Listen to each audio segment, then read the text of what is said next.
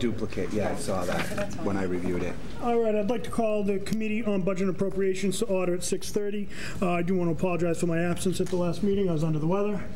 From the docket January 15th, 2019, I entertain a motion to approve the request of the mayor to transfer $300 from account 122-01000-524230 fire maintenance of vehicles to account 122-01000-578020 fire bills previous year to pay an invoice from Sterry Street Towing and Auto Transport in the amount of $300 from fiscal year 18. Second. Thank you, President Cooper.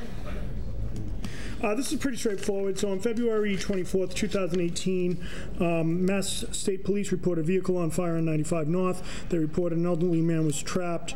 And essentially what happened is fire engine 10 broke down on the highway. So the remaining apparatus continued in response. Fortunately, the incident was unfounded and fire suppression and extraction was not needed. It's not uncommon to receive inaccurate information regarding highway incidents. Long and short, the dispatch contacted Jason's Towing, but in order to restore fire protection of South Attleboro, minimize safety risks to the firefighters on the highway, Sterry Street Towing was contacted, provide an ETA of 5 minutes. Therefore, we canceled the request for Jason's Towing. On February 24th, we received an invoice for $300 from Sterry Street. We contacted Jason's Towing by telephone, advising them they would be responsible for this payment since they were on a contract with the city, unable to tow the disabled fire engine from an unsafe location. On March 12th, 2018, we sent written correspondence indicating that they were responsible for this invoice. Because the service was provided in fiscal 18, we can't, the fire department cannot pay the $300 without municipal council approval. So this is just to get that bill taken care of. Any questions, concerns? Nope. Seeing none, all those in favor? Aye. Aye. Motion passes. And I would entertain a motion to adjourn at 6:32. Second. All those in favor? Aye. Aye. We adjourned at 6:32. You. Thank you. Easy peasy.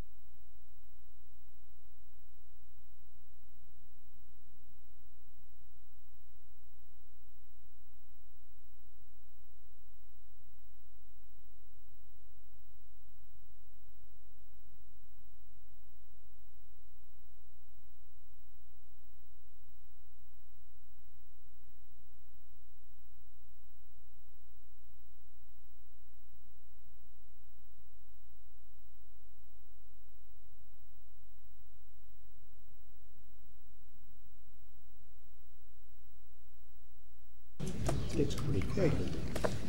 Ready? Call the council to order at 7:01. Please stand and join in a salute to our flag. I pledge allegiance to the flag of the United States of America and to the republic for which it stands, one nation, under God, indivisible, with liberty and justice for all.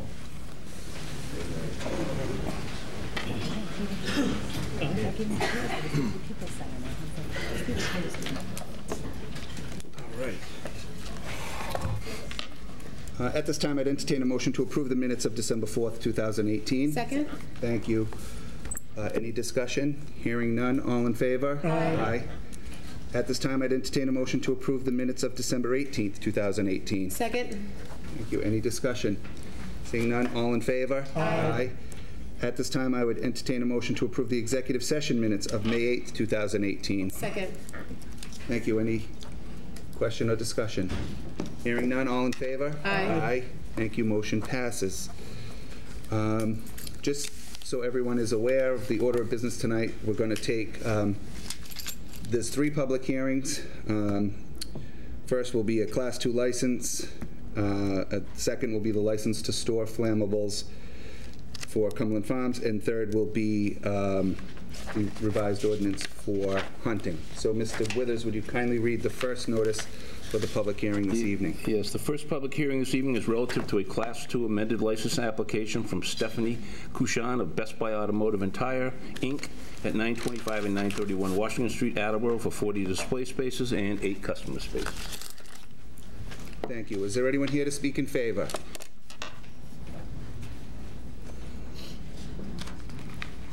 Hello, my name is Rodi Mukaiber from Best Buy Automotive, property owner at 931, 925 Washington Street.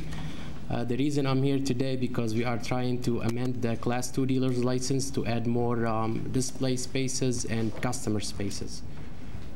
We already got an engineer plan that was approved by the building inspector, and I applied for the application about a month ago. Okay. Any questions for the gentleman, Mr. Conti? So, you're the person who's owned Best Buy for a long time. I own the property. I am the manager. So how many years now? The property or the business? Business. The business, I've been a manager there for 3 years. 3 years? Yes. Thank you. Thank you, Mr. President. Thank you. Any other questions or comments? Thank you. Thank you. Thank you. Is there anyone else here to speak in favor? Anyone else to speak in opposition? Anyone to speak neither for nor against? Hearing none. Council Dolan, do you see any reason to keep this public hearing open? No. That public hearing is closed.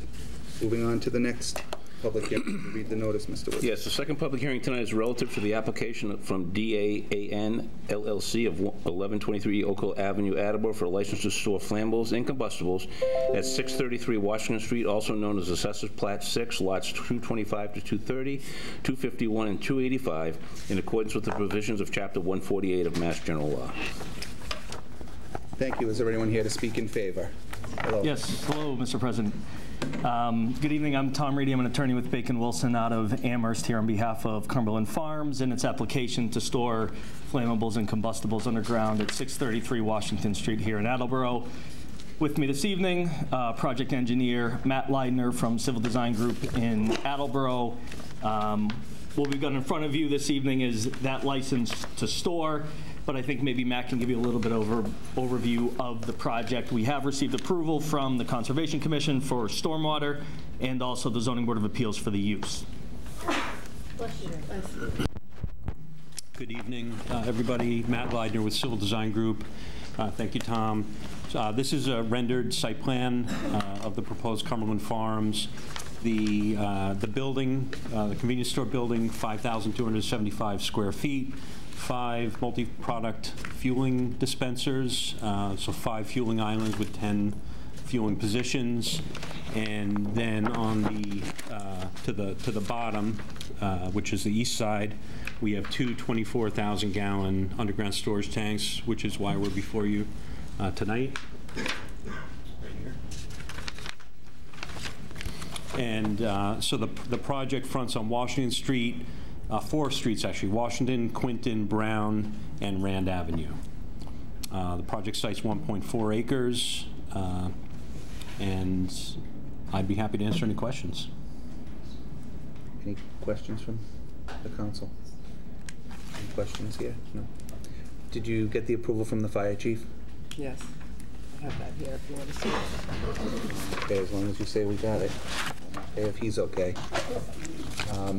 Any other questions?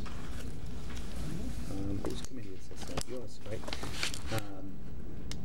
I have the application signed by the fire chief. Okay, perfect. All right, thank you. Thank you. Thank you. Thanks. Is there anyone else here to speak in favor? Is there anyone to speak in opposition? Anyone to speak in opposition? Anyone neither for nor against? Neither for nor against? Seeing none, Councilor Dolan, do you see any reason to keep this public hearing open? I do not.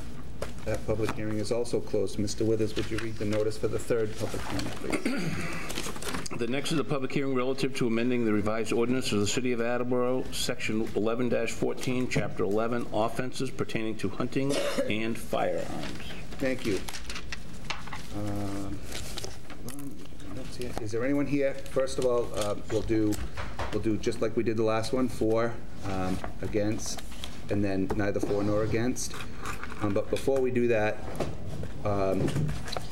what I wanted to do was do just a poll of the audience to see whether we're for, who's against. If you want to raise your hand, that was a recommendation of Councilor Blair. We've done that in the past.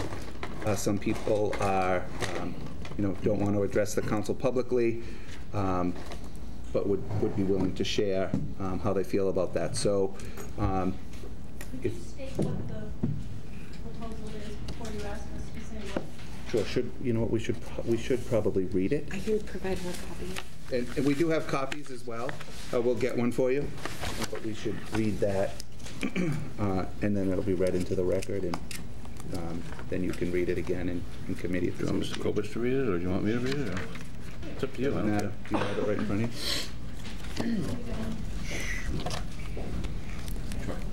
Shoot. The motion is to amend section 11-14 of the revised ordinance of the City of Attleboro as follows. Delete section 11-14 firearms under chapter 11 offenses and replace it with the following. Section 11-14 hunting and firearms. 11-14.1, no person shall discharge any firearm or other explosive in any of the streets, sidewalks, or other public place within the limits of the City of Attleboro, except in the lawful defense of person, family, or property, or in the performance of any duty required by law. 11-14.2, no person shall hunt within the limits of any highway, park, conservation land, or other property owned or controlled by the City of Attleboro. 11-14.3, no person shall hunt on any private property except with the written consent of the property owner or legal occupant thereof, which consent shall be dated not more than 1 year prior to the act complained of. 11-14.4, written permission obtained in compliance with this section, as well as all licenses, permits, and stamps required for hunting under state law shall, at all times while hunting, be in the possession of the person to whom it was issued and must be available for inspection. 11-14.5, it shall be unlawful for any person to set, trigger, activate, or otherwise use or cause to be set, triggered, activated, or used any type of steel jaw or leg hold trap, included but not limited to padded or unpadded leg hold traps or conibear or killer type traps within the limits of any highway, park, conservation land, or public property, or on any private property in the City of Attleboro. Trapping on posted or unposted private property with any type of trap not already prohibited by this section shall only be permitted with a box trap if written permission is obtained from the owner or legal occupant or persons having the right of control thereof. 11-14.6, whoever violates any of the provisions of this ordinance shall be punished by a fine of $300 for the first offense and each offense thereafter. Each violation shall be considered a separate offense. Each day that any such violation continues shall be considered a separate offense. Thank you. Is there anyone here to speak in favor of the ordinance change? You were going to do a show of hands, I thought. Oh, I'm sorry. I did say that. Thank you for reminding me. I'll do it after. Is everything okay? Yeah. Well, my name's Roxanne Houghton. I live at 13 Eisenhower Street in Attleboro, and I'm here to speak in favor of the new ordinance. I wanted to preface my remarks by saying that there was a lot of back and forth today about the restrictions of having someone have to ask for written permission to come onto someone's property. And there were several towns and so forth that were named, Westport, several. You all know them because you all got the letter. And I got lucky enough today to speak with the Assistant Attorney General who actually wrote that opinion. And not everybody was right about everything. The first thing that she told me was that all the opinions that she wrote for towns were for towns, that she does not oversee the ordinances of cities, and she never even sees our ordinances. She said that, she told me that it's like any other ordinance. If this city council decided to bring it to fruition, that anybody can challenge it, not with her or her office, but with the court, like any other ordinance. And that's the real scoop on it. I talked to her specifically. We talked for about a half an hour, and we're going to have another conversation next week. And it was actually very interesting to me to find out that, because I like this stuff, but it was interesting for me to find out that the Attorney General doesn't review our ordinances. I didn't know she was just restricted to towns. So I suppose if the City Council wanted to adopt this ordinance that would state that anybody that wants to hunt on private property, that someone could challenge that, just like they could challenge anything else. And I will say that my own personal feeling that if someone was that eager to gain access with their weapons to my property or anybody else's property without permission, I find that troubling, that someone would spend that kind of money or go to that kind of trouble. Secondly, that's all I have to say on that. Leg hold traps. There was a lot of criticism directed towards City Council Laura Dolan and City Council Todd Kobus about this. They don't know anything, it's already a law, blah, blah, blah. It is. But what you don't know is that we have a hunting lobby in Massachusetts. I'm sure they're good guys. They are relentless with this ban on leg hold traps. There isn't a session or a year that goes by that this lobby isn't trying to overturn this law. And there is a great possibility that with their power and their money and their influence that sometime they will. You can't say they don't try. And I have to hand it to these city councils for having the foresight to recognize that. I've been working with animals for about 40 years. And on one occasion, when I lived a little closer up north, I had the opportunity to foster and rehabilitate an animal who had stepped into one of these leg hold traps. He had half a front leg left because he chewed his leg off trying to get out of it. They're banned because they're barbaric, and you don't want to see them in your city ever. You have people, you have adults, you have kids, you have dogs, you have cats, you have horses. You don't want them in your city. I don't know if any of you have ever seen an animal after they are freed from one of these things, but it's not something that, I have pictures, but I didn't want to bring them because I didn't want to show them to you. I have them privately if you want to see them. I am going to fully support written permission for hunting on private property. And not only am I supporting that, the Department of Wildlife and Fisheries has just printed new recommendations for hunters who are hunting on private property. The new recommendation, and they're stricter than what we're proposing.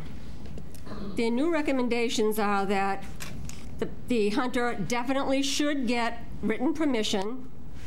They should respect all special requests. They should know where you can park and where you can't park. And that you should give the landowner what they call a hunting card. This isn't from me, this is from Mass Wildlife. And there's a picture of the card right up on mass.gov, and it shows you specifically what they're recommending now. And the reason they're recommending it, and never did before, is because we're having a problem with it. Because it's not the old days, and people aren't just supposed to roam around with weapons onto people's property that they don't know where they are. The onus was always put on the homeowner before, and we're trying to get away from that to put it on the hunter. If you're going to run around with a rifle or a bow, you need to know where you are and on whose property you are. My main focus, however, is conservation. I feel that the outcome of this vote will determine the future of our conservation in the city. In fact, I know it will. You know, what do we want? What do we want from conservation in our lands in Attleboro? You know, I'll speak for myself. I want it to be a place of conservation. I want it to be a place of preservation of all our species of mammals, birds, reptiles, waterfowl, whatever. That's what I expect from conservation, and I live in the city too. I live in an area that has a lot of conservation land around me. Very rarely do I hear or see anything anymore. You know, some people might think it's funny because I say I don't hear any peep toads in the spring, but it's not funny because those species are barometers of our environment. And I don't see the things I used to see, don't hear the things, don't see the tracks anymore. I see nothing. And I think as a tax-paying person of Attleboro and a person who cares about conservation, when I sat on the council and voted for money for conservation land, it was not my intent to have these parcels of land used as hunting preserves for 9 months out of the year. That wasn't my idea of conservation, and that's what it is. No, don't let Peter do that. Yeah. Yes, we are allowed to have different views than the hunters in Attleboro. This is a democracy.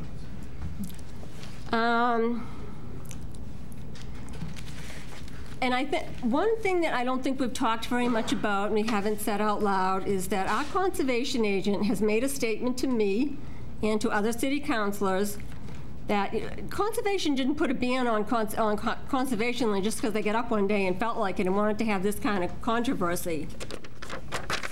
Our parcels of land have become too small to share with bows, rifles, shotguns, whatever else they're using out there. They're not compatible with life. They're used for killing. And when I go on a walk through the woods, or when I used to be able to, I don't think I should be finding, a man behind every tree with painted face and a bow. That's not fair to me, and I pay taxes here too.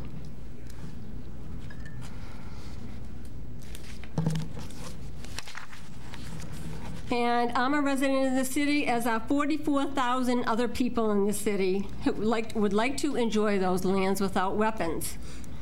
I'm not alone. 99.999% of Attleboro residents do not hunt. 1% of Massachusetts people hunt.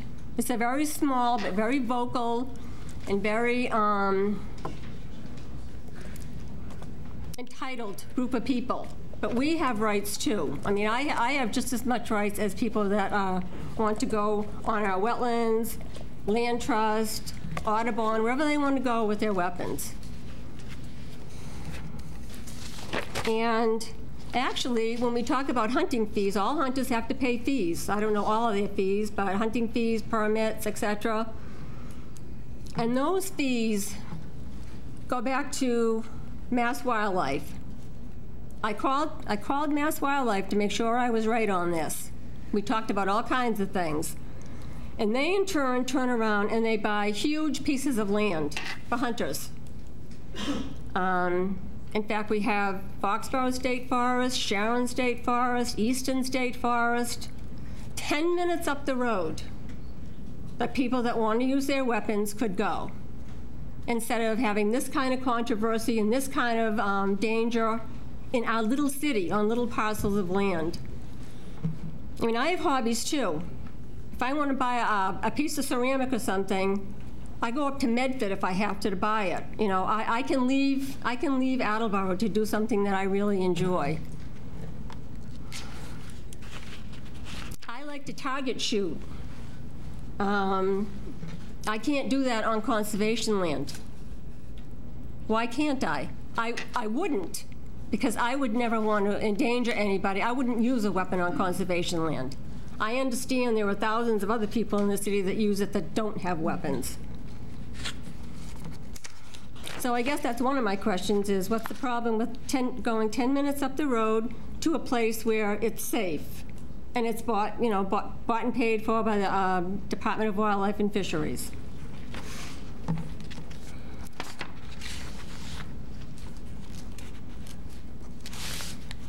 I've been following some of the hunting forums lately, and I forgot to say this, but there was one thing that stuck out to me the other day. One of the hunters made a statement that homeowners are taking control of their property at alarming rates, and that's where the game is.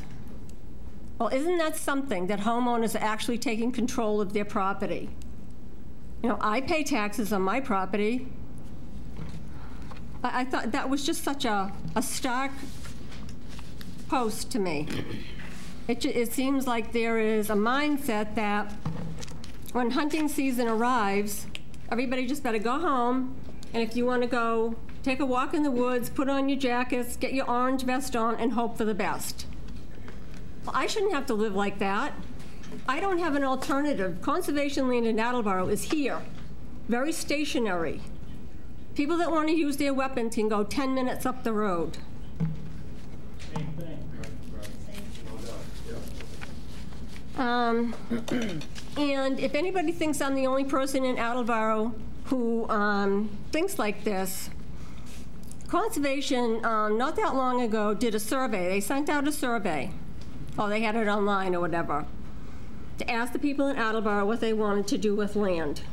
Not one person answered Conservation that they wanted their land used for hunting.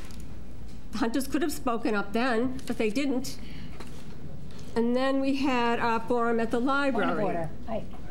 The audience, I'm sorry, this is getting very distracting to me. If somebody's speaking, we should be giving them, everybody will get their time. I agree. Yeah. So the audience commentary, it has to stop. You have to give, because I will demand the same thing from those individuals at the podium when you're addressing the council. So, and Roxanne, I want to remind you, I know you're well aware of this, but we're not pointing out, we're talking about the ordinance and not you know, what we see on social media and any sort of Got it.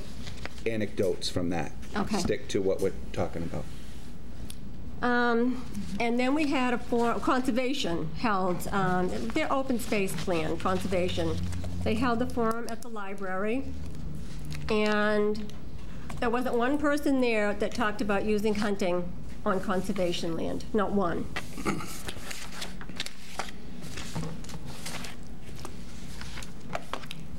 Mass Wildlife, we hear a lot about the Mass Wildlife rules. They set the laws for the state. Some of them are old and not as appropriate for today as they were years ago, because cities and towns have become more developed. You know, our communities are much smaller. Despite what we've been told recently, we are losing a lot of open space. I think we know what the laws from the state are, but because of some of the laws with that division have become kind of outdated, that cities and towns are kind of taking it upon themselves, like I'm asking you to do here, to make up our own bylaws that fit Attleboro, because one size doesn't fit all, particularly when you're talking about weapons. I guess the other thing that comes to mind, Mass Wildlife gets to just kind of do things. This year, they opened hunting season a month early, which most people, unless you pay attention to it, didn't know that. The leaves are still on the trees. You couldn't even get your posting signs up. But that wasn't really the point. It was the point that what little time the law right now says that we can have on conservation land without hunters, that's even being compacted. At one end of the hunting season was extended. Now they're extending it for turkey hunting season, another month. And not only is that, well, it's not healthy for us, but that's, you know, we only have X amount of wildlife and X amount of space. You know, we have, our wildlife is under tremendous pressure from development, other predators, and now we have the extension of the hunting seasons. That's not healthy for a smaller community. It might be okay for, I'm not sure where, but some of the bigger communities where they have the state forests and stuff. But the number of coyotes, I like coyotes. Not everybody does, but I have a right to like coyotes, and I have a right to not want to see them all. You can kill as many as you want. You can use rifles to kill them on our conservation land. And you can even have coyote killing contests. Well, that's not my idea of conservation and not what I want to see in my community. I like coyotes. I like to see them. And let's see, let's do that.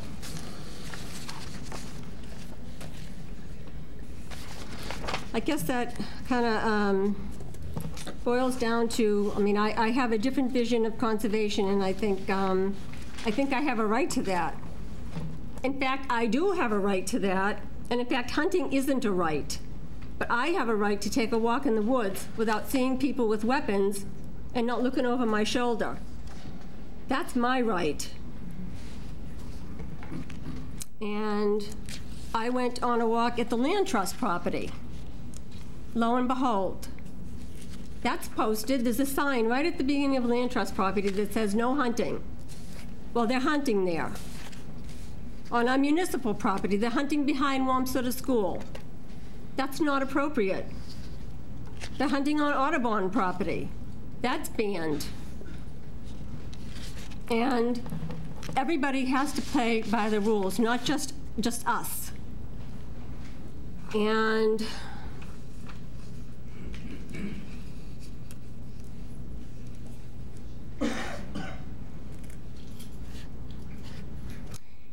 I know that tonight you're going to hear a lot of things about what happens if you don't let hunters just go everywhere.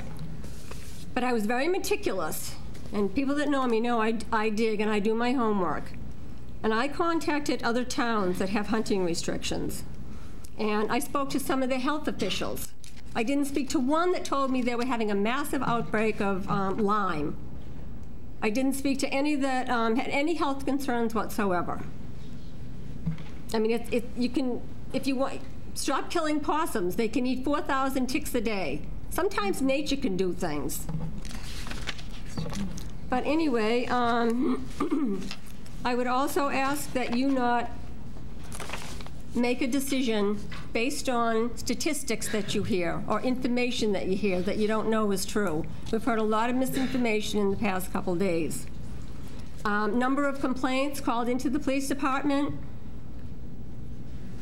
I can tell you for sure they're not accurate. I can absolutely tell you that. You know, I did a lot of complaining for a lot of years, and every time I complained, it seemed that there was a gun club at a different place. And there really weren't gun clubs at other places. And I remember calling, I complained one time and was told I couldn't complain because it was a weekend. And there was a city councilor here that can vouch for that because I called my city councilor and I said, what are you talking about? I can't complain on a weekend. I actually had a police officer come to my house and apologize to me. But how many other people did that happen to that weren't as tenacious as me or hadn't been around city government for a while. And that can be confirmed. Also, when you talk about, oh, there's X amount of deer on a property or whatever, when I talked to the people at Mass Wildlife, I asked the woman, very nice woman, we have a very nice relationship now.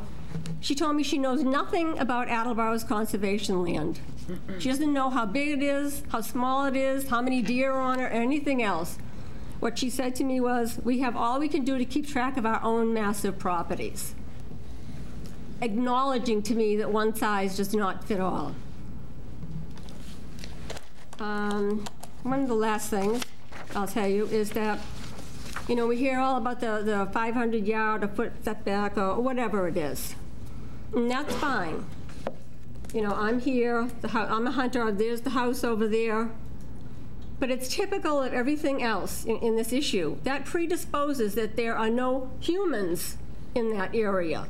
There's just the hunter and that house over there. Well, humans are allowed to be on our conservation land and our property.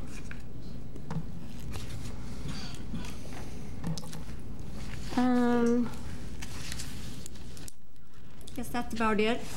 I think I would ask that, I've been around long enough to know what your first order of business and your first duty to the residents of this city is, and it's public safety. And there is nowhere in our ordinances or any place that fits in this government, it's not to provide a place for people to go to run around with weapons that can kill people. That's not your job. And I'm hoping that you will, I know that you know that, but I'm hoping that you will vote this in. I feel this is a fair ordinance. The hunters in Attleboro can still hunt. No one's taking that away from them. We don't want their guns. We want them to just go 10 minutes up the road and hunt someplace, bring their weapons someplace where I don't feel threatened or anybody else feels threatened, because it's our land too. And I ask that you vote to accept this ordinance on behalf of the 99.999% of residents in this city that don't hunt and should not be endangered by weapons that are currently being used on city property. Conservation, as we speak, even though conservation has banned conservation temporarily, it's still there. So I'm asking you to support the this revised hunting ordinance. Any questions for Ms. Hope? So Reynolds. I have one. I want to know where you got the 99.99%. I want to know where you got it. Because, at a meeting up in Westboro, actually, where we talked. In Attleboro, there's 99.9% people that. Yes, yes. I need to see that. Okay. I find that to be almost impossible to believe, but that's my own opinion. So I need to see where that's written in stone, and that 99.9% of the people in Attleboro don't hunt. I find that to be I just don't believe that number, Roxanne. No, so I need to find out where it came from, and not just from the source of somebody said to somebody said to somebody said. I need to know exactly where the statistic came from. You actually said to us, don't use any statistics, and now you're using one, but I need to know where it came from. Okay, and I would ask that you not consider that the biggest thing out of everything I've said. I think 99. You're using it. You've used it speaking to me, and I asked you about it once before, and I haven't gotten the information yet. Okay, I will. I think to say that 99.9% of the people in Attleboro don't hunt is a huge number. Probably less. I need to know where you've been using it a lot. I just want to know where that statistic is written in stone. You'll have it. Thank you. Any other questions for Ms. Houghton at this time? Thank you, Roxanne. Thank you very much. Thank you. Is there anyone else here to speak in? Oh, you know what? Before we do that, should we do the? Yeah. Let's do the show of hands before, because I know if there are people here. Anybody in favor? First, raise your hand, and then everybody opposed. Please raise your hand if you're comfortable doing that. Opposed? Opposed? Opposed? Opposed to the new ordinance? That's right. Opposed to the new ordinance. That's right. Did you ask for the people who are in favor of it already? I will do that again. Yes, you. Yeah. Let me do it again. Who in the audience is in favor of the ordinance as proposed? Thank you.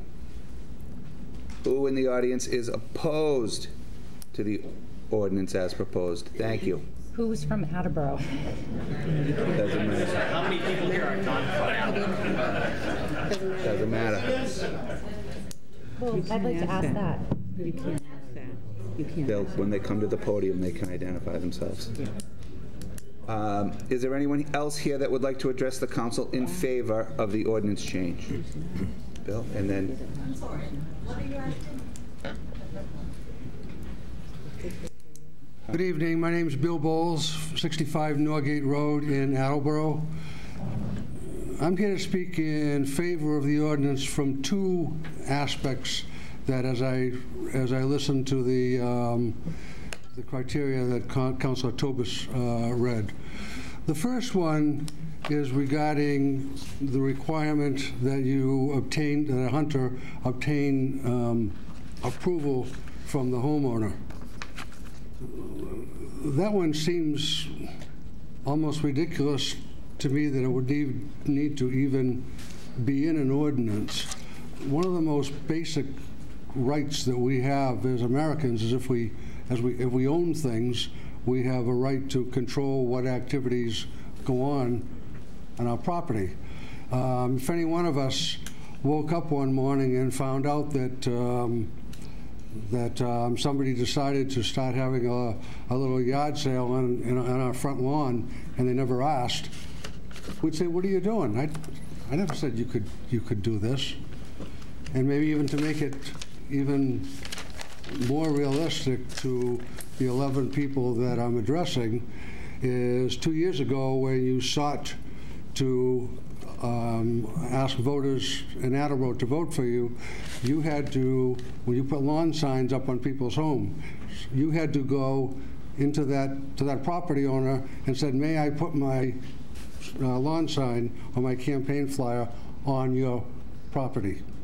And they had to say yes before you could do that. And I find it unsettling that if I happen to own a property that's got a fair amount of woods in the back, that if I didn't want people hunting back there, they could just go and do it anyway. That just makes no sense. So I think it's very basic that an ordinance should say that if somebody wants to hunt on my property, then I have to give them permission.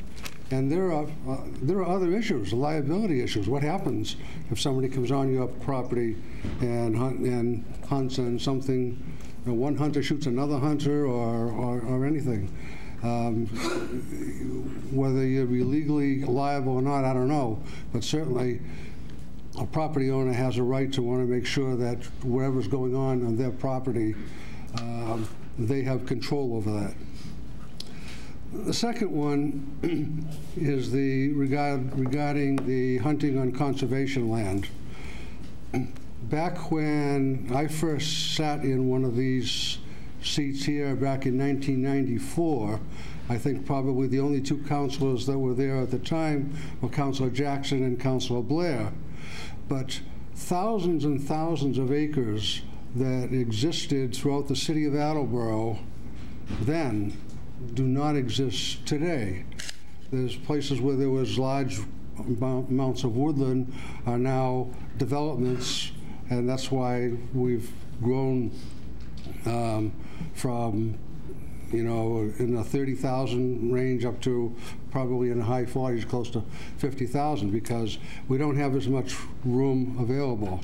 And when the Conservation Commission banned hunting on their property, it was with the understanding or the rationale that they used was we don't have any tracts large enough in order to do this.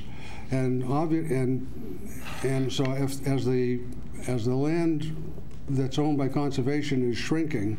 And I would also add that the land that conservation controls isn't just traditional conservation land, but the properties that are owned by the schools. Like, for example, the property out behind Wamsutta is controlled, not necessarily owned by conservation, but controlled by conservation. So as these parcels get smaller and smaller, you increase the risk of an accident happening. We've already had some isolated instances throughout the city where a stray bullet has left the hunting area and entered into a shed or some other structure in someone's property.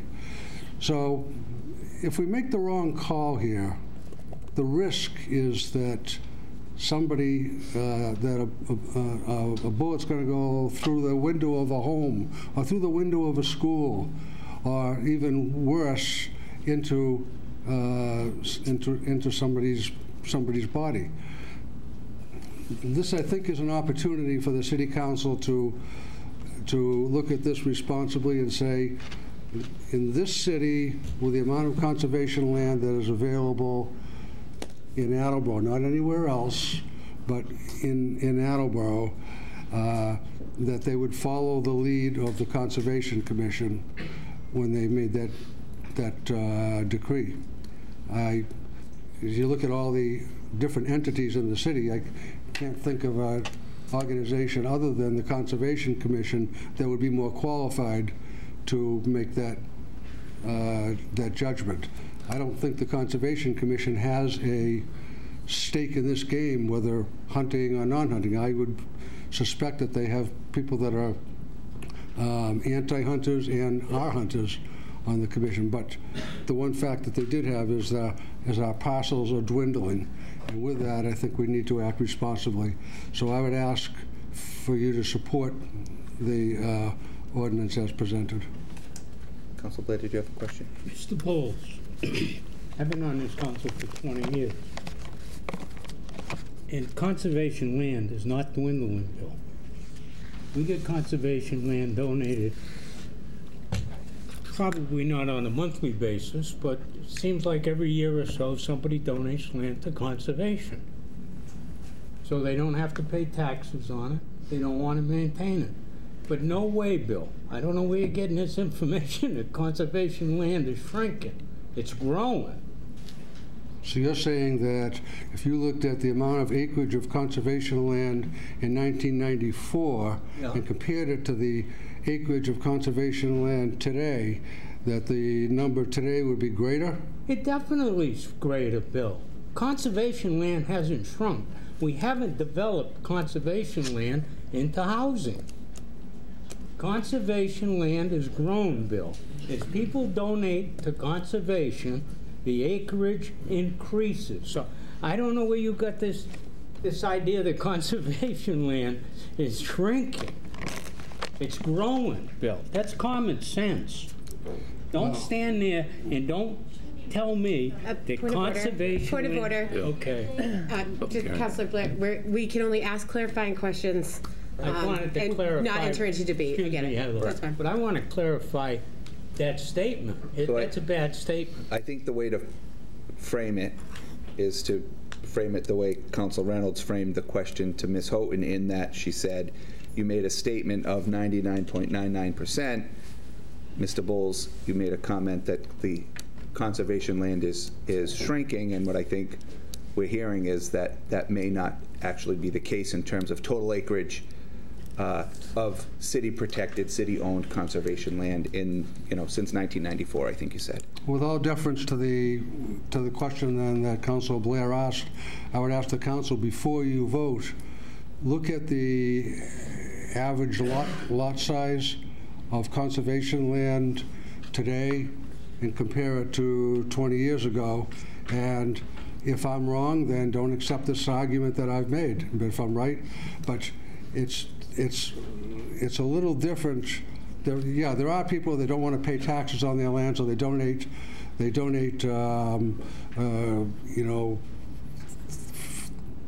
200,000 square feet of conservation land so they can get out of that. But that's a very tiny, isolated parcel. No one would ever think of hunting on that. If that's the way we're growing our conservation land, then the point that Councilor Blair made is not correct.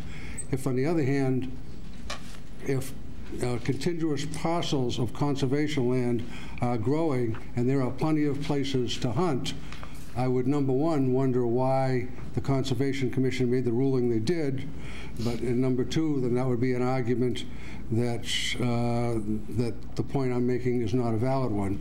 But it's an easy enough thing to check because I'm sure the Conservation Commission keeps statistics year after year of which land is under their jurisdiction. But 3 square miles of conservation land in one parcel is not the same as 3 miles of conservation land parsed out over 86 different parcels.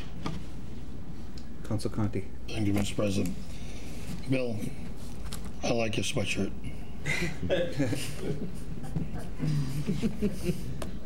And I like your shirt. Double down on the PPS. You've doubled down. Early in your presentation to the council on your position of this ordinance, you started talking about the bundle of rights. You didn't refer to it as a bundle of rights, but you were talking about how a homeowner has a right to exclude people from the property. And maybe unbeknownst to you, you were talking about the bundle of rights. The bundle of rights are the entitlement that people get when they own land in America. They got it from the British law. It's been here ever since America became America. This bundle of rights gives the homeowner five inalienable rights: the right of possession, the right of control, the right of exclusion, the right of enjoyment, and the right of disposition. And so that's implied in every deed, every warranty deed, every quitclaim deed. Every time someone takes on ownership of land, they get that bundle of rights. That's what they can do with it. They have the right to waste it. They have the right to lease it. They have the right to have exclusive enjoyment of it. Or to allow someone to hunt on it. And they have the right to allow someone to hunt on it. So I'm not sure I understand where you were going when you were talking about your position of homeowners and their rights. Oh, because what I was saying is, in this ordinance, it says that the owner of the property would have to allow a particular hunter to hunt on their land. So the absence of that says that that hunter could, if they see woods out there, that hunter could go out there and hunt on that property, whether that homeowner knew they were there or didn't know they were there, whether they agreed with it or didn't agree with it. Okay, so there is a view, out there, and I'm not sure where it comes from, but there's a view that says that if the purpose of your activity is hunting, you have the right to go and hunt anywhere that you want. That's your right as a hunter, and that's I don't necessarily agree with. If I could just get clarification. Just one second, Councilor Reynolds. What's your point? I think my point is that I think that's an incorrect statement. That a hunter does not think they can hunt anywhere. There might be some that do that, but I do believe that hunters, if it's not posted, which is the law to be posted, if it's not posted and they don't see a posting, then they assume that they have the right to go onto that land. But most hunters will not go on land unless they've been given permission, and it's not written, but they've been given permission.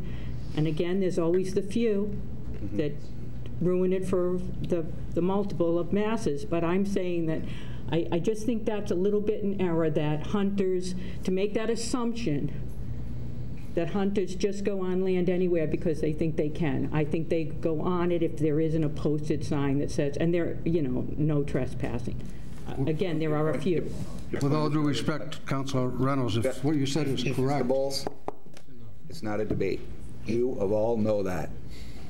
Can I have the floor back? Yes, you may, sir. Thank you. Thank you. So, Bill, I'm just trying to get your position that the bundle of rights allows a homeowner to exclude people from the property, but it doesn't automatically exclude other people from the property. It's only if the homeowner exercises the bundle of rights to exclude people from their property. Do you follow me? By a no trespassing sign? Yes, or a fence, or a wall.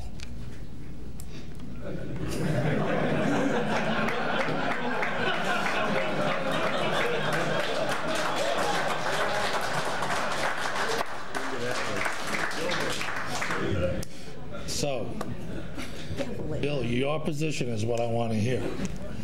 I want to hear your thoughts in light of the bundle of rights and the ordinance in Attleboro. As you said, within this bundle of rights, there's a number of ways that homeowners could have the ability to control what goes on in their property. One way is to have a no hunting posted on that, and if that hunter happens to see it, I don't know, if you have a very large tract, you got to put a lot of signs for everybody to see it. But if that were that's one way to do it. Another way to do it, to give the homeowner an even stronger ownership of that bundle of rights, would be for that homeowner to specifically authorize a person who wants to hunt on their land. As Councilor Reynolds said earlier, that people respect that no hunting signage. If that's true, then they shouldn't object to having to specifically obtain approval to hunt on their property. It's the same thing, it's just one's a little bit stronger. And I believe earlier in the presentation, I forget, I don't know, I think I might have heard it from Councilor Reynolds when she was asking a question of former Councilor Houghton, but that those things, when there's no hunting, people do hunt on that anyway. On conservation land, there's no hunting, but the acknowledgement that goes on. But if we strengthened the ordinance somewhat by saying, I authorize Richard Conti to hunt on my property, then it makes it much more clear. Thank you. Thank you, Mr. President. Thank you. Any other questions for Mr. Bowles at this time? Thanks, Bill. Thank you. Is there anyone else here to speak? Actually, I can see a hand on the other side of this podium, but I don't know whose it is. And every time I say in favor, the hand goes up, but the person doesn't. Who is Brenda. it? Is Brenda? Brenda's here. Brenda, are you raising your hand? No. I can raise my hand. Oh, all right. Well, come on up. My name is Brenda Haskell, 192 Richardson Avenue. I've been in front of the City Council a few times on this issue. And I don't know when this became a referendum about hunting, because I am not anti-hunting, but I respect someone's right to be anti-hunting on their own property. So a few of the things that have been said contradict what your ordinance is, because you cannot, as a city, tell people not to come on conservation land and hunt without this ordinance. They'd have to come to the city and say, can we hunt here? Mm-hmm. The onus should always be on the person doing the activity on my property, on my family's property, so that in this day and age with the internet, you can come to this city hall. They're excellent about telling you, where that plot is, where you are, who owns it. There's no reason why someone can't get written permission from the landowner. Now, I've been here a few times, so none of my issues are anecdotal, because they've happened to us. I have never called the Attleboro police. I've had the environmental police out. So I don't see this as a referendum on hunting. I see this as a referendum on make sure we're all treated fairly so that people know they can come and hunt on city property. Because the land trust, they have a small sign at the head of the trail that says no hunting. That's not properly posted, so therefore hunting is allowed. Now, I've actually seen hunters on the one across the street from me. Now, they came in from the power lines. They were very nice. They were, you know, doing their areas for hunting season. Every gate on National Grid property is posted, no trespassing. Every entrance, every exit at every street. So they've posted no trespassing, but yet they're coming off the power lines. So I don't know when this became a referendum on hunting. I am not anti-hunting. We have people who hunt our property, but they are vetted. They go through a person so that everybody knows who's on the property. They have written permission with them, and we have you know, a lot of problems with hunters on our property. Now, again, the few or the many. There have been years that have been really bad, years are not so bad. The Deer Drive years are bad because there's no reason for it. If our signs, we cannot keep them up. I'm sure you've heard me, so you just can't keep them up. So there's really no ordinance to change. The firearms ordinance has been changed. I don't know why we think it's so hard for a hunter, if you want to come on someone else's private property and city property, to hunt. So I'm really talking about just make sure it's equitable, that if you don't want this ordinance so that people have to seek permission, then you know, the whole city property is open to hunting. That's what the state says. That's what the state tells me. So any hunter here or any person here, they can go out and buy their own property and hunt it, you know, 365 days a year, whatever's in season. Pay the taxes on it, maintain it, and you can hunt whenever you want. But I don't think it's right, whatever is in season. I don't think it's right for someone to not seek permission, because we have a lot of trouble with hunters. You know, we pay the taxes, we maintain it, and you know, some of you know a lot of our issues come because we have livestock, and people like to hunt an open field. So their stand is in the woods, but they're hunting an open field with my livestock, and they don't see the problem I have with that. And you know, what if it was yours? So I don't understand, you know, a lot of what Mr. Bowles' theory was, but I don't see, if you're the one doing the action, why you shouldn't seek permission to do that. It's not about your lawfully, you know, held firearm. I'm an LTC licensed carrier. It's not about your weapon. Conservation can't, this city's conservation agent or land trust cannot, independent of an ordinance, say no hunting here. It's one of the problems, the reason why we need an ordinance, because it's not just the private property owners, it's the city in general. So I've never, like I said, I'm on Facebook, don't know anything about all these things going on. But I know that I've never called the Attleboro Police. They're not prepared to deal with hunters, and they tell you to call. It was 2 years ago, we had a environmental police here. He said, if you have a deer stand on your property, you can take it down. It's trespassing. We notify deer stands that are not there legally on over a 10-day period. Put a sign on them to encompass 2 weekends. You don't have permission to be here. Your deer stand is trespassing. Take it off. When we take the tree stands down, no one wants the tree stand. In other words, the town will not take them, the city will not take them. But the people whose tree stands there legally had their safety ropes cut. So that's a problem for us.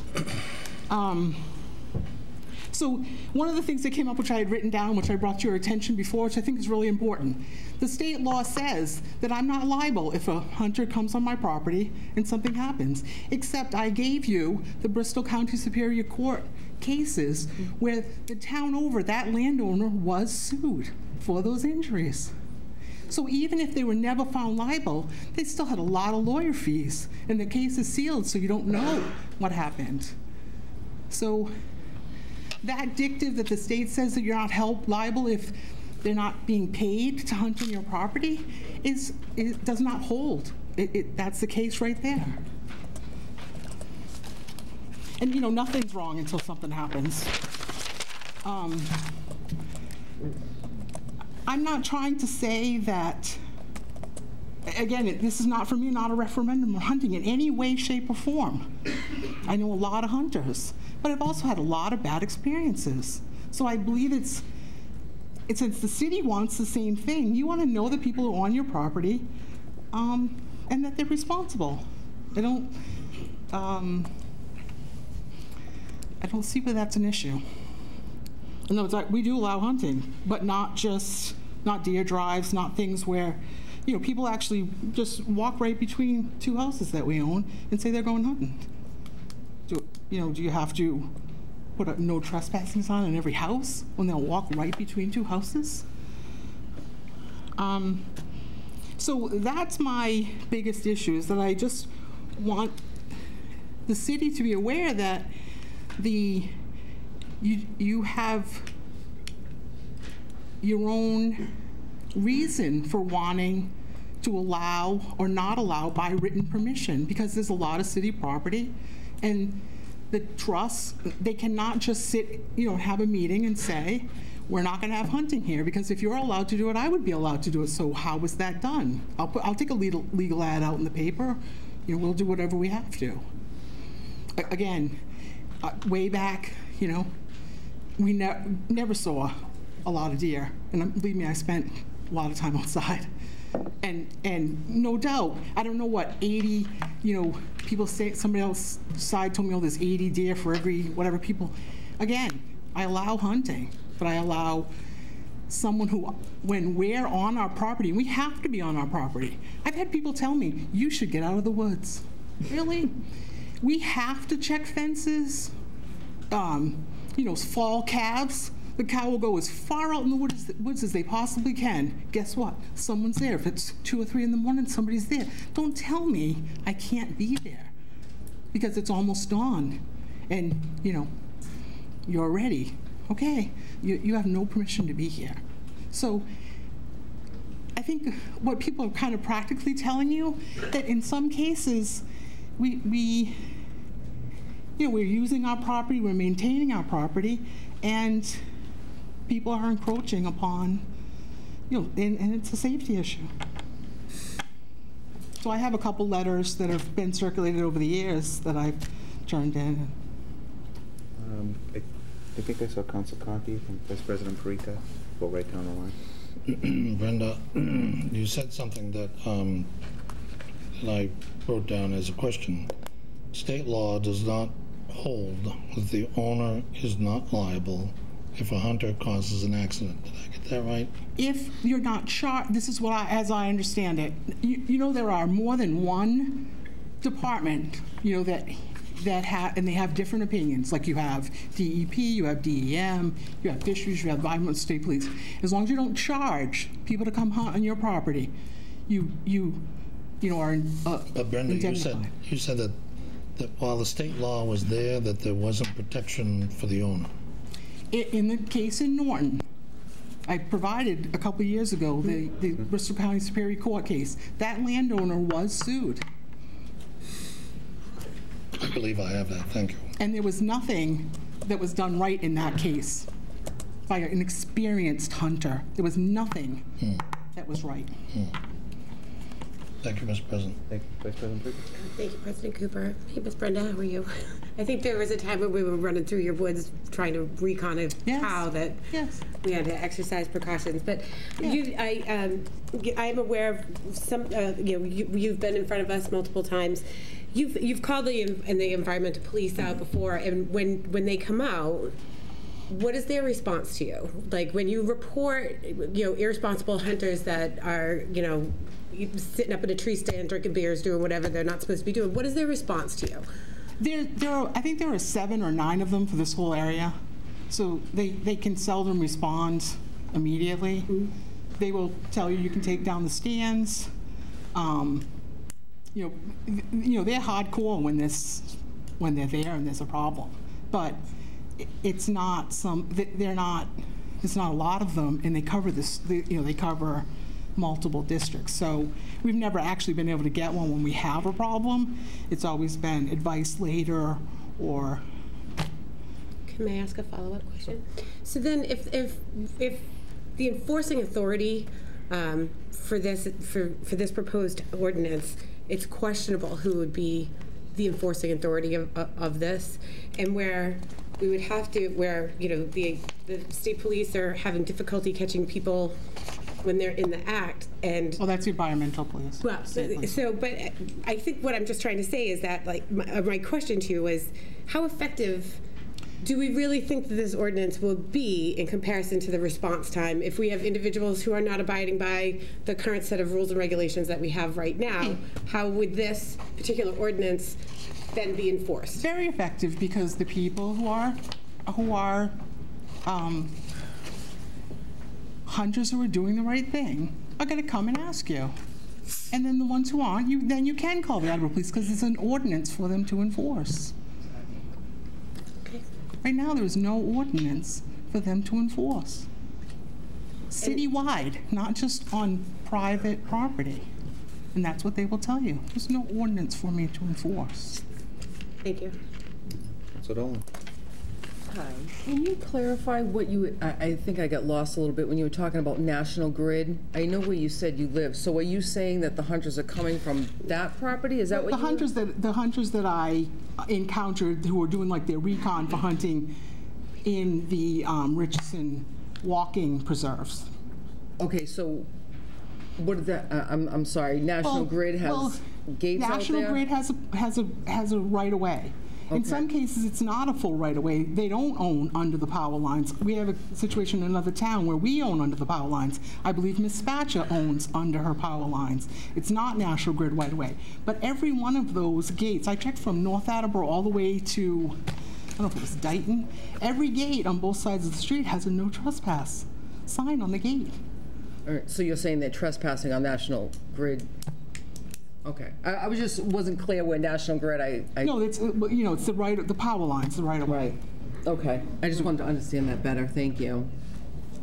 Council Holmes. Thank you for coming in. You said that some years are worse than others. Have there been any trends that you've been able to identify, or do you think it's getting worse overall, or not? Well, when we had deer drive issues, and the reason that we particularly have deer drive is because topographically, because we have a lot of sections fenced, they're forcing the deer up against the fence, and it saves them some hassle.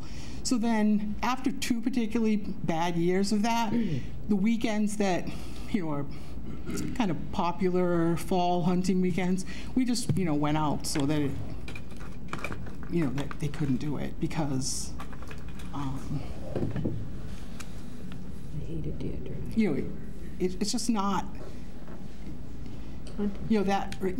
Norton's situation was, a dog, but, a cow probably looks more like a deer than a dog does. So you haven't been able to identify if it's getting worse or not? It just seems no, some years are worse than others. Okay. All right, so I think the last thing we've done the last couple of years by having one person who runs hunting for us and who's an avid hunter, and when they're on our property,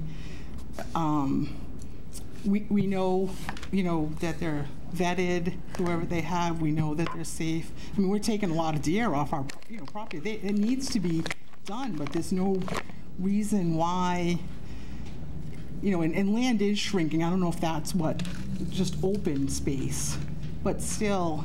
So I think that's helped us a little, but his safety line was cut to his deer stand because we're trespassing people's deer stands.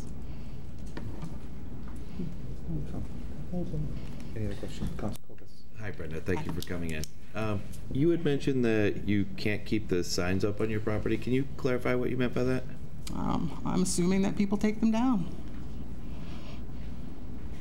We've had instances when someone's hunting on I believe Heather was present for this, hunting on another piece of property, right? So they technically were not on my property. Their camo tent was facing my field, and they were turkey hunting my field. So even though they were technically not on my property, they thought they were going to come on and, and with my livestock in the field. So, Bo, it was Bo. It's not a responsible hunter. And I called the person who owned that property, they don't own it anymore, asked if anyone had permission, and they did not have permission to be there. Thank you. Thanks. Any other questions for Ms. Haskell at this time? Thank you, Brenda. Thank you. Thank you. Is there anyone else here to speak in favor? I'll just say something real quick. Sure. I'll probably be the briefest speaker here. So I guess my point of interest on this one is really just a matter of implied consent. Oh, I'm sorry. I'm Keith McDonald. I'm at 191 Richardson Avenue. I'm Brenda's neighbor, and I'm completely enveloped by the Nickerson Walking Woods. So the National Grid power lines are actually in my backyard. So I once was an avid hunter, so I'm coming at this from two different sides. So my problem is with the homeowner or the landowner having the responsibility to do the posting and not the hunter to gain permission. And I think that it should be the other way around. I think that the hunter should gain permission to be on my property. So I don't know why that would be an unreasonable request. It looks like it's supported by the ordinance, and that's my position. Thank you. Any questions? Thank you. Thank you. Thanks. Is there anyone else here to speak in favor? Yeah. Ladies first, Francis. You'll have to I'll wait. do mine quickly. I'm Diane Spatcher, corner of Pike Avenue and Pleasant Street. I have approximately 400 signs of mine posting my property on the streets, along the edge of the power line, where the woods and the power line break, most anywhere.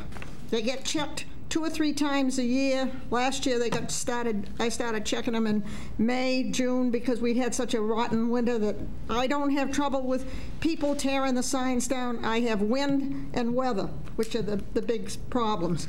I buy the signs that come in a roll, and I just go out and replace them when they need to be replaced. So I'm just saying, I post my property regardless of what happens with this ordinance. I will continue to post it because I'm not just after keeping hunters out. I want ATVs out, I want dirt bikes, motorcycles, and basically anybody that walks on my property that I don't want out there, I don't want them on it. I'm not a very friendly soul, and that's all I can tell you. She corrects. She's awesome. Francis Palute from 120 Carrier Avenue, and I want you to know that I am in favor of this amendment, and that's because I have personally experienced the fact that when my parents, we owned 11 acres just into the North Attleboro area, and the hunters used to come up, they'd park along Route 1, come up on through the woods, and then all of a sudden we hear a shot run out, ring out nearby, and we say, didn't you see the signs? They say, what signs? Of course, they pull them all down, like other people attest here. That does happen frequently. And I just want to say $300 is, I wish it were higher. But the notifying the homeowner is an excellent idea. I'm glad whoever proposed that did it. And even though, as I say, we had 11 acres at the time, there's plenty of room for these people to come up. And then locally, I know someone who owns about 50 acres.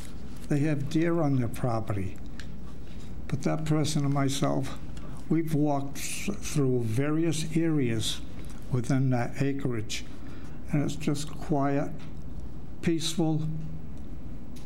There's deer that come around, not a problem, but it would be nice to know that there's an ordinance in the city that would back us up, that if they were on our property and shooting, that they're subject to a fine. And the camera that I carry around all the time, and I have my jacket here tonight, would prove that issue happens.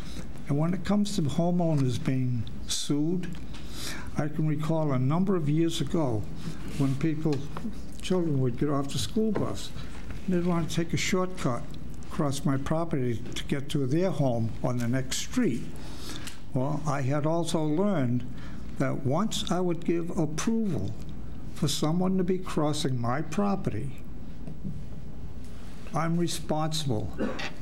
They trip, fall on their face, get injured, whatever, it would be my fault.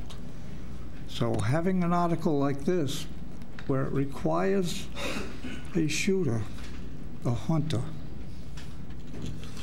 to get permission from the property owner is extremely important to me.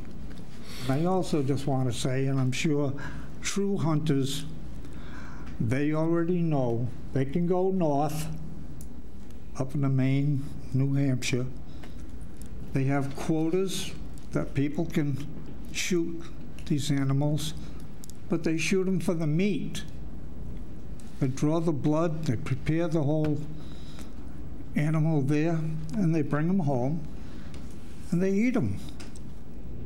Hunting just for fun, for me, that's killing nature. So, does anyone have any questions? Any questions for Francis? No. Thank you. Thank you very much. Is there anyone else here to speak in favor? Anyone else to speak in favor? Okay, you ready? Ready. Oh. Okay.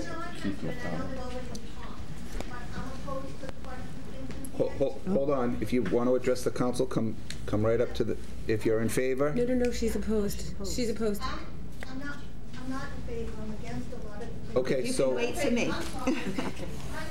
I'm Missy Riley. I'm the chairperson of the Conservation Commission here in Attleboro.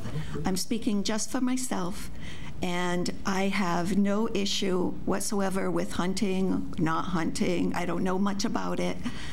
But what I would like to know from the hunters, maybe Mark, you can ask them when they come up, is how do they know where they are when they're out hunting? The city recently gained conservation restrictions for the Handy Street property. And in the restriction, we list what activities are allowed on that property. Hunting is not one of them.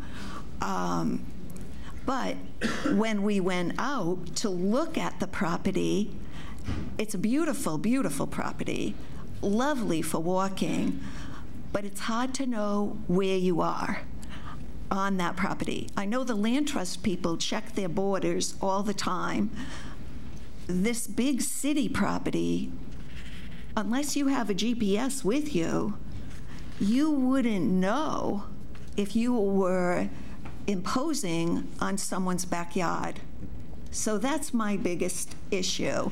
Well, actually, the second issue is in obtaining some of the conservation land that we own, there are deed restrictions. It's a legal document that when we obtained the land, activities on that land were restricted. Hunting was not included on those pieces of land.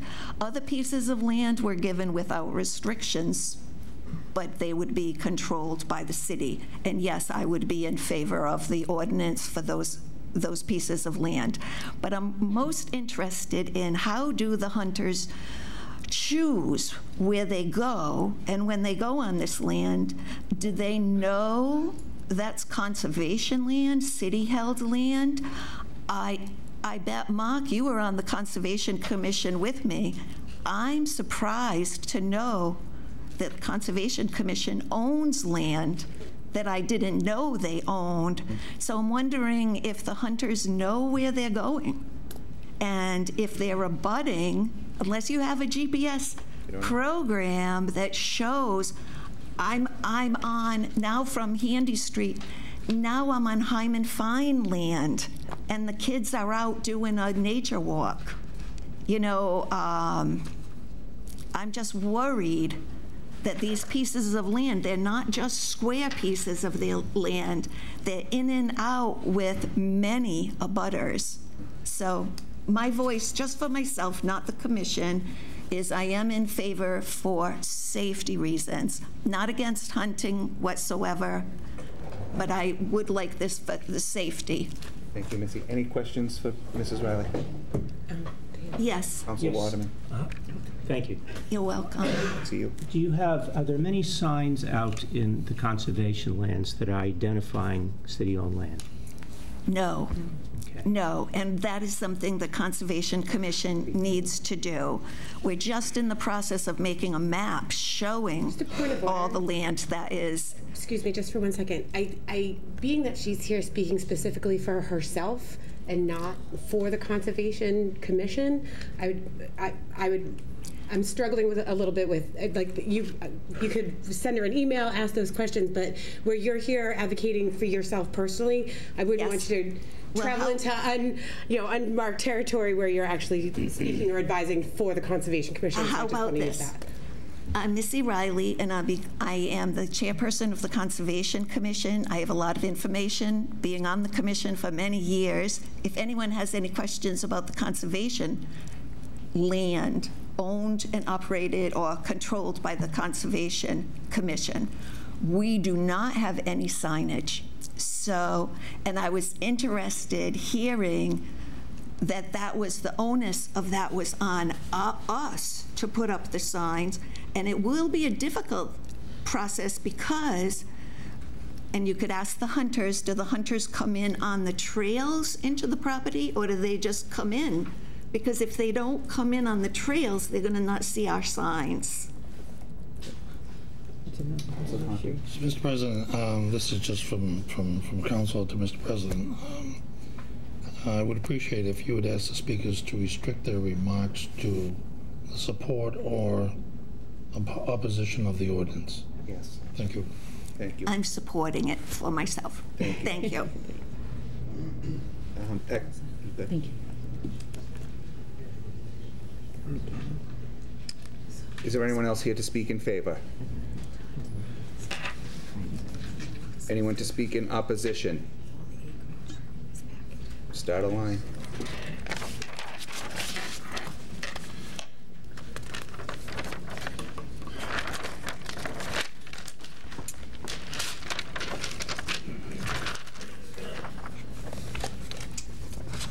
Fellow members of the City Council, thanks for allowing me an opportunity to address you this evening. My name is Dale Riem, and I live at 25 Wood Street. I, too, have spoken with officials at the state level, as well as local law enforcement, and I'm prepared to provide you with some facts and statistics, and I'll provide those sources if you need them. I'd like to start off by addressing concerns about public safety with regard to hunting in our community. There are over 71,000 hunters in the state. Massachusetts has an excellent record of hunting safety. While one incident is one too many, in over 30 years of reported accidents, there have only been 3 incidents involving injuries to non-hunters in the entire state. There are typically 4 to 5 hunting incidents per year, and incidents are typically non-fatal. Of all hunting accidents, any injury or death occurring as the result of the discharge of a firearm or the release of an arrow while the victim and/or the shooter were legally hunting, the majority of injuries were either self-inflicted by a hunter or occurred between hunters, often in the same hunting group. These are mass wildlife statements. In fact, the Attleboro Police Department has provided data collected over the last 6 years that show there have been no injuries reported involving hunting in Attleboro. Of the 41 incidents that were reported, they were complaints which received the following dispositions: 24, no report required; 16, unfounded; and 1, peace restored. Many of these incidents were for heard gunshots, which should not be assumed to be a hunter.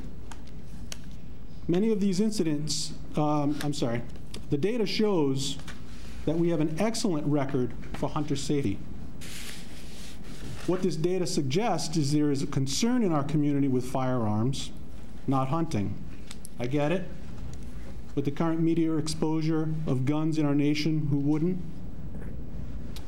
Shotgun season is only 2 weeks a year. State regulations are in place and enforceable to prohibit hunting within 500 feet of an occupied dwelling, as well as 150 feet from a public way. Mass Wildlife has provided a map of Attleboro that clearly shows there are 2,717 forested acres not within this safety zone, and therefore safe for hunting. As far as city-owned land, consider the Bungie River Conservation Area, with nearly 300 acres of forested wetland, prime habitat for deer. One can reasonably conclude that sufficient land is available to allow for hunting while maintaining safety to the community. I draw your attention to a real public safety concern: when deer herd populations go unchecked in the absence of hunters. The Attleboro Police Department has reported an alarming increase in deer vehicle collisions, 23 in the year 2017. And AAA Northeast reports that Bristol County experienced more deer vehicle collisions than any other county in the state, 234 in the year 2016. In addition, increasing deer numbers exposes our community to tick-borne diseases such as Lyme disease. Mass Wildlife reports deer population densities to be more than 80 deer per square mile in eastern parts of Massachusetts closed to hunting. Their goal is 6 to 8. Without controls, overpopulation and feeding can negatively impact the underlying ecology, endangering smaller wildlife species as well as the entire ecosystem. In the absence of natural predators, hunters are the only solution to manage this problem facing our community. The proposed ordinance bans killing traps, which would include mouse and rat traps.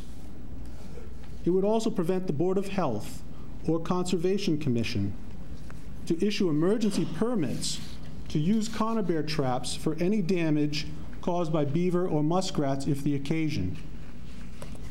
The city of Framingham had major flooding and ice issues from beaver dams and needed to have these traps employed in order to alleviate the emergency situation in December.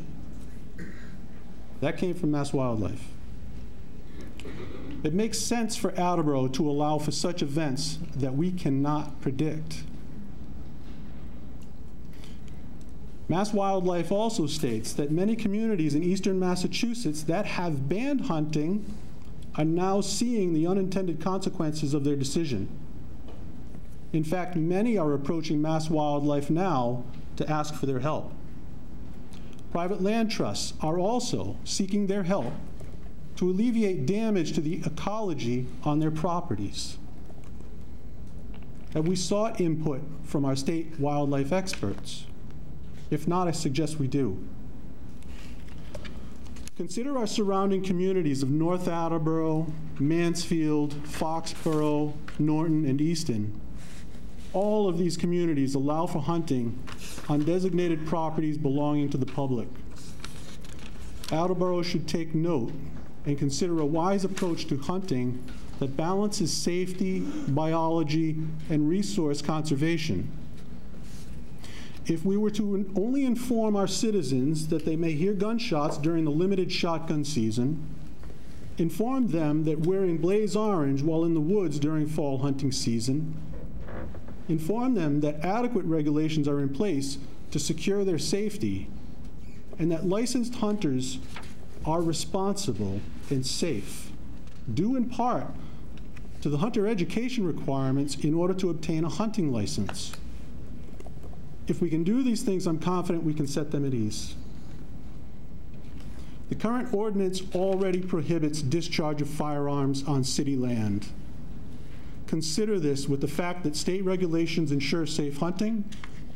Consider the needs to provide for wise wildlife management strategies, and I hope you will vote against the amendment. Thank you. Thank you. Any questions?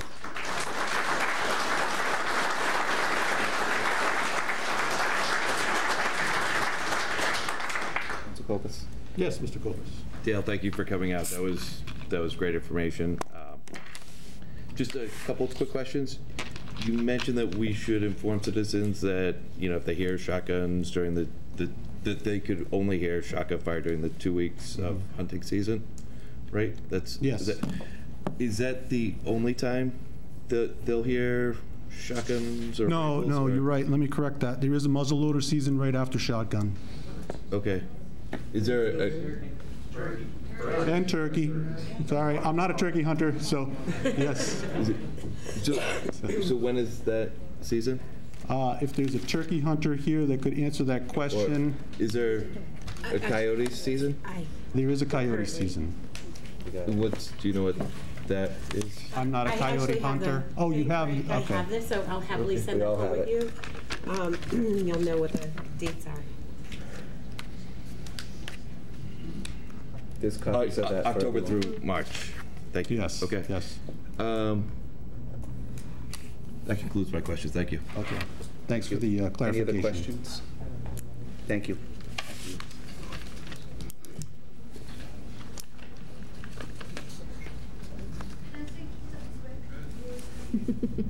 Is there anyone else here to speak in opposition? Mr. President, whereas that was a prepared statement, you might request that he deliver that to... He already did. Oh, we already did, okay. Just to save her a bunch of work. Yeah. Cynthia And we all O'Connor, have it. 40 Just Brookhaven one Drive. second. Oh, I'm sorry. And we all have copies of it. New with this. It was in our box. Thank you.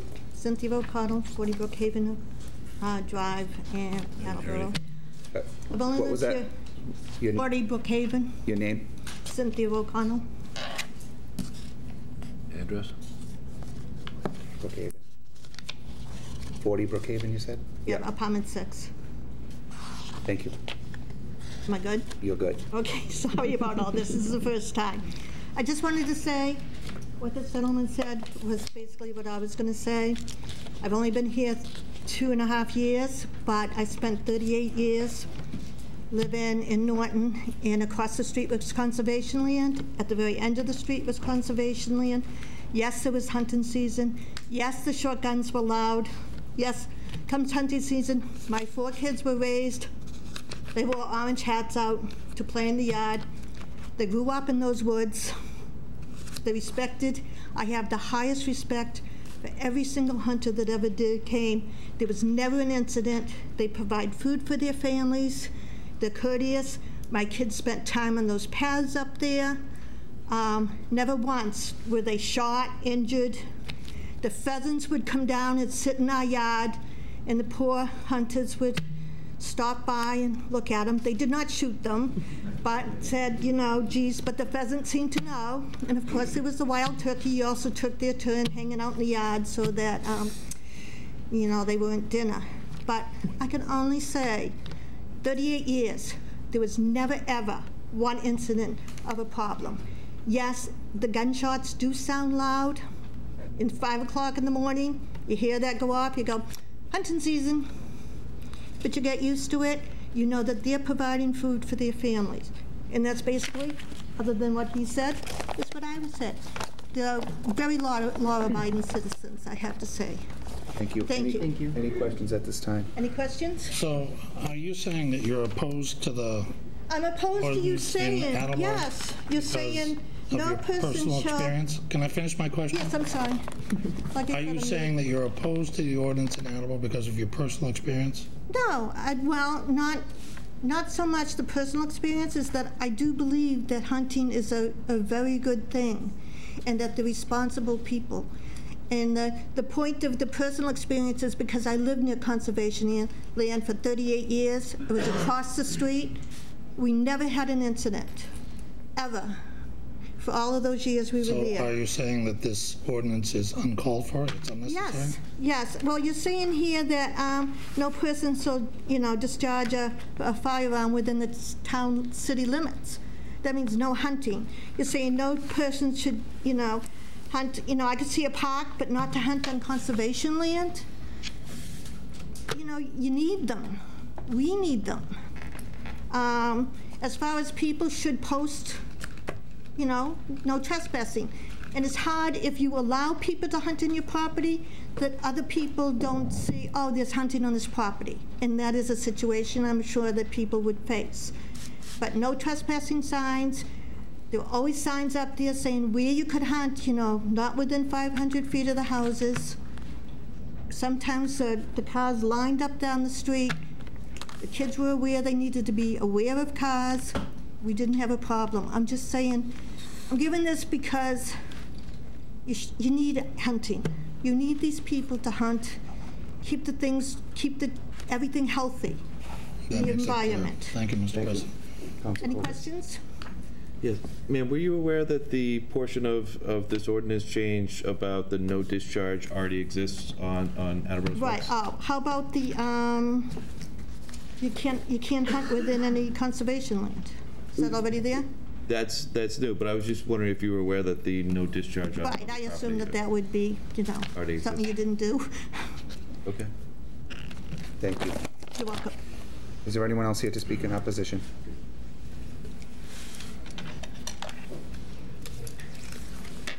Nick Calderon, 57 Beagle Club Road. I'd like to express my opposition to this ordinance change.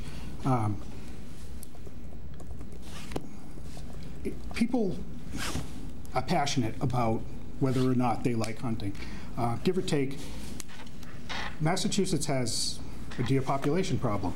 I have taken the time to print out 12 copies of a few different articles directly from Massachusetts Department of Fish and Game. It is not cherry-picked. It's exactly the way that it is. Number one would be Massachusetts trapping prohibitions. 12 of them there. Thank you. You'll find that the current Massachusetts laws are really more strict than what you're proposing. An ordinance change, it's futile. Another thing that I have for you. Massachusetts recommendations for deer management. As I said, population, deer density in eastern Massachusetts, specifically Zone 11, where we are, is upwards of 80 deer per square mile. As the speaker before me said, target is 6 to 8. There's a lot of deer. That's actually very unhealthy. Nobody has spoken about chronic wasting disease. That's coming. So anything that people can do now to reduce the deer herd will be beneficial in the future. 12 copies. This is the 2017 Massachusetts Deer Harvest Report. It's broken down by zone, by hunting zone, and you'll see that Zone 11, where we are, by far has the highest kill numbers. Again, there were too many deer.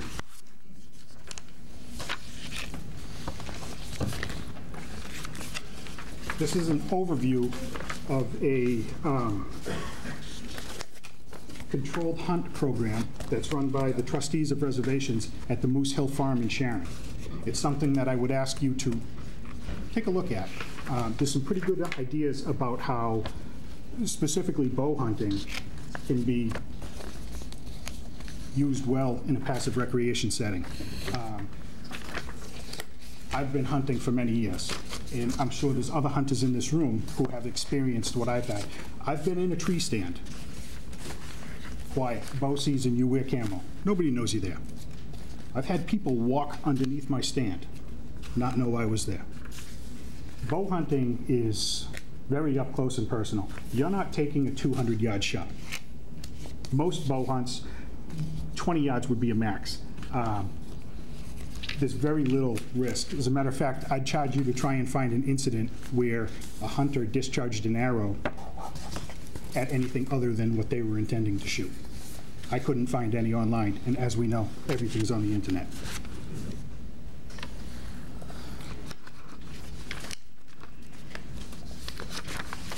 One other question I have is, we talked about motor vehicle and deer accidents.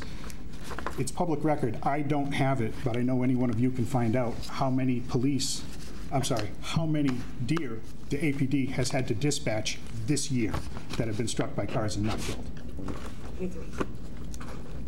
So that's really all I've got. Thank you. Yep, so Council Holmes, then So we're zone 11, you said? Yes, we're in zone 11. Is that pretty much like... There's a better zone map on the back page. Is this it or no? No. Oh, okay. If you turn, the very back page is right there. Thank you. That was confusing, my comments. Is that? That's concludes my comments, yes, thank you. Vice President Parika. Thank you for coming in, Nick. It's always a pleasure to see you at the podium. There have been pictures painted about the process that a lot of us who aren't really fully aware of what it is to be hunting and what your activity level is during hunting. Like, could you maybe take a moment and just, like, when it's bow hunting season, like, paint a picture of what you're doing? Are you running through the woods? No, you know, like, so, I mean, but that's the picture that's been painted. So perhaps maybe from your perspective, you could tell us what is expected. What is your behavior, your natural behavior? I don't know anyone who stalks with a bow. I bow hunt from a tree stand, and I typically bring a book with me. It's my quiet time. I like to go out in the dark, and first shooting light is half an hour before sunset. So you're usually in your stand for a little while before, because I've actually walked in on deer and seen them looking at me climbing into my tree stand. And at that point, you know your day's over. But I'm going to sit there and wait anyway.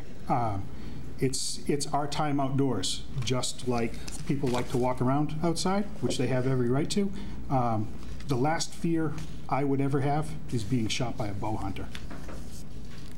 And maybe during shotgun season, is it, or if you, let me ask you this question, because we're talking about accessing people's land and things like that, and it's my understanding, perhaps, that if you take every hunter only wants to take that one good shot and have it fall. That's not necessarily the case sometimes. So what happens then?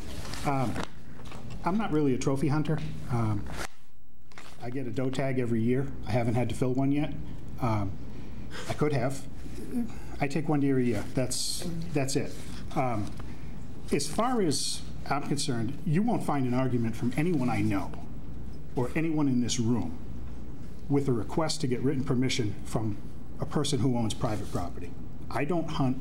I do, in Maine, I hunt on 750 acres of private property that I have exclusive permission to be on. We do a lot of things with the landowners to help them out to maintain their property. But around here, I'm not talking about private property. Ms. Haskell has a problem, and that should be rectified. But as far as public property is concerned, you shouldn't have to call the police and tell them where you're going hunting, or you shouldn't have to check in with anybody when you get home from work at the end of the day if you want to go out for 2 hours. Thank you.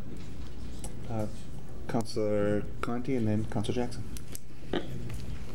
So I'm trying to summarize your opposition to the ordinance, and it sounds like you're not totally in opposition to the ordinance. No. And I'm left unclear. It sounds to me like you feel that the deer population needs to be controlled and that public safety is not an issue. Am I correct? Correct. And that bow hunting is different than all other hunting. Is that correct? I would say yes. Okay. And that our ordinance is too encompassing? It's too broad. One thing that I've always said is hunters are painted with a broad brush. There are bad apples in every bunch, but you'll find that most people that are out, they're trying to do the right thing. And the other thing, the last thing any of these guys want is a hassle at the end of the day. So can I follow the logic tree that you would probably have a different Attleboro ordinance for bow hunting than the rest of the other hunters? I absolutely would. And aside from bow hunting, is the Attleboro ordinance in order? What do you mean? If the Attleboro ordinance excluded bow hunting, so that bow hunting was not regulated in the city of Attleboro, would you be in favor of the current ordinance? No, I wouldn't, because turkeys are an issue too. There's all kinds of, hunters control a wildlife population. Can we follow that just for a moment?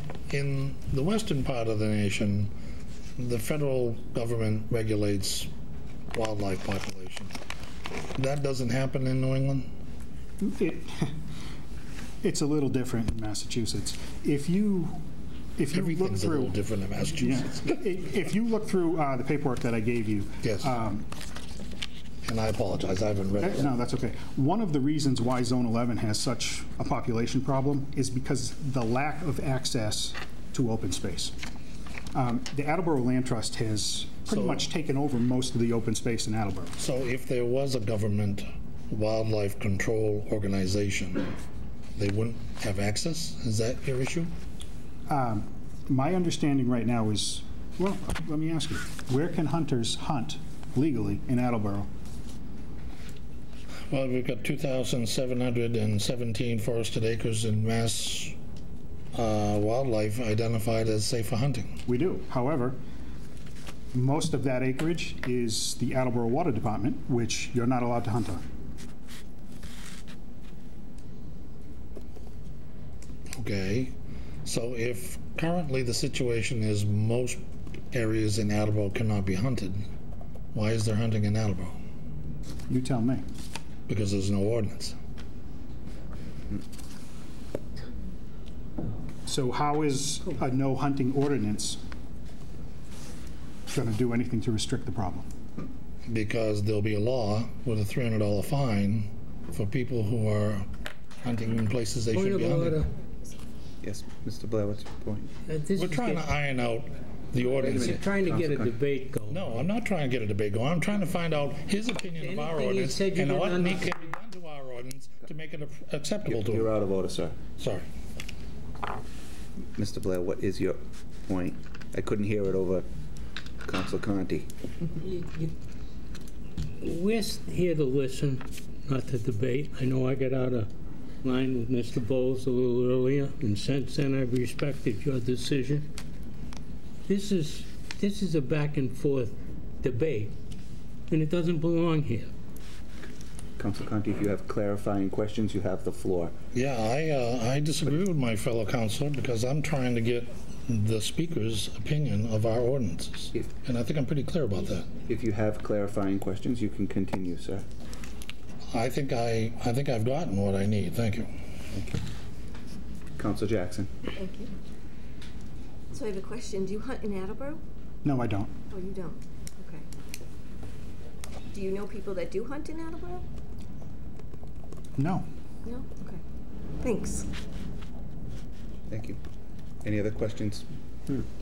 Councilor Reynolds. Can I ask if you're suggesting that the conservation land should be huntable? I think the conservation land should be open for hunting. Okay. Not willy-nilly. If you were to look at the towns of Dover and Medfield, they have town-led hunting programs. They set the rules, the hunters are vetted, and they have access to municipal property. Thank you. Sorry, Dover, Medfield. That concludes my comments. Thank you. Thanks, Nick. Thank you. Anyone else to speak to that?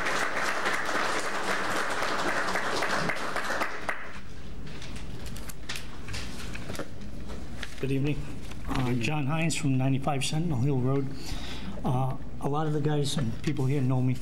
I worked for the police department for 25 years. In those 25 years, I never answered a call for a hunting problem.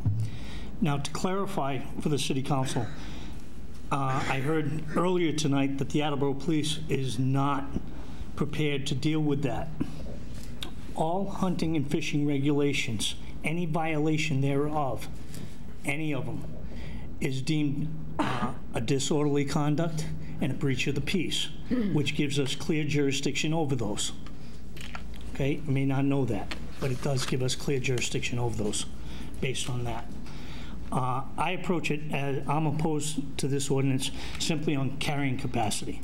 Yes, we are losing land, And yes, the herd is increasing.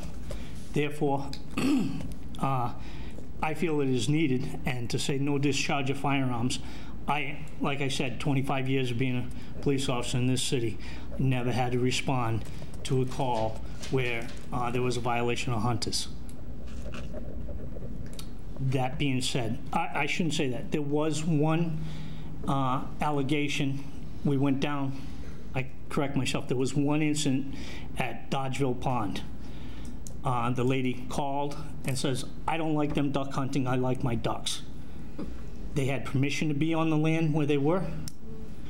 They were on private property. They had permission from the landowner, and they were shooting steel shot. And as you may or may not know, steel shot doesn't have a long range, and they were well within their capacity. I explained that to the person. That person then turned around and says, I don't care, I don't like them. If they're there tomorrow, I'm calling you tomorrow. I then informed her, that's fine. You call me tomorrow, and they're where they are, you're going to get charged with hunter harassment. And she never called again. The hunters here, they want to respect the laws. We get some bad apples, as in everything. I keep hearing public safety, and I keep hearing written permission. Mr. Conti, if you told me I could borrow your car, I don't need written permission to borrow your car. Safe to say? But yet you want me to have written permission to borrow your land. I don't see it. The leg hold traps, they've been banned since 1997. If I do my math right, that's 22 years? And I heard tonight, oh, they're trying to appeal that and get that removed. I don't see it happening. I'm not a personal big fan of trapping and hunting, or trapping. I don't do the trapping. But the carrying capacity is what I'm here to address. I did pull the stats. It's a continual increase since 2007 to 2017. There's been a continual increase with one minor drop in 2013. And I brought those stats with me from the crime analyst. I'll pass those along to you. Yeah, the one last thing I always bring up, and it always bothers me having to get political, is that the political elected officials are supposed to represent the masses. And it's clear that the masses are against this ordinance. That's clear. With that being in mind, I think you should represent us. Council Kobus. Rick, did you have a? And then, don't. Council Kobus. Thank you for coming in, Mr. Hines. I just have one quick question. Do you think it would be appropriate to borrow Councilor Conti's car without his permission? I didn't say that. Okay. What did I say? I said I do not need his written permission. I hunt in Attleboro. Every piece of property I hunt in Attleboro, I get permission. A lot of landowners don't want to give written permission for the simple fact they feel they're going to be liable if I get hurt, because I now have the ability to say, you gave me permission and you left something out there that I got hurt on. You left a hay rake in the field that I got hurt on. So now I'm going to sue you and I'm going to take your farm. But I believe it was said earlier, am I correct in my understanding that the landowners are not liable for hunting? I don't know. I don't know that to be true. Do you? I just hear hearsay. I don't see anything in writing that says the landowner won't be. Last time I checked, in the state of Massachusetts, you can pretty much sue somebody for anything. What? I was just going to clarify. Yeah. That's all. Are you all set? Council Dolan. Hi. Are you currently an Attleboro police? I'm retired. Okay. So you're saying that you said in the beginning, so the Attleboro Police Department would be the governing body for this? It's not would be, you make it an absolute. There's no absolutes. State police have jurisdiction over these laws. Local police have jurisdiction of these laws, and so do the environmental police. They all overlap. They have jurisdictions. Okay. And don't you think that written permission would protect the hunter as well? So hypothetically, if I have land that's near my house, that's not necessarily my land, my neighbor's land, and I see somebody with a gun and I call the police, hey, there's somebody out there with a gun, and the police come, whoever it may be, Attleboro police or environmental, whomever came, and that hunter's out there legally with permission, just pulls out a piece of paper and says, I'm here legally, and everybody walks away. Pretty much I carry my cell phone. Mr. Blaze, I'm getting told by the Attleboro police I don't. Yeah, John, you got permission to hunt on my property. Yeah, I'm just trying to I don't see it any more necessary than you giving me written permission to drive your car. Well, I mean, usually when someone drives your car, they're with you and they're running to get milk. I load my truck to my brother. But anyway, that's okay. I'm not debating that. I'm just saying it would protect the hunter as well if somebody else called that saw this hunter with a gun and so on and so forth. Like I said, I'm of the opinion it's not necessary. Okay. I just wanted to clarify and give you what my thought is as far as if somebody was out in the woods that they would have. I'm of the opinion if you do that, you have ramifications that are coming down the road that and I believe someone else here was in another town, he may or may not speak, talked about the ramifications of an unchecked herd. When we were in 6th grade, they took us up to the Blue Hills and they talked about carrying capacity. When the land gets smaller, that carrying capacity of that land reduces. It's that simple. And if you don't reduce the size of the herd, you do health damages to that herd. Okay, thank you. Thank you. Councilor Reynolds and then Holmes. So I just wanted to clarify a discussion that was had here regarding the state responsibility, insurance-wise, says that it's not the owner. Yet Ms. Haskell actually spoke to us and said even though it said that, and she felt some kind of comfort level about that, she also said there was a case in Norton where they did end up suing the landowner.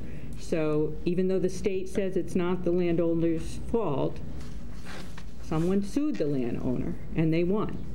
So again, I think that, didn't they? Wait a minute. No, the landowner didn't win. She said it was sealed. No, she said the case is sealed and the outcome so they is don't unknown. know. What I think I heard Mr. Hines say was his feeling was that anybody could sue anybody in the state of Massachusetts. Yes, he did say that too, yeah. But my feeling was is that the law doesn't really mean anything, that you can't, that the landowner is not responsible. I think it bounces back to that somebody could sue them. Yes, in conclusion, okay. As elected officials, you're supposed to represent the people, the mass of people, not just a few people that want to get on their soapbox and say, we want to dictate to everyone else. And clearly the masses say they don't want this. So I would ask you to vote it down. Thank you. Thanks, John. Come.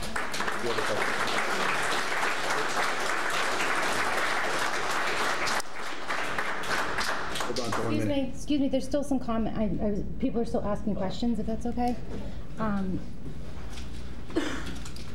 sorry, I didn't see That's okay, anybody's hand go up. thank you. I think a couple other people may have too. So you said that you do get consent, so how would that work? Like you would call... Same way as I asked Mr. Blaze, can I borrow your pickup? I got a load of mulch that I got to take and pick up at the compost. Sure, John, here's the keys. Not a problem. I think that, so you've built relationships with people You that... build relationships with them. Okay, and so you're saying that as a hunter, you've done that, so you feel like the written consent is a little bit too much because you already have a relationship. Right, that's like the leg hold traps. We don't need a ban on leg hold traps, they're already banned. That would be the equivalent to let's have a city ordinance about drunk driving. We have laws that affect that already. We don't need more laws to govern our people in our city. What if there was a hunter that didn't have those connections or that, I guess... They get out there and they make them. Okay. So, and if they don't and the landowner wants them off, guess what? 222-1212. No call too small. I know the guy in the corner office. He lives by that. Okay. All right, thank you. Councilor Conti, did you have a question? Yeah, I got confused on your term carrying capacity because I thought you were talking about firearms. But No, then you were talking the about carrying capacity of the land to sustain a healthy herd. Okay, so I totally misunderstood what you were saying. And so can you just repeat what your position was on the carrying capacity? The carrying capacity of this city for the deer herd is getting much smaller. Not that we're losing land trust, because I don't believe we are. We haven't sold any land trust property. Not that I know of. We don't own it. Okay. Trust property. That being said, we lose more habitat to builders. I know Mrs. Spatcher sold a ton of land to a builder friend of mine. I've been dying to hunt that property. Mrs. Spatcher has known me for years. John, you can go out there and shed hunt, but no, you can't hunt. Okay, Mrs. Spatcher. John, we didn't sell that. That was another family that sold most. Oh, okay. That's the property that you indicated. There's just one piece of land of ours. I'm good, Mr. President. Thank you. Any other questions for Mr. Hines? Thank you. Thank you. Hello, my name is Lloyd Benson. I'm from North Attleboro, your neighbor. And I hunt Rentham, Plainville, North Attleboro, and a little small parcel of land in Attleboro. Everything that's been said, I'm not going to repeat, and most of what was said by this gentleman, the police officer, and the one before him is very factual, very true. The statistics that the gentleman back here brought up regarding the Wildlife Division is actual fact. And I would suggest that you do what Plainville did, if it'd be any help. They had the wildlife people come out and do a very elaborate presentation. I happened to attend the town meeting, and it was very, very educational for me, and I'm a 50-year hunter in these parts. And I learned a lot from it. And this committee would learn a lot from having the wildlife people, and they'd be glad to do that. They indicated that that's something they do for a lot of the towns.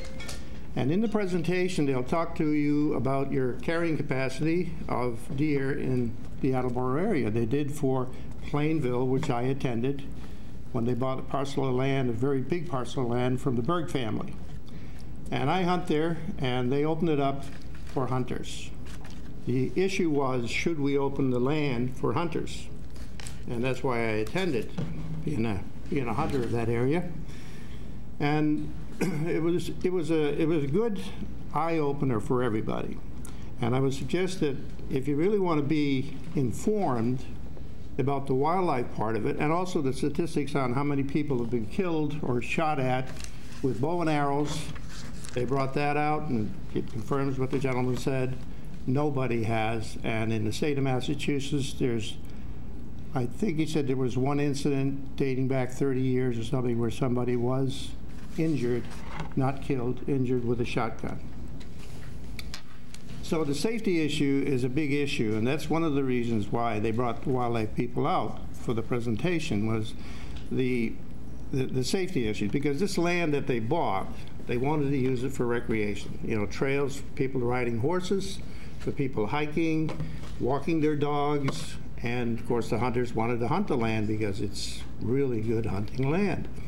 And in fact, it was confirmed by the wildlife people. They did a study on the land, and the carrying capacity of that land was somewhere up to be, I think, around 60 to 70, somewhere in the 60s, deer per square mile.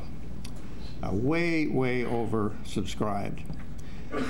In the presentation, by the way, which was really, it was PowerPoint mostly, but there were other, it was well done. They showed a fence. And on one side of the fence, the deer could not browse. On the other side, they could. And that area was also went for acres of land. And they showed the comparison between that piece of square footage, which was very small, was the browse was down this high from the ground, and inside the fence, which the deer could not get at, it was this high.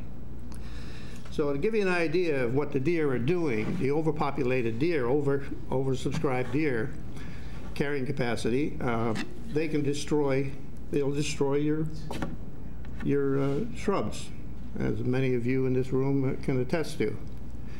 So I wanted to offer that to the committee to bring out the wildlife people. There's a telephone number. You just pick it up, get it on the internet, and ask them to come down. And they'll be glad to do that, I'm sure. So a lot of the questions that you have that have been brought out tonight and addressed to different people will be answered. And you know, there's a few that I would like to point out. This gentleman here brought up the trophy hunters. I would venture to say, I know some of the hunters here, just a few of them, but I would venture to say, if you got a show of hands, how many trophy hunters are in this room? Sir, you can't do that. You're addressing the council, not the audience. Fine. But I would venture to say that high 90% of the hunters in this room are meat hunters. I am. Every year I kill a couple of deer, and I have enough venison to take me through the winter, and I get involved in all kinds of recipes and things like this, and I have a wonderful time cooking, which I never did in my early days. But now that I'm retired, I have time to do that, and I enjoy it. And I share those recipes, and I share the product of my hunts with other people. So, you know, I think most of the people in this room would say the same thing. They share their venison with other people. They share their turkey with other people. I do. And I have a wonderful time. Anyway, thank you for your time, and I'm done. Any questions? Yeah, Councilor Jackson. Hi, how are you? I'm good. So would you mind telling me where that little parcel of land is in Attleboro that you hunt? No, I would not want to tell you that. I wouldn't tell any of these guys. I wouldn't tell one of those here where it is, so why would I tell you? Any other questions? Any other questions? But, thank you, sir. The wildlife people, by the way, would be very happy to come out and do that. I know they would. Thank you. Thank you. Anyone else to speak in opposition?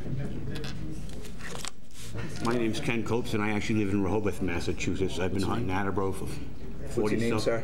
Ken Copes. I'm from Rehoboth, Massachusetts. I've been hunting Attleboro for over 40-some years, and I actually live on 136 acres. My mother lives on 265 acres, and we allow hunting. I allow horseback riding on my property, people walking with dogs. Everything goes. The hunters know that people are out there walking the dogs, riding horses. 30-plus years, we've never had an accident. Across the street from me, a lady owns 100 acres, and she owns a horse farm. We hunt her land. We've never had a problem at all. We kill the coyotes, we kill the fisher cats, things that can get into their animals and make havoc with them. They'll kill foals, they'll kill colts. I actually hunt behind Miss Jackson's house. On an average year, we take 13 deer out of your backyard. If you stop that hunting, and we don't take that 13 deer, them 13 are going to have 13 more. All of a sudden, behind your house, you're going to have 2,000 to 3,000 deer. Now, on a good day, I was hunting the guy out here. On a good day, we'll see 12 to 13 deer walk by us at a time in your backyard. You can't have 4 or 5 herds like that in your backyard when it's only that small square. So when you stop this hunting and make us get written permission, you go out in them swamps, you don't know where you're hunting. You can go in a swamp, I can be in your backyard, 5 minutes later I can be in his backyard. You just don't know. You cannot, if you want to have the woods safer, have people with bicycles, people with horses, people with walking dogs, have them have the same permission we do, so we're not discriminated against because we're hunting and trying to provide for our family. That is wrong. If you're going to have laws and ordinances, make them for everybody, just not the few that hunt and have guns in their hands. There's just as many bicycle accidents, people getting bitten by dogs. Everything that has a higher accident rate than hunting should have to run by the same exact laws. So nobody should, if you're going to make us not hunt on Attleboro land, nobody should be able to walk their dog on that land because there's more dog bites in Attleboro than hunting accidents. So if you're going to do all this for public safety, make it safe. Just don't pick on us, pick on the whole community. Everything that has a higher rate has to follow the same exact laws. That's all I have to say. Any questions?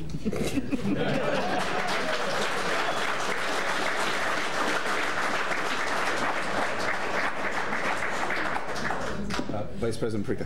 Thank you, President Cooper. Thank you for coming in tonight. I was curious, perhaps, if you could enlighten us. You do have to go. You have to take safety classes. Maybe you could give us. Could you give us a little bit more? Because I think there are some misconceptions that we need to kind of address. So hold on, let me finish my question. So if you could possibly just share with us what the process is to be able to obtain a hunting license, how many tags you can have, things like that, if you give us some of that information. First thing you have to do in the state of Massachusetts is you have to take a hunter safety course or have a license from another state where you did take a hunter safety course, because now federally everybody has to take one. Actually, Massachusetts has one that is a 2-day course. You go to a class, you have 2 days, 8 hours, anywhere from 6 to 8 hours a day, and they teach you every rule, everything you need about hunting. What you can shoot, what you have, all the regulations. They teach you all that in that one course. That just gives you the right to hunt. That does not give you the right to carry a gun. To carry a gun, you have to go to a different course, which the state provides, and you pay for that. And I don't know how much that course is or how long it ran. When I had it, I went through the service. I was a marksmanship instructor. I didn't have to do that course because I taught it for 2.5 years in the service. So I can't tell you exactly what that covers, but I just know that you have to take it, and you have to take a test at the end of it. If you fail the test, you don't get your license to carry. Then you go to your police department, and if your police chief says, no, you don't get it, you can't carry a gun. But you can still hunt with a black powder or a bow and arrow. It's just, that's pretty much what you have to do to get a gun and be able to hunt. It's no easy qualm. Everybody here probably went through at least 5 to 6 days of training. Plus, when you take it for gun safety, they make you shoot guns, and so it's no easy task. Thank you. Anybody else? Councilor Dolan and then Councilor Holmes. Yeah, you actually kind of answered a question I had in that sentence, but when you say it's discrimination against the hunters, I mean people that are in the woods with their dogs. There is a leash law in Attleboro. So 90% of the people, I'm in the woods every day of my life. I'm in the woods every day of my life, believe me. But there's an ordinance for that. But we got an ordinance for that. I came out of the woods this year, and the one behind your house, I just did off of Wilmot Street. And I came out of the woods in the swamp. I came on the path. I unloaded my gun. There were 3 German Shepherds coming at me, no leashes on them. The owners had to run up. The owners had to run up. So it's the same thing. You get the bad people that are going to walk your dogs. You get the bad hunters. So if we need the certificates, they should have to have them too. Well, I understand, and I agree with you. And I'm just saying, there are ordinances for numerous things, besides. But they're not followed, and people don't really care about them. Right, but hunters have rules that some may follow and some may not. Like anything else in life. Exactly, and I'm agreeing with you. But like I'm saying, but you can't just say hunters are the only ones who have to have their written permission. It should be everybody on anybody's land, so that it's fair for everybody. That's what you had said, that you sometimes when you're hunting, you don't know where you are. Oh yeah, but you should see some of the things we shoot in the woods. There's Volkswagen rabbits out in the middle of the woods. There's transient houses where homeless people live. Oh yeah, that's in people's backyards too, but. I spoke to. Nobody says anything about that. Mr. President, can't break behind Mr. Jackson's house. I was reprimanded. It isn't, but nobody's called the point of order. I'm waiting for you to do it. It's point of order. I'm just trying to clarify. I think that the councilor and the taxpayer are debating, and I'm not getting from the speaker at the podium a clear, concise position of opposition to the ordinance, or how it might be corrected to meet his approval. Thank you, Councilor Conti, and I am in agreement. Councilor Dolan, if you have clarifying questions, you can ask them, continue to ask them, but we're not debating. That concludes my comments. Thank you. Councilor Holmes. Hi, this is similar to what Vice President Perico was asking earlier. So you had mentioned 13 deer. Is there a limit or? No, well, everybody gets, in the state of Massachusetts, you buy your deer tags, you get 2 buck tags. Then you can file for a doe tag. Everybody in our zone, if you file for one, you get one. Then let's see, they started, and you were wrong, they gave us 2 extra weeks of bow hunting, not a month, whoever said a month. But the reason they're doing that is because the deer population is so out of hand. But then you can get as many doe permits as you can buy for different zones. This year I had 2 buck tags, 2 doe tags for my zone, and I also had a doe tag for zone 10 because I hunt in a spot and rent them too. And I fill both tags in our zone, and, you know, in minutes you pick and choose the big ones, the small ones.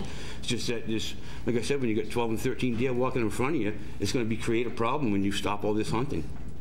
Thank you. Thank you. Council Cobus, did you have a question? Thank you. Or anyone?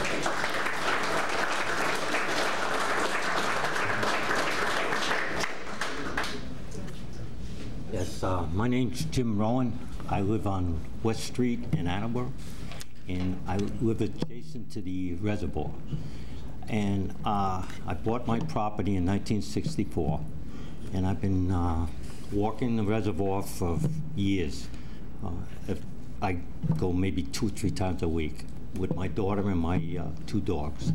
And the reason I'm here is I wanted to find out if it's still safe to walk, and I think it is. And nothing's ever happened in, I don't know how many years, 64, since 1964, and that's the reason I'm here. And so far, it sounds like I still haven't made up my mind if it's good or bad, but I know that I've never had a problem with any hunters.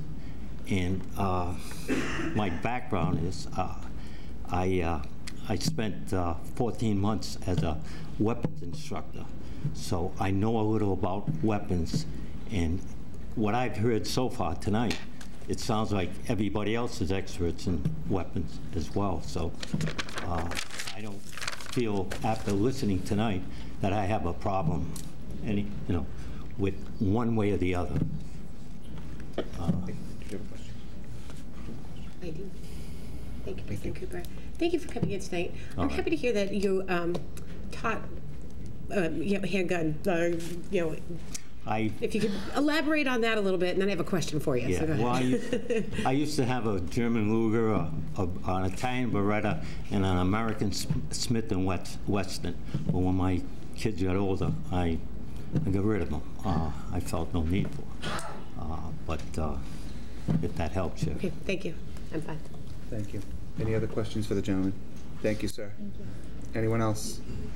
There's a line in the back. Hi, my name's David Forbes. I live at 48 Verndale Ave. I don't have all the fancy statistics that some of these guys have, and they're very, very well spoken, and I thank you for representing us on your behalf.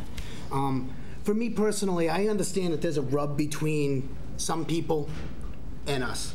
In my own home, my wife is what I would call a little earthy crunchy. Okay, she hates that I'm a hunter. You know, emphatically hates it. Tells me, you're turning my stomach. Why do you do this? And I'd like to take a minute and shed upon some light to you guys on why we do this stuff. I'm one of 11 children. I grew up, the dirt poor of the dirt poor. I was the kid on the other side of the tracks. I was the kid that had no money, one bicycle. I was that kid. And growing up, the few things that we did have was fishing, hunting, and archery. When I was a kid, I got my first bow and arrow. And there's a few people in here that have spent a lot of time shooting alongside me. I'm not the best shot in the world, but I shoot an awful lot. As far as safety goes, I'd like to just say the chances of me missing, I'd like to be a little cocky and say I'm probably not going to miss. But there's a rub between ideals of how we want to live our lives. I want to be able to take my children and enjoy the outside just like everyone in this room. But I also, once or twice a year, take my bow out and hunt.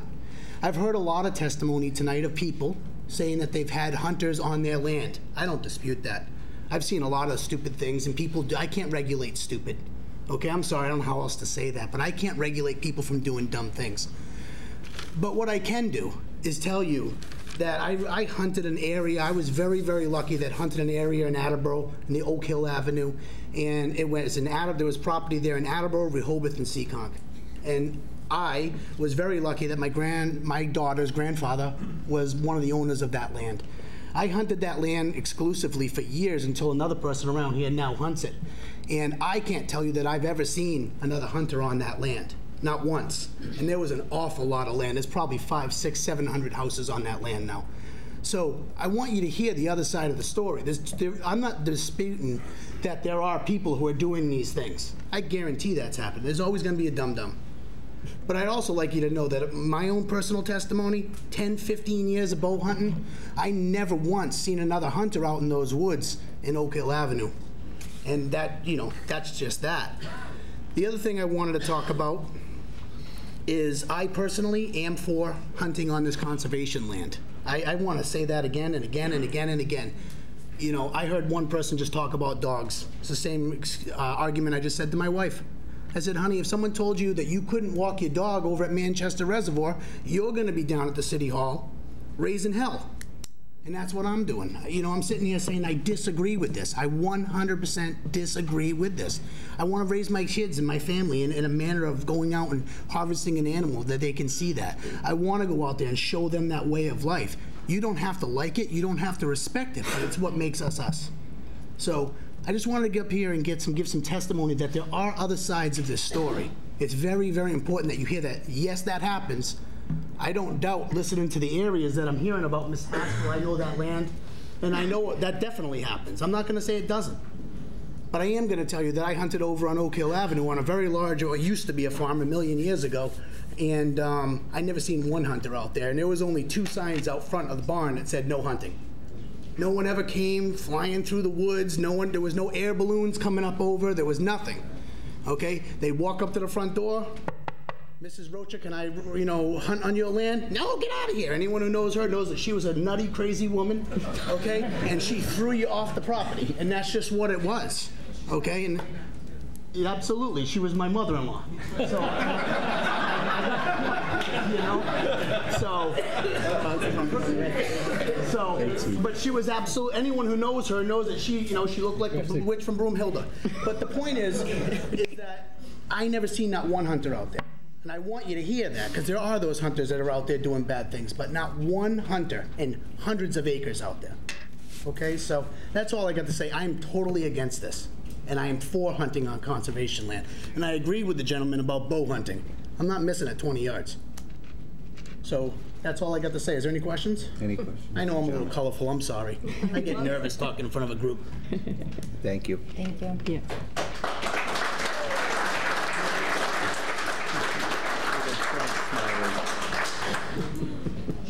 How you doing? My name's Tim Fontaine. I'm from Minden Road in Attleboro.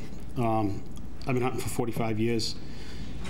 I've never seen a hunting accident or incident other than me cutting my finger on a broadhead. It was my fault. I touched it. People portraying hunters as these willy-nilly people going out there drinking and having a good time and all that. It's strictly forbidden.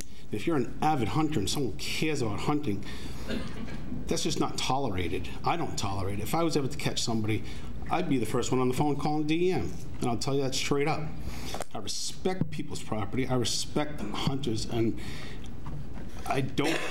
To me, this seems like a landowner issue as far as trespass. Whether it's being a hunter, which you're separating us from the rest of the trespassers. I mean, we just kicked a bunch of kids off a piece of property that were going out there and chopping down trees. We police the property. When we hunt property, we don't want to see damage come to that property. The best thing that a landowner actually could do is to let hunters on their property. That hunter will police that with all his will, and he'll make sure that the people stay off your property. A landowner might be afraid to go approach a hunter. I've never had a poor conversation with the landowner ever. I totally respect them. If I crossed onto their property and they asked me to leave, no problem. I'm sorry. I'm not a surveyor. There's apps out there to help you keep someone in your property that you have permission to be on, or in the town. I'd love to hunt the conservation land. I just don't want you distinguishing something different between hunters and, you know, kids for the most part that cause a lot of these damage, tearing their signs down and everything like that. I mean, that's where I see the problem. It's not hunters. It's not a hunter that's the issue. Discharging of firearms, I've never shot anything that I did not know what it was. And in fact, if you ever were caught shooting something that you did not know what it was, you're going to suffer penalties by law. You can get imprisonment for it. It's not a joke.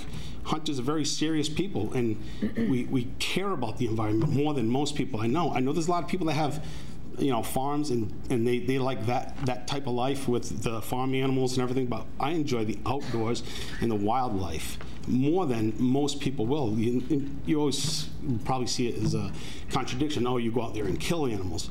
But if you actually talk to every one of these hunters, they know more about the animals than anybody if you ask a general broad population, because we truly have a love for outdoors. Thank you. I just want to get that across. As a hunter, I love the outdoors. Thank you. Councilor Conti. So I'm impressed with your passion for hunting as well as the last speaker, and it's made an impression on me. You said something that I kind of summarized as saying that the ordinance penalizes a large body of people for a few bad apples. But would you say that? I would say that if you want to call it a few bad apples of hunters being out there walking on someone's property or giving somebody a hard time, that's an individual problem, not a hunting problem, because you have trespasses. I mean, I've hunted private land, and I police the property, and I keep people who don't belong there. And in this case, there was 6 kids out there who were constantly chopping trees down, and we caught them. We gave them no uncertain terms. We catch them out there ever doing that again, they were going to pay the penalty for it, because you just don't do stuff like that. And you're going to find out that most cases, I don't even care it's a hunter, it's a very immature person. And to tell you the truth, I don't know a lot of very immature hunters. They really care about the environment, and you don't want to do things that are going to get you arrested, put away, lose your firearm, never be able to do it again. You don't want to do that, because when you do something like that, you're going to feel it for the rest of your life, and you're branded at that point. So and if there was a hunter that was giving someone harassment or walking on their property not caring about it, yeah, that is a callous individual. But the landowner has the right to post their land to get their feeling across that I don't want you over here. So if I'm walking through and I see a sign, I'm not crossing that sign. And I might cross the edge of it because I have to get across a river or something, but I'm not going to hunt that person's property. You made your intentions fully clear by posting that land. I'm not going to tear your signs down and say, oh, I didn't know it. I don't see a lot of that. And like I said, I've been hunting for 45 years, and I've hunted with a lot of people. And that's just not something that's out there in that world of the hunter. It's someone who really cares about, it's a big passion. It's a huge passion. And you're an Attleboro hunter? Yes. Thank you, Mr. President. Thank you. Any other questions for the gentleman? Thank you. Thank you.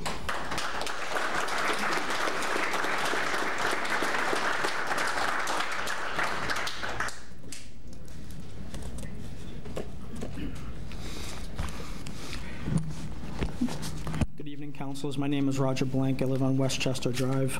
I am here to speak in opposition to the proposed ordinance for a number of reasons. We've heard a lot tonight about safety concerns. From what we've heard tonight and from my research, I cannot find the safety concerns. We've heard of one possible incident in the last 6 years that may have been related to hunting. What we don't know is that are all of these complaints or some of these possible complaints, are they all by one person? Are they all related to one specific parcel of land?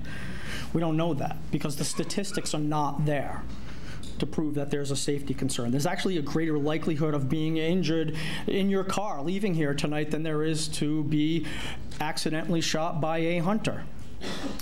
Contrary to some statements, I don't believe hunters are walking around with their weapons willy-nilly in the land. As we've heard some people say, they've been out hunting and not seen one other person out there at the same time. Or they're in their tree stand and someone walks right by and doesn't even know that they're there. In a study that was performed in 2014 by a couple of professors, I'm sorry, there were a couple of American orthopedic surgeons. That 65% of injuries by hunters were other injuries. They were self-inflicted, but they were caused because they tripped over a rock or they fell out of their tree stand. That's 65% of self-inflicted by hunters, not on other people, on the hunters themselves. The study found that the estimated incidence of firearm injury associated with hunting activities is 9 in 1 million hunting days. Days, not hunters, hunting days. So for those 2 weeks of shotgun season, you can imagine how many days it would take to make up 1 million of those. Again, 9 incidences in 1 million hunting days. Ms. Houghton spoke earlier about if someone is in Roger, could you, I wrote down 1 in 9 million, or is it 9 in 1 million? No, I'm sorry, 9 in 1 million hunting days. Okay, 9 in 1. 9 in 1, Thank correct. you very much. Sorry. No, that was probably nice. I just wanted to make sure I wrote it down right. Thank you. As I was saying, Ms. Houghton stated earlier that if someone was really opposed to this ordinance, they could file a lawsuit. Is this really something that the city wants to spend time and money on, retaining lawyers to fight over something that's universally accepted? She was talking earlier, and I didn't have a chance to print it out, but in the city's, I've lost it now. In the open space plan by the city prepared by the Parks and Recreation Department, they list passive recreation. One of the instances or one of the examples of passive recreation is hunting. So the departments within the city already recognize hunting as an acceptable pastime, an acceptable sport. It's in that report from 2017, I believe. A couple other things specifically about the ordinance itself. Some of the data that was provided with the ordinance was from a website called massland.org. That website is from the Mass Land Trust Coalition, and they advertise themselves as supporters and pro-wildlife. That information that was gleaned from that website is biased. They're anti-hunting. Well, of course they're going to say that there's urban sprawl. Well, we know that there's urban sprawl, but if you look at that, if you look at the map of urban sprawl, Attleboro is within the sprawl frontier, but yet the majority of towns in Zone 11 and I believe Zone 10, which is Plymouth County, have not enacted any hunting ordinances. So if urban sprawl is such a concern in this general vicinity, Bristol County and Plymouth County, why are there only, from what I can see here, 3 towns in Bristol County that have enacted any kind of hunting regulations? One of them is Seekonk, which does require written permission. Somerset has no discharge of weapons whatsoever. And Fall River, another city, has special restrictions. They have not banned it. Again, Fall River, another city here in Bristol County. Some of the other samples that were used to generate the proposed ordinance here, those were taken from Framingham and Walpole. According to this map, those cities are already at or close to their build-out maximum potential. There is no more open land. I hear a lot of people say, well, I love Attleboro because I can go walk in the woods. You can't do that in Framingham. You can't do that in Walpole. The opportunity is still here, but not if we ban it. Specifically related to Section 1114.1,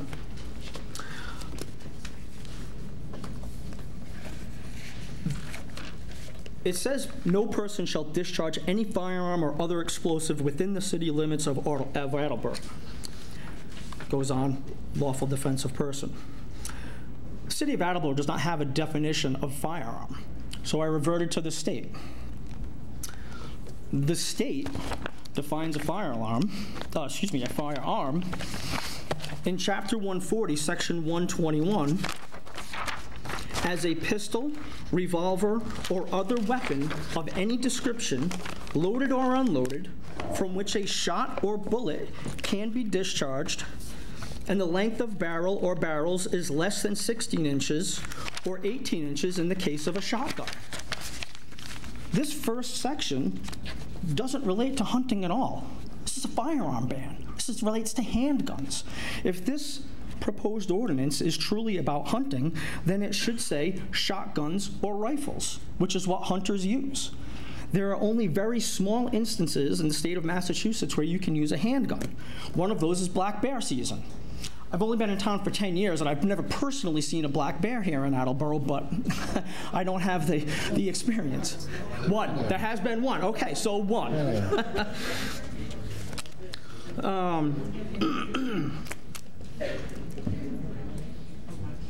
Finally, the state of Massachusetts and the city of Attleboro also do not define what a shot or bullet is. I've yet to find it. I am a licensed gun owner. I do have my license to carry. So I've taken those classes. I am educated. I'm not a professional or an expert by any means, but I am familiar with the laws.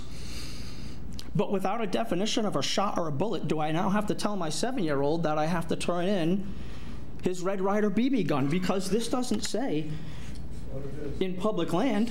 It says anywhere in the city limits of Attleboro. My son cannot take his Red Ryder BB gun, and it is actually a Red Ryder BB gun. We bought it at Bass Pro Shops, and now shoot it in my backyard. The way this law is written, this proposed ordinance is written. Moving on to section 14.2. No person shall hunt within the city limits of a highway, park, or conservation land. As has been stated, the public land should be there for the public.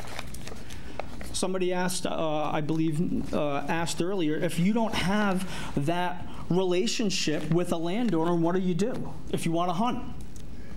Public land should be there for the public, should it not? We're talking a very small window, deer hunting season, 1 month out of the year, 2 weeks for shotgun, 2 weeks for muzzleloader, in December. It's 60 degrees out today, but who wants to hike in December? You know, it's cold.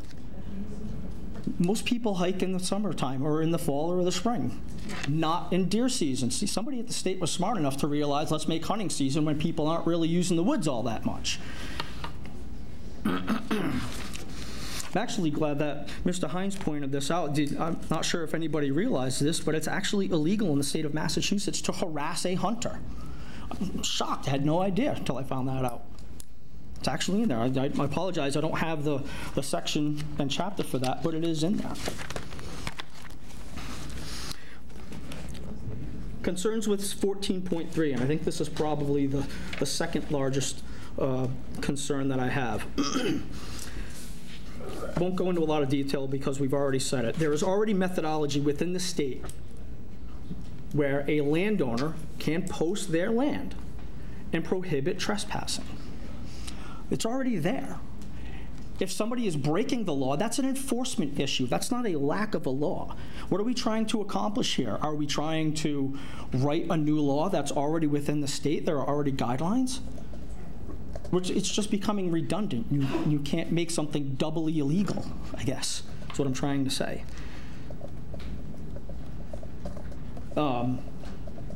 And why are we singling out the group of hunters? If you want to require written permission for a private person to use your private property, should it not apply to dog walkers, hikers, mountain bikers? Why not the UPS guy? I am going to allow you to come on my property. Why are we singling out one specific group? Because of a few complaints. Granted, those complaints have been throughout the years. I understand that. But again, are those complaints isolated to 1 or 2 people? One woman said that she has numerous problems with people trespassing, but has never called the Attleboro Police Department. Well, why not? Perhaps if you had called, maybe you wouldn't have these because those same people would not be trespassing on your land over and over again. That's an enforcement issue. But if you don't give the Attleboro Police Department or Fish and Wildlife a chance to respond, then yes, that problem will never go away.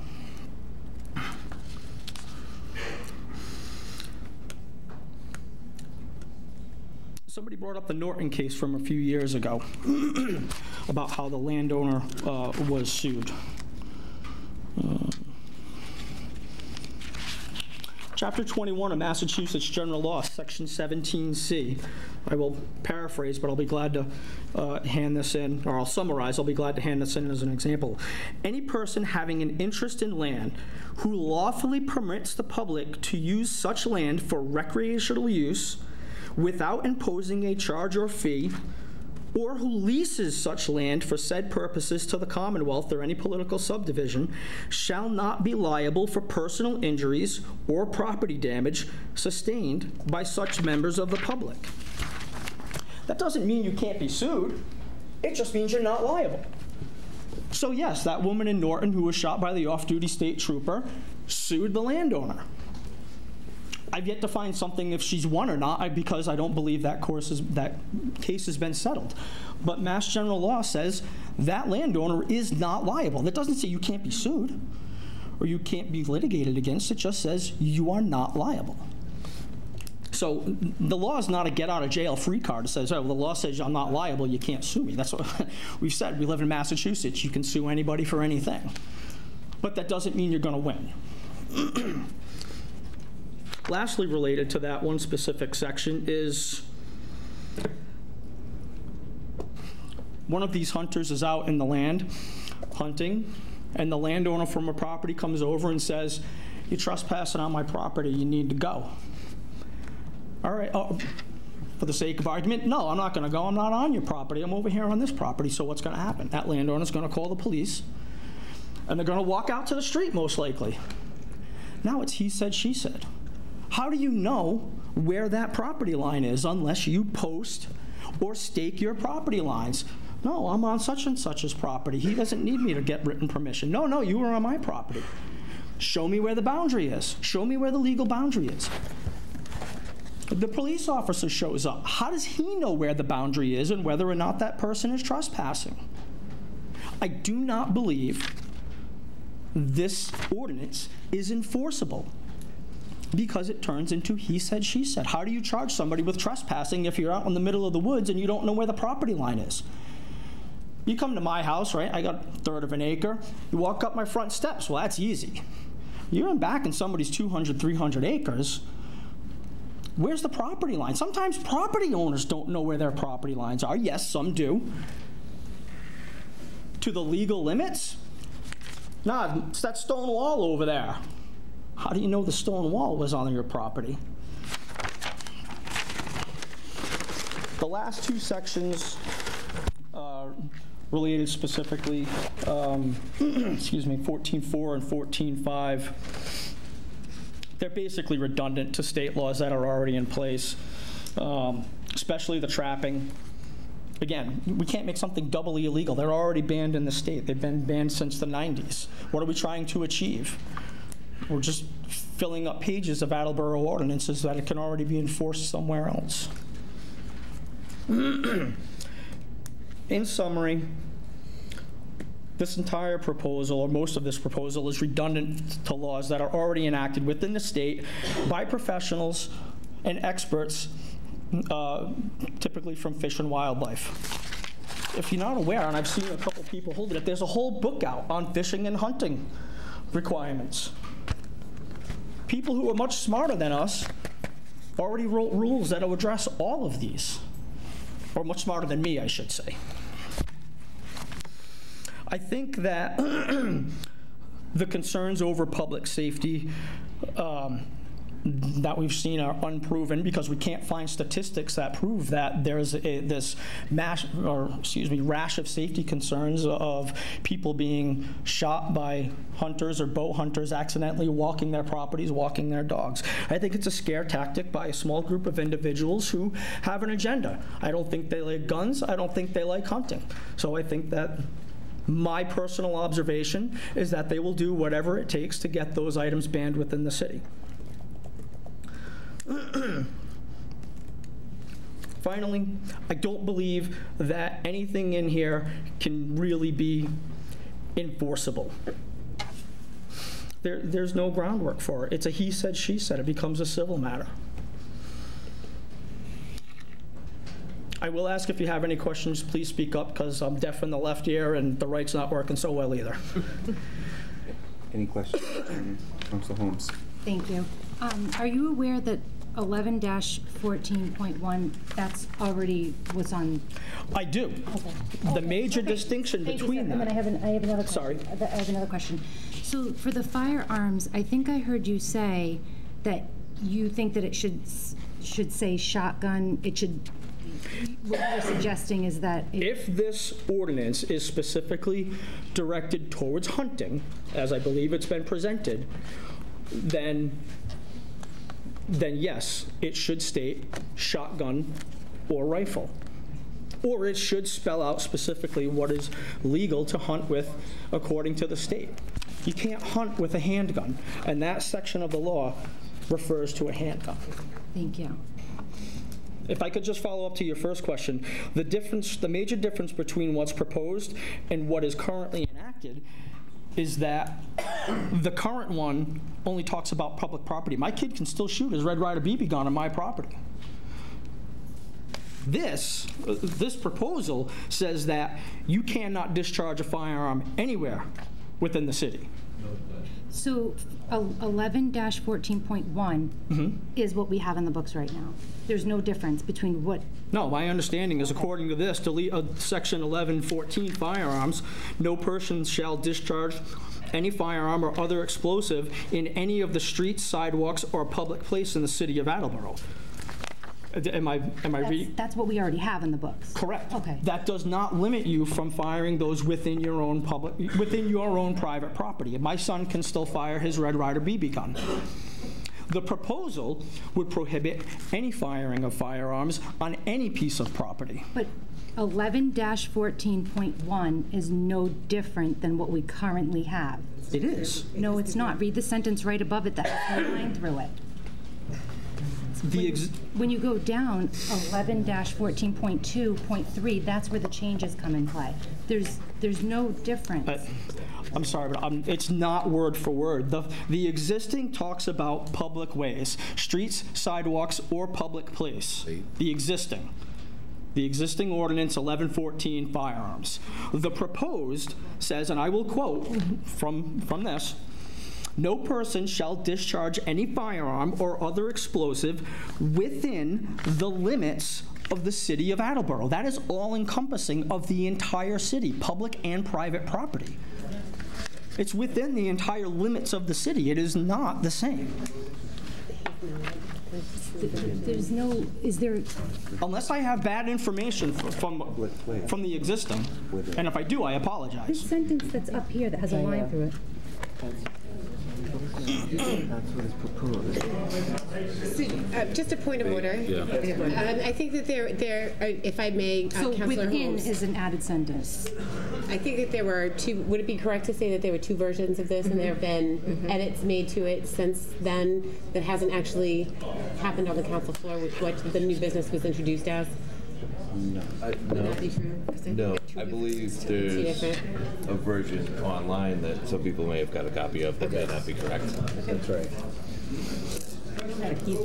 I can only go by the information that I have, which is what I found. If it's different than what the updated version is, I apologize, but I can only go by what I have, what I've been able to research. Thank you. Thank you. Any other questions for Mr. Blank? If you don't mind, if any notes, any information that you have, if you could leave that with our administrative assistant to become part of the permanent record, that would be great. Absolutely. Thank you. Roger, if you have it electronically, you could email it too. I do not, unfortunately. I'm still kind of old school.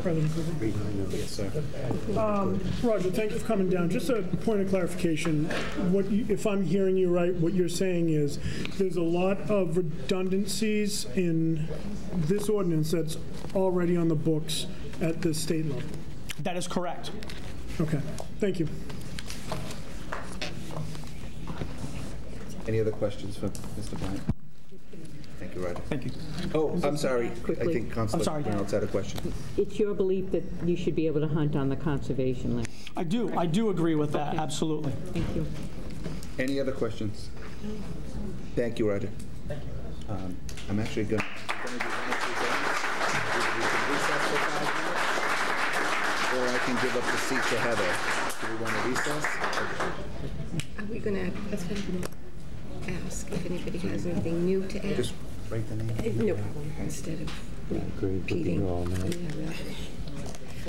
Hi, if you could state your name and address for the record, please. Yep, Marlena Harrison, 102 Peters Ave. All right, so I'm not a great orator. Basically what I have is copy and paste from Mass Wildlife, mass.gov, different state statutes and regulations. Mass Wildlife itself, they say right on their main page, actually from mass.gov, deer management, the goal is 6 to 8 deer per square mile. Eastern Mass has been said many times. They're about 80, so over the carrying capacity. Blue Hills Reservation up in Canton, it's a reservation, there was no hunting allowed for years. They finally opened it up to hunting about 5 years ago because the population was so horrible. They were eating the plants so badly. They had erosion control, they had invasive species that the deer weren't eating that then became out of control. So they had to cull the deer herd just so that way native species could come back. So that's something that, when the deer and the habitat can't support those numbers, the forest health, the animal health, everything goes downhill. You can't have just one species be uncontrolled. We don't have apex predators here. We don't have wolves, mountain lions, bobcats. We have just coyotes to regulate naturally the deer numbers. So that's where us hunters come into play, is to use the quotas that Mass Wildlife sets for each zone of what the carrying capacity should be and how many licenses, how many permits they give out for both the bucks and the does. In areas, this is just, again, cut and paste. In areas where effective hunting methods are restricted by town laws prohibiting the discharge of firearms, and in areas where hunting access is severely limited through discharge setbacks, land closures, or town bylaws requiring written permission, not enough deer are removed from the population to stabilize or reduce deer numbers. This is occurring in much of Eastern Mass. Towns and landowners must work proactively to increase hunting access. Now, this is from the state Mass Wildlife, to increase hunting access to address deer issues sooner than later, as deer numbers will continue to rise and make reduction efforts even more difficult in the future. I'm 38. I grew up hunting. My father grew up hunting. My grandfather grew up hunting. We've been property owners in South Attleboro for over 100 years. The numbers of hunters are declining. So if you're blocking access to more hunters to be able to hunt in their home area, someone's kids aren't going to be able to get into it. If the parents can't hunt, then they're not going to teach their kids to hunt. So then you're going to go what other communities go for, and they hire hunters. They pay people to hunt. Whereas right now, we're paying to hunt. We're paying for the privilege to, harvest deer or turkey. I hunt deer, turkey, and then coyotes when they come onto our property. So it's going to turn into a license fee that we pay for the privilege versus you guys paying to control the herd, to cull the herd. There's a environmental police dispatch number that's right on their website. You can also report through the website. If there's any infractions, you can report there. If you have any identifying information, you can actually just call them, email them, whatever, and say, hey, this is the license plate, or this is the description of the person, or this happens to be their name. These are the people that are trespassing. So if you call Attleboro PD and they respond, but you still have repeat offenders, again, it's an enforcement issue. It's not a hunter issue. It's someone that's breaking the law. As my family, we donated between my family and another family, there's over 40 acres donated to the Attleboro Land Trust. Our biggest problem before we donated on our posted land was ATVs and dog walkers, people having dogs not on a leash. Those are harassing my livestock, my family, other people that we let onto our property. It wasn't hunters. Hunters came up to our doors and asked us, hey, can I hunt here? And if we knew them, sure. If we didn't, sorry, we don't know you. Can you do some work? If you do some work and help maintain the trails, maybe we'll let you on, if we see that you're responsible, we'll let you hunt onto our land. And that's how it's done. It's building a relationship with that property owner. Landowner liability, someone else mentioned the Mass General Law, Part 1, Title 2, Chapter 21, Section 17C. Property owner is not liable. No one's immune, though, however, from civil lawsuits. So again, anyone can sue anyone for anything. That's mass, that's life, right? It is illegal just to, for you people, I'm assuming you don't know hunting laws. You can't use bait, dogs, electronic calls, rifles, or handguns to hunt deer in the state of Mass. You can use rifles of a certain caliber during certain time periods to hunt coyotes. You can use shotgun and rifle to hunt bear, but that's all in Western Mass. We don't have a hunting season for bear here. So for the most part, we're talking about bow and arrow, shotgun for 2 weeks for deer, and for the month of May for turkey, and black powder during December. The hunting law is you can't shoot within 150 feet of any highway or hard surface road. That's bow and arrow, shotgun, or muzzleloader. Within 500 feet of a dwelling or building in use, except as authorized by the owner or the occupant thereof. That's the state law. So if you're already within that, we have people that aren't hunting that are, come onto our property and shoot because they think they see an open area, a forested area, and hey, that looks really dark and no one's gonna find us, and they shoot. But they're within 500 feet of my house. They're not hunters, they're just, trespassers that happen to be also breaking a firearm law.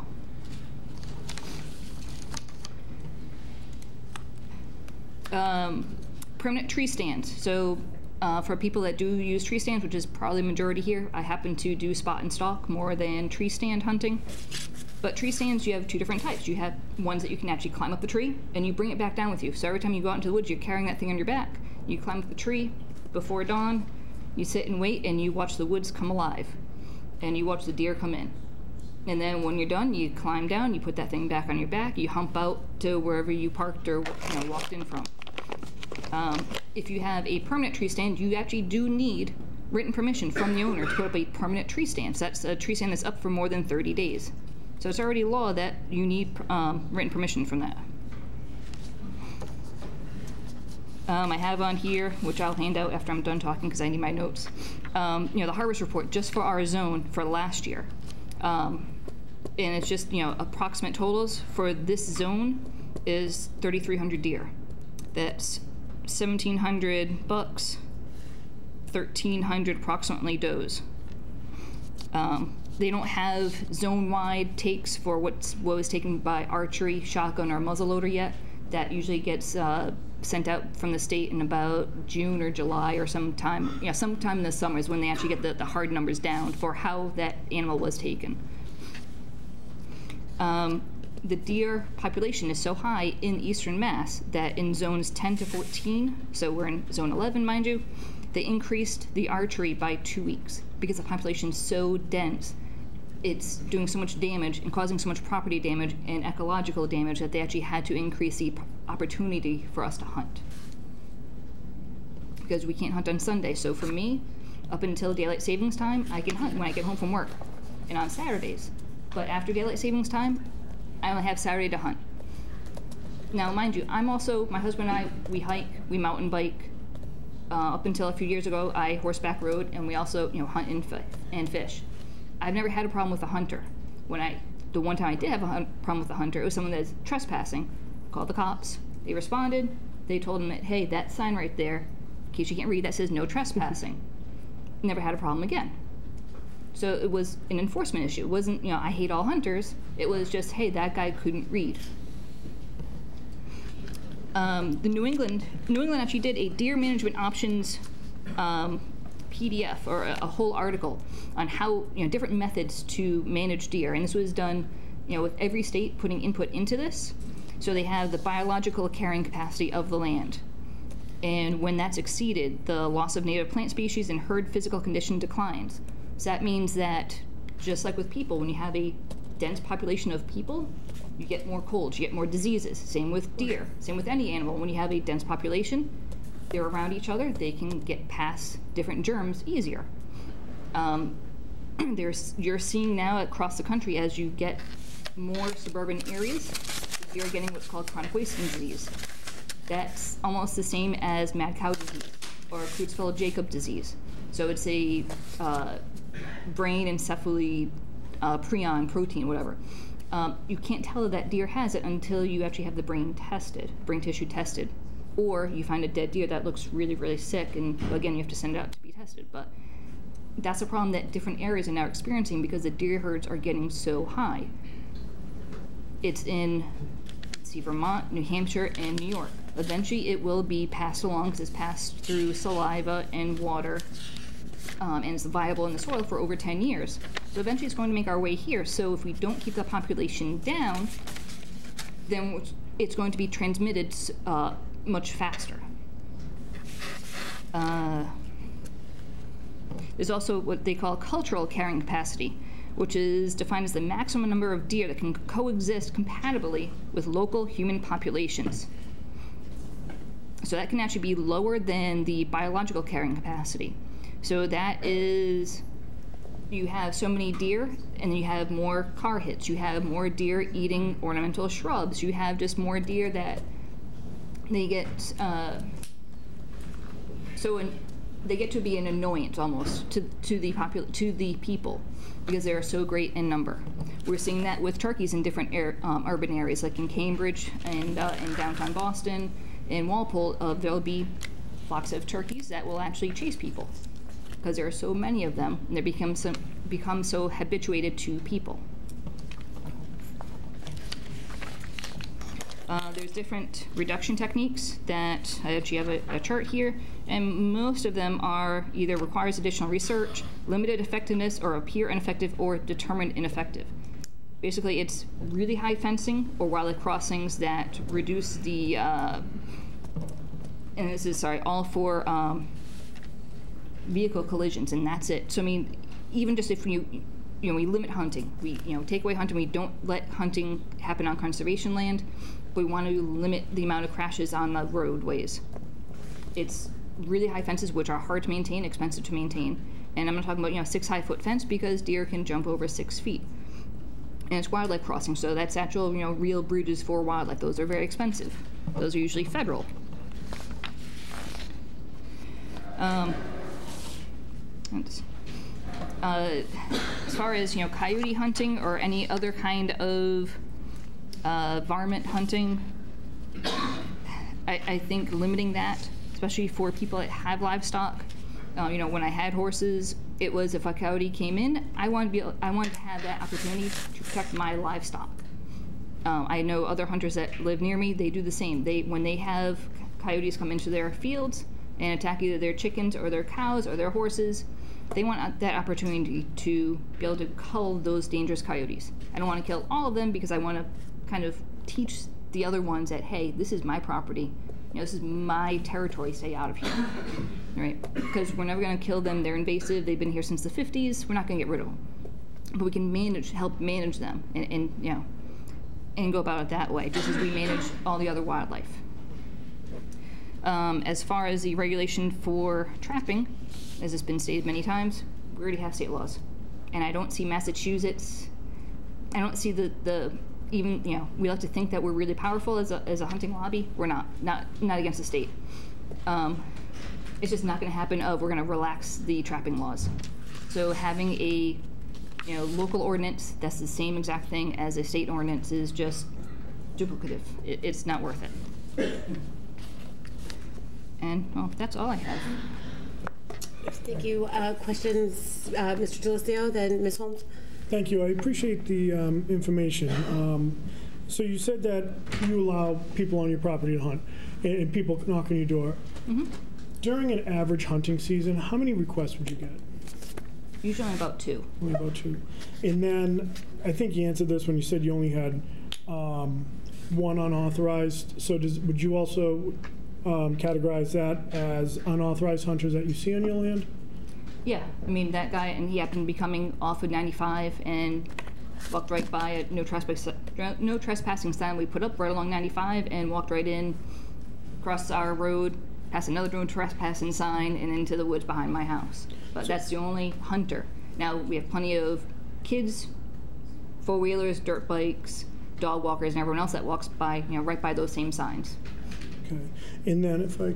Please, follow up. You talked a lot about the damage that deer do, especially ecologically. We've heard a lot of people ask about conservation land. Is it a safe assumption that the deer we run the same risk of the deer doing that same damage on conservation land as well? Definitely. And just my own ignorance, because I'm not a hunter, and nor do I pretend to know anything about it. We heard a lot about black powder. What is this black powder? So black powder is also categorized as primitive firearms. So that is, think about, Revolutionary War type. You have to load from the muzzle of the gun, put in your actual black powder. It's either in a pellet or it's powder form that you pour in. And then your bullet on top of that, and you actually pack it in. Watching the old, watching the Revolutionary War movies, you actually have to pack it in. Then you have a percussion cap on the end. That's when you pull the trigger, it almost like a flintlock. It goes in, sparks it, and that ignites the powder and fire. So it's a one shot, and that's it. Thank you. Are you all set? You're all set. Councilor Holmes. Thank you. So for your land, you do like to have some sort of permission. You do. Well, it's more of a, people usually do ask, and we don't care if it's written. We don't give written permission. We give verbal permission. Just like I said before, we feel if we have written permission, we're going to be even more liable. Even though we're not under the general statute, still civil law. Civil law, we can get sued for anything. So if there's a piece of paper that has our name on it, that says, "Hey, but you said I could be here," or if someone else gets hurt for whatever reason, well, they said they could be there, and I got hurt, so it's their fault. So we don't do written. Yeah, that's where it keeps coming up to. I'm trying to figure this out because it sounds like most people that have a plot of land do want some sort of acknowledgement that there's somebody there. But how do we do that if it's not in writing? But it sounds like you do want to be able to say, yes, it's okay to do this, or okay. Yeah, Mass law, on the Mass Wildlife page, it says, it's suggested to ask for permission. It doesn't say for written permission. It has etiquette rules of, if you are given permission, do cleanup work and, see if they would like share in any of the, animal that you take. So if you're, fur hunting, any of the money, because most fur hunting, you're selling the pelts. You're selling that fur for money. If you're harvesting for meat, you give them a share of the meat. But those are just suggestions on Mass Wildlife page. It's not a, hey, this is, a future thing you should be worried about. When we come across people on our land, we just say, hey, what are you doing here? And if we don't know who they are, I called my dad, I called my uncle, said, hey, did you give so-and-so permission to be here? No? All right, well, you know what? We don't know who you are, so can you please leave? Now, it's posted already anyway, so that we already know they're trespassing, but... Thank you. Anyone else? Any other questions? No. Thank you very much. I appreciate your time.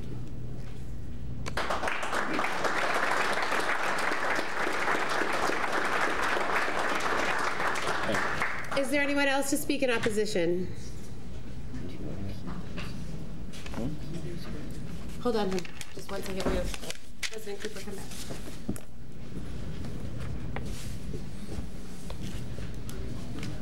You're welcome. Hello. Hello. So my name's Evangelos Tesopoulos. I live on Maynard Street. Basically, I wanted to just talk about unintended and unforeseen consequences to something like this. She had just made mention of the fact that it would actually probably end up higher taxes. When you think about when they're trying to cull populations of different wildlife in different states, as he had made mention earlier, in western United States, they actually had to cull the cougar population, and since they were no longer issuing licenses to go cougar hunting, they actually had to hire people. So what ban on hunting, pretty much, which is what this is, and on guns, would essentially make us pay more taxes.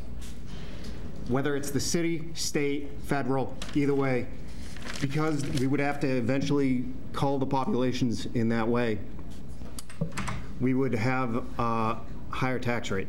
Another thing that a lot of people aren't going to, unintended and unforeseen, is that if the deer population ends up getting higher, the coyote population is also going to increase. Coyotes are opportunistic. Instead of trying to go after the harder game, which is the deer, they're going to start eating pets, livestock, things of that sort. Coyotes are in all 50 states right now. They've even been spotted inside New York City, living in abandoned buildings. So this isn't just something that happens in the wildlife on the outskirts of town. It could happen, 50 feet from here. There's plenty of empty buildings over there. I'm not saying that they're gonna take it. I'm just saying it's a possibility. It's not really something that the entire population wouldn't have to deal with. Everyone would see the increase in coyotes and the damage that they would do. They would especially be, excuse me, I haven't eaten yet and I'm kind of nervous. They would be drawn to the pet population. That could be something that all of the citizens would be concerned about, as well as higher taxes. Another problem that is traditions. My father taught me how to hunt. That's something I wish to pass on to my children. And, well, I'm Guatemalan. So we're actually indigenous to the continent, and we've been bow hunting here for 1,000 years. You're basically telling me that I can't pass on traditions that have been here longer than the United States has been here.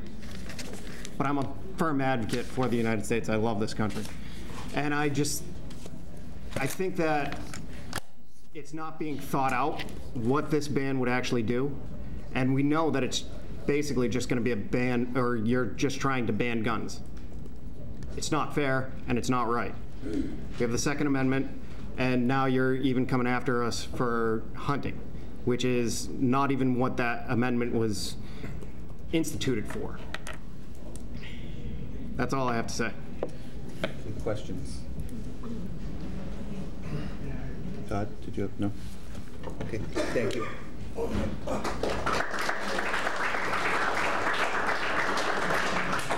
Bill Bradshaw from Pembroke Avenue, Attleboro. I guess we've heard it all here tonight. I'd just like to suggest that the council stop trying to ban hunting. This is the second year we've come out and spoke against it. And I really think the council should do everything in their power to increase hunting and open up any lands at all that we can either bow hunt on, make an ordinance that say you can only bow hunt over near Manchester Reservoir, or only gun hunt in this area. But I think you've seen it tonight, there's no safety issue. There's a few people that the only agenda they have is to protect animals. They don't want the animals killed. And as far as the landowners, I've hunted in a lot of states in Western Mass, and how they go about it up there is they have hunting or walking or horseback riding on their trails by permit only. This allows them to come and say, Bill, you can't hunt today because I've got 4 people on horseback on my trails, I've got 6 walkers with dogs out there, and we don't feel it's safe. There's no charge for it. It's just to let the landowner know what's going on in his property. That's all it is. And it works out great up there. They're really nice. And as far as walkers with dogs meet a hunter in the woods, I think they should say hi to them. We're not their enemies. You know, I meet a lot of, usually because I go in before daylight, I see them on the way out, but just, hi, how you doing today? Nice day, did you get anything? You know, and have a good conversation with them. We're not all bad, there's a few, but that's all I gotta say. Thank you. Any questions for the gentleman? Thank you very much.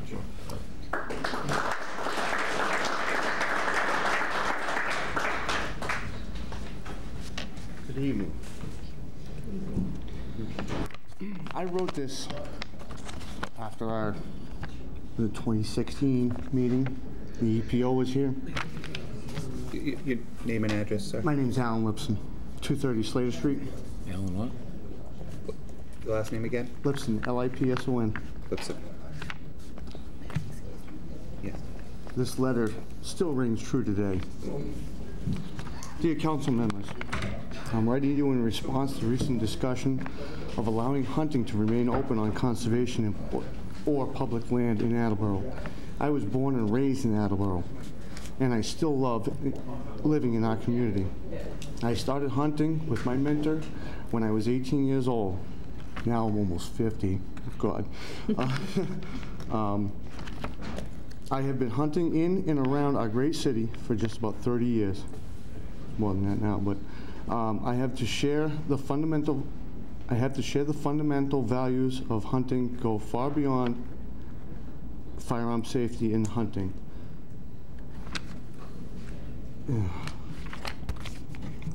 Fundamental values of hunting go far beyond firearm safety in hunting. Live game, to provide food for my family. It is a balance with creating wonderful memories with my two sons, who have learned the value of hard work and ethical hunting practices. I have also been able to teach my boys a very valuable life lesson, which most would call it pay it forward. Time in the woods, one-on-one, with people I have once looked up to. Now I spend the same time in the woods with those two who look up to me, engaging in many conversations that can go deep and memorable.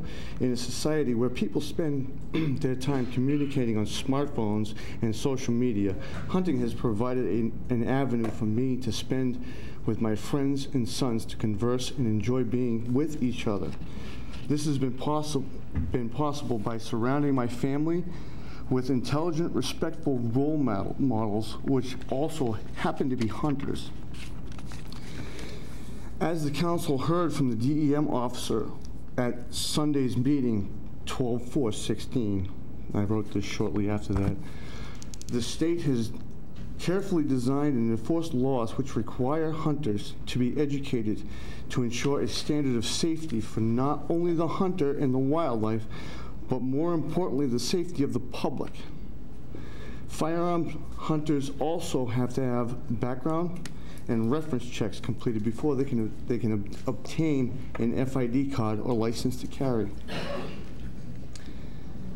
I bring these points forward because unfortunately some of our community views those of us who hunt as a group of stupid, uneducated rednecks running around in the woods shooting anything that moves.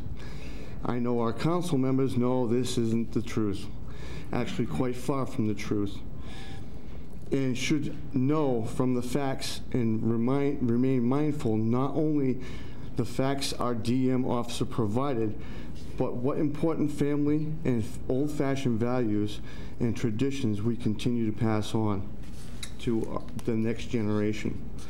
My point is some of our local community members are projecting an image of hunters that is far from the truth. It's actually very disheartening. When attending forums where this topic is discussed, I've overheard someone in the crowd saying, "I'm afraid of being shot by a hunter." I prefer to turn to facts rather than unsupported feelings. I'd like to share you the study that was completed in 2013 by the NSSF organization. I've got a hyperlink here. I'll submit this when I'm done. Here's a few facts. The rate of unintentional firearm fatalities is substantially lower than the rate of motor vehicle fatalities. A person is 56 times more likely to be involved with an unintentional fatality with a motor vehicle than with a firearm. A person is 14 times more likely to be injured playing volleyball than hunting.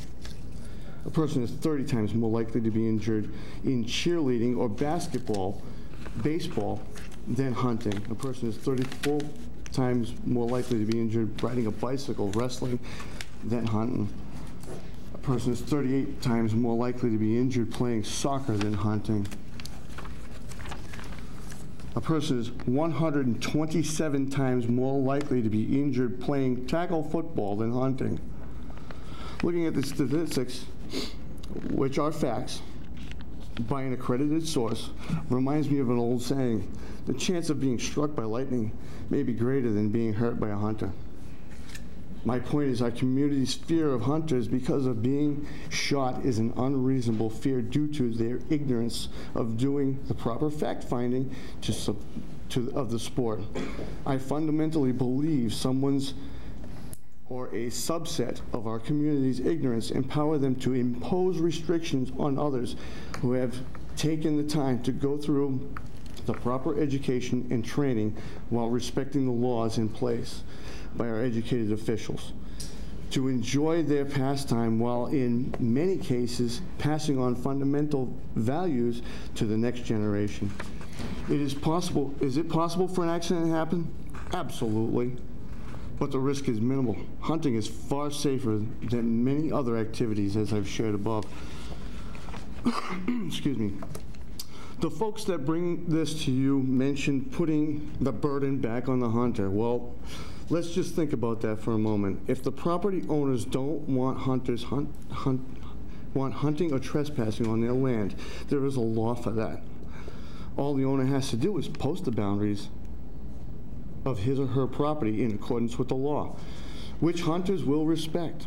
Laws are already in place to enforce them if the land is trespassed on. For example, Mrs. Spatcher. She has done a phenomenal job of posting her boundary line, which we have respected.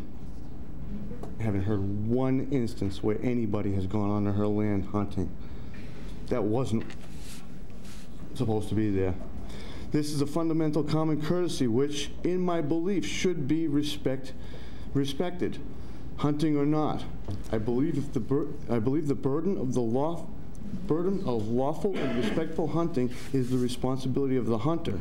The hunter has to go through the licensing process, take a hunter's education course. Archers need to take a bow hunting course. So that's on top of. Obtain a hunting license and appropriate stamps. Then research the area which we are going to hunt. So some say the burden belongs to the hunter. I will agree. But rather say the responsibility and accountability belongs to the hunter. It belongs to both of them. We need landowners on this too. If the property lines aren't clearly marked without a GPS, and I've been out before GPSs were out, it was easy to get turned around. It was easy to get lost, and you'd wind up stumbling onto somebody's property. And if it was marked, be like, oh, can't go there. We'll go back this way. Anyways, my suggestion to the council is to not waste any more of our valuable time making new laws or closing areas. If members of our council community feel hunters is breaking the law, we have a process in place for that already. We have a group of respected individuals protecting the safety and rights of us all, the Attleboro Police Department. As the hunter has to take the responsibility and accountability, this holds true for all of us, to know our rights and our laws.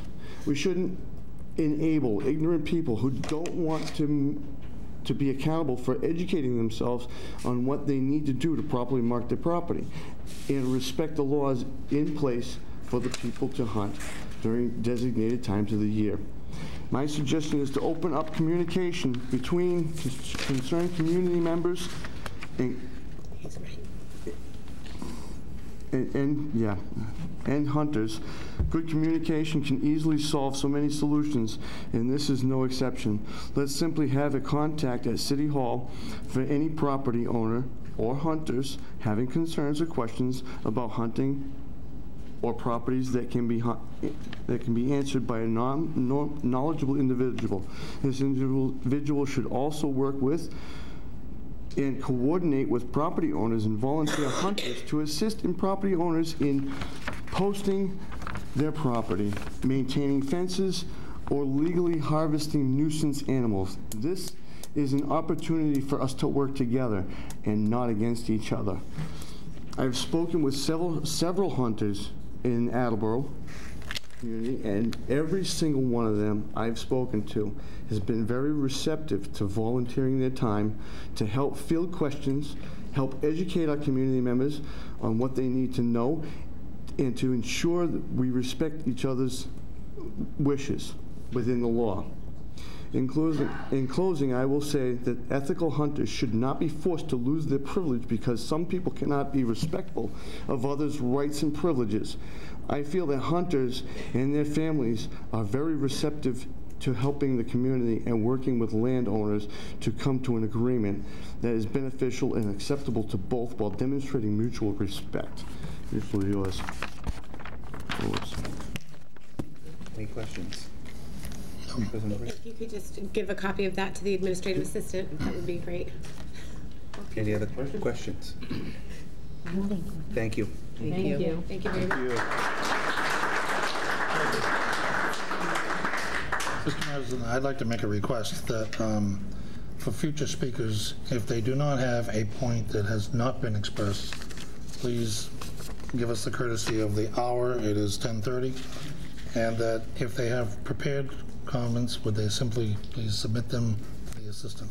Absolutely. Thank you for saying that. I was planning to make an announcement. This has been 13, to my count, 13 individuals in opposition. If you do have something and you want to address the council, by all means, I'm not telling you you can't. But if you don't have anything new that we haven't heard, or if you do have something that we haven't heard, please come on up. We did take the show of hands prior to, and we have the. Hold on one second. Councilor Blair, did you have a question? No, but before you let these people go, now that they've had a chance, maybe there's some people that have changed their minds or listened, could we have another show of hands? I think we lost 2/3 of the crowd. Really? I hadn't known. Just a point of order, we still have to do neither for nor against as Right, well. we're not So there yet. We're not Right. there yet. Yeah, we're not at the end yet. We would have to do neither for nor against. But again, if you have something new to share with us, we're happy to hear it. And we'll continue to go through anyone opposed. My name's Kyle Frazier. I'm on Fuller Ave. I hunt for 2 reasons: to put food on my table for my family and to protect my parents' property. And I say my parents because I'm not lucky enough to own property yet. But the deer destroy all my dad's beautiful trees, all of his bushes, all the rhododendrons in my garden. I don't like eating food that's sprayed with pesticides and who knows what from the store. I like to grow my own food. I like to harvest clean meat. I don't like chemical injected beef that you get at Stop and Shop. I feel that's why the country's got such a bad cancer problem. So I like to kind of sustain my own food if I can. These deer, they eat everything. They eat everything, and it all happens in the night. And an even bigger concern for me is we got pictures of coyotes right in the backyard. And these aren't no little coyotes. They're called coy wolves now. They started breeding with wolves. These things are as big as German Shepherds. And ma'am, I know you think they're very cute and friendly. They are a very vicious animal and will attack all your pets. I'm just letting you know. But my biggest concern is I have a 4-year-old niece who likes to play out in the yard. God forbid one of these coyotes attacks her, and that's coming. If you don't allow us to protect our family by harvesting these animals, it's going to be a very big problem, and you're going to have a lot of angry people coming back to defend, to bring us back. You guys are going to be begging for us to come back and take care of this problem, because you always say one problem is enough. Well, what's going to happen when someone's little daughter or son gets attacked by a coyote? You guys are going to have a lot bigger of a debate on your hands than what we got going on right now. I harvest maybe 2 deer a year if I'm lucky. That'll put about close to 100 pounds of meat in our freezer to feed our family. If you don't let us hunt or let me harvest this food, you are deliberately taking food off of my table. Plain and simple. Now I have to spend more money on groceries that I can already grow for myself. I don't need the government to provide a living for me. I can grow my own food, I can hunt my own food, and I can take care of my family just fine on my own. I'm just asking, please think real hard before you make this decision. I strongly disagree with everything on this ordinance. And I hope to God this opens you guys' eyes and you will allow us to hunt a lot more territory in Attleboro. Because I'm telling you, the coyotes are on our doorstep, and it's only a matter of time before they start attacking little kids and people's pets. As cute as they look. I'm, sorry again, but that's all I got. Any questions? Thank you. Tyler. Thank you.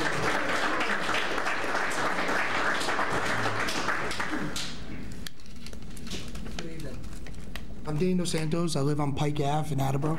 I'm also a current police officer for the city. I know many of you. My concern with this ordinance is there's times when we're in the woods, and I hunt on my own property. I own 2.5 acres on Pike Ave. I have permission from both my neighbors to hunt. And there's times where you shoot an animal, and that animal is gonna run, and it's gonna go into your neighbor's property. And you have that obligation and that ethical right to go get that animal. Now, am I supposed to stop getting that animal, draw back, go find the owner, and get extra permission? Meanwhile, the coyote is gonna go and get that deer that I just shot because I had to go and wait and try to contact the owner, go to City Hall. Do you understand what I'm trying to say? I have that ethical responsibility as a hunter. So, I'm against this ordinance. And again, as a police officer in the city, I've checked fields. I've looked at everything. If there's an issue, I'm the one that a lot of the people at the police department call. What hunting season is it?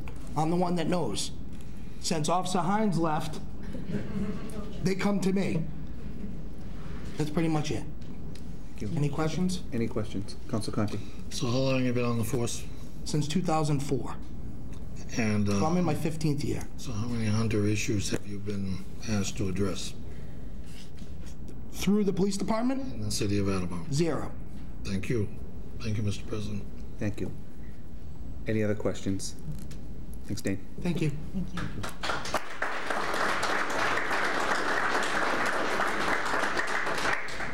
Hi, John Sunday. I've spent my whole life pretty much in Attleboro, almost all of it. My kids were raised here. My mother was raised here. I'm a hunter. I do want to say one thing. What he said was 100% accurate, something we learned from DEM officers in the hunting classes. And we don't need this, just to go over what he just said, we don't need to get permission from the neighbors. In fairness to the deer, the DEM officer says if you shoot a deer, you have the right to trespass into someone's yard and retrieve that deer, even if it goes in their pool. You have that right. Now, I heard this thing about, I see where you gotta, you're not held liable if someone hunts on your property unless you collect a fee, okay?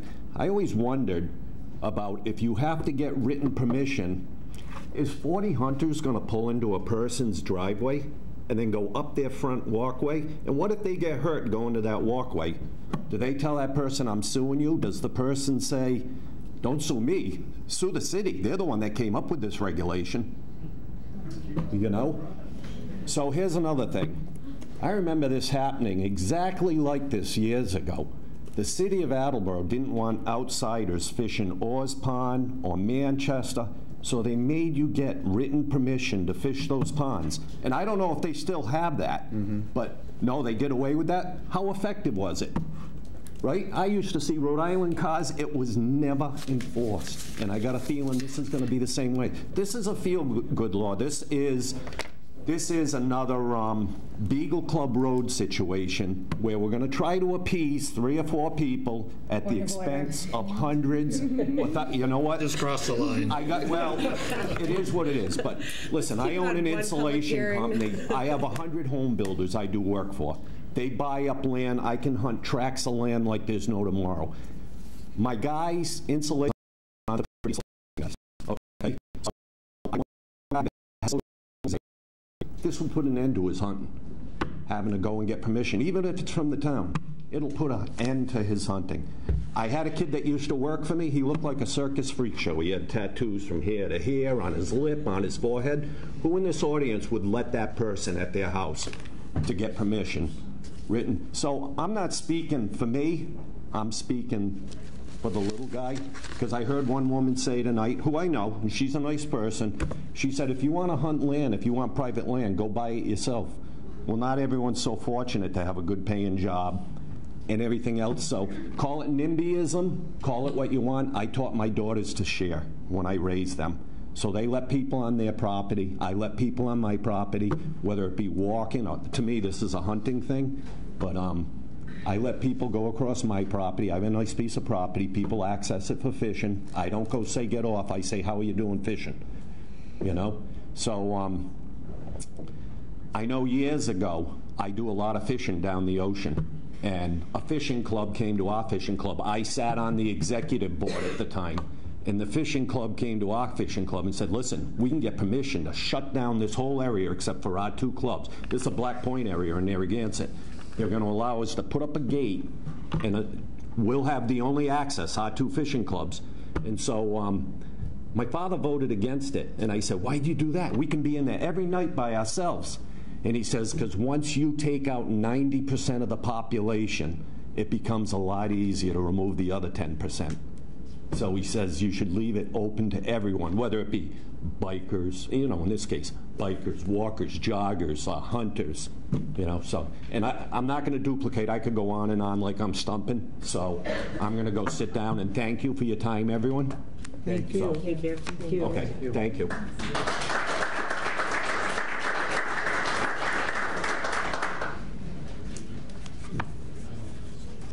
John Rio here. I own over a 100-acre farm in Attleboro, and I'm going to tell you right now, this ordinance comes down to animal lovers and gun haters.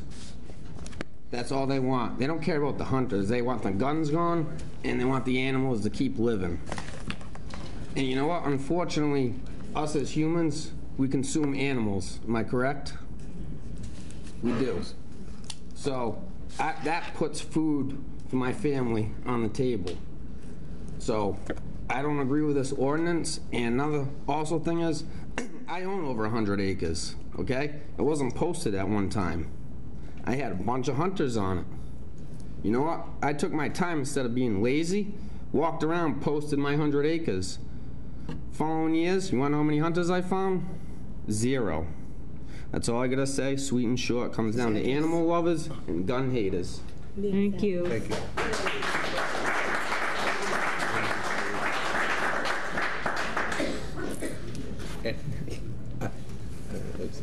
Is there anyone else?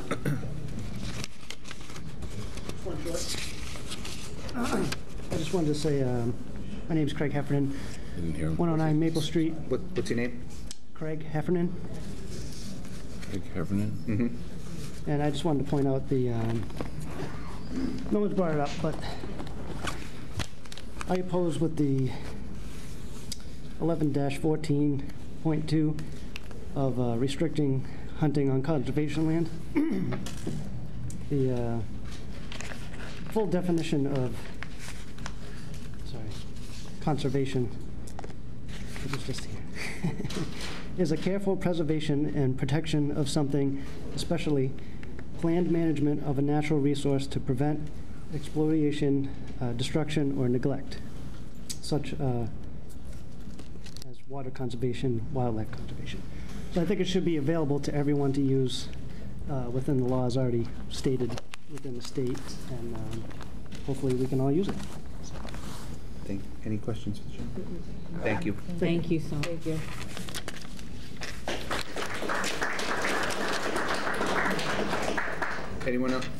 Anyone else to speak in opposition? Anyone to speak neither for nor against? Anyone to speak neither for nor against? Seeing none, Councilor Holmes, do you see any reason to keep this public hearing open? Councilor? Yes, sir. I would like to make the request of keeping the public hearing open. Because I would like to hear from the Mass Wildlife. So we don't need the public hearing open to do that? Well, if they're going to appear in front of the council and submit information, don't we need to keep the public hearing open? No, we could do that as a neighborhood meeting. We could do it outside of a council meeting like we did the last time. Very good, okay. In 2016. We had him down, Chief Hegney was good enough to make the contacts, and that gentleman come down on a Sunday afternoon to the body, and it was open to the public for questions and answers and a presentation. Because I want that. Yes. You see, before I make my decision on this matter, I think I need professional information on wildlife. Yep, I'm in agreement. I will get in touch with Kyle and see if he can make some arrangements to have him down here at a time that's convenient for him. Yeah, if that's all right with you, Mr. President. Yes, so, Council Holmes, I think it's a good idea to close the public hearing, but then request some individuals come in to speak to us. I'm comfortable doing that. Sure. Okay, great. Anyone else? Fine, that public hearing is closed. And Council Holmes and Blair can work with the chief to get a date to have that and open it to the public. Perfect, thank you. What I might recommend for that, though, is that we try to coordinate a day we could do it in a bigger venue so people don't have to stand for 3 hours in the back of the room. We could use the high school or one of the schools. Sure. That is city property, isn't it? Don't go there tonight, Peter. Yeah, at this time, I'd entertain a motion for a 5-minute recess. Second. All in favor? Aye. We are recessed till 10:45. So I just want to ask a question. So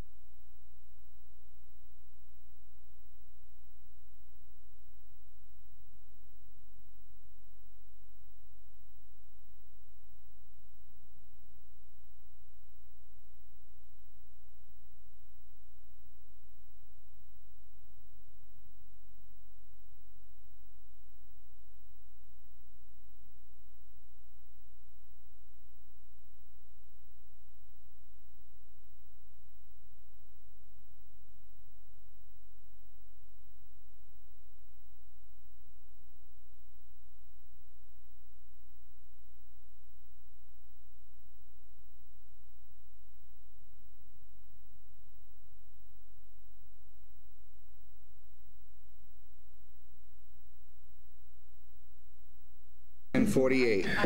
I'm busy. So at this time, I would entertain a motion to suspend the rules. Second. Thank you. The reason for suspending the rules is twofold. One is to go into committee of the whole to allow the people that have been waiting to address the council to do that. The second reason to suspend the rules this evening is to start on my right versus my left with the committee reports. Council Conti had to leave briefly and asked that we do that to accommodate him running home to let out the dog. So all in favor? Aye. Thank you. Yeah, right. So that being said, I would entertain a motion to enter committee of the whole. Second. Thank you. All in favor? Aye. Thank you. Motion passes. We are in committee of the whole. Is there anyone here who would like to address the council with any city business? Yes, Mr. President, members of the City Council, for the record, my name is David Menugian. I'm an attorney in Attleboro. I represent an outfit called Solar Therapeutics out of Somerset. That's one of the many that's looking to establish a marijuana business in this community. As you well know, there are 2 zones that require, that are eligible to establish a marijuana business in this city, each requiring permission from this council as a special permit granting authority. Those 2 zones are industrial and industrial business, the IBP district.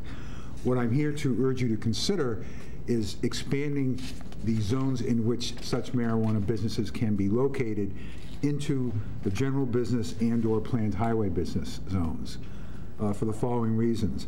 I had the opportunity to sit in behalf of several clients for a community outreach meeting that is part of the protocol a future business has to go through before they establish their protocol with the CCC and obviously the permitting community. And this involves some property off of West Street that happened to be zoned appropriately. It was an industrial zone. However, as this city grew up, and as you know, through all the businesses that were here, and particularly the old manufacturing buildings, they were here before zoning, and then all of the communities in the residential areas grew up around them. Usually the business owner had the biggest house, and all the workers were building their smaller homes around there, and that's how Attleboro evolved. So even though your ordinance, I believe, is well thought out for marijuana businesses, it was prudent to put them in the so-called industrial zones because as a city we do have established elaborate industrial zones, and it made sense. However, there's also these smaller little pockets of industrial zones where it really doesn't make sense to put these businesses, because what you were contemplating there is if there's going to be any retail would be maybe a mom and pop grocery store, bread and milk, etc., for convenience of the neighbors. So at one of these meetings we found that there was a lot of community resistance to these particular businesses because it was densely populated with a lot of different residences, single-family residences, condominiums, duplexes, etc. So what we're finding is that since you're going into just retail, it seems to make sense that you want to at least expand these possible zones to planned highway business and general business. We believe the risk would be minimal because this body still has to be the gatekeeper to decide every application on its merits. So you have a lot of retail space that's going to go wanting in the future. You all know what's been happening with respect to Amazon and the lack of retail. I think most of these strip malls or other smaller zones or even more established strip malls would be ideal places for these businesses. There's security in place. I think the landlords would be eager to have it. You don't have schools or anything that would be in the vicinity. You certainly don't have neighborhoods that it would infringe upon because these retail districts grew up outside of that residential zone. You may have a certain amount of people in lines that are abutting, but in this city, I think they're pretty well defined. So I'm simply urging you to look at this. I'd be happy to work with your planning department and Mr. Arasian. I know Mr. Kobus is head of the zoning committee. I would just urge you to look into this because I think this is going to be an area of opportunity for the city in the future, and it's just literally broadening your horizons. And I think for a lot of reasons, these business zones would be, in a way, more appropriate, particularly for just a marijuana retail business. You know, maybe a dispensary or cultivation area is more appropriate in a bigger situation is afforded into a larger building in the industrial park. But I think most of these shops would be much smaller retail developments, and I think it's certainly worth a look. And there'd be less stress in the neighborhoods to put in a smaller marijuana business in these smaller industrial pockets you still have around town that are in the middle of more industrial residential neighbors. So I would urge you to look at that. I know it's late. I appreciate what you do, and you had a long hearing, and I know they're not easy. I've been on this side, both sides, many times. So with that, if you have any questions, I'd be happy to answer them, but I'd be willing to work with the city planner and any of you folks to look into this. I think the police department should be brought in, obviously, too, but I know a lot of my landlord clients that are in these zones have space that's wanting. They have security in place. I think as part of this review, you may want to revisit some of the setbacks you have, because it may not be appropriate in a more dense, commercial setting or retail setting, but I think that's all part of an overall review, and I would just urge you respectfully to look into that. And then hopefully, if it's going in the right way, to put forward an ordinance and look at that and adopt it.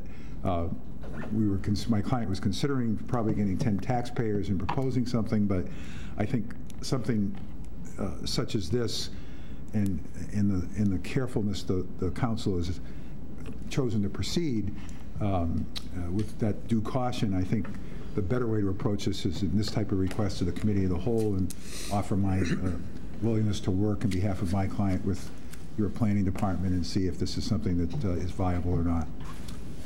Thank you. Any questions for Attorney Mnuchin?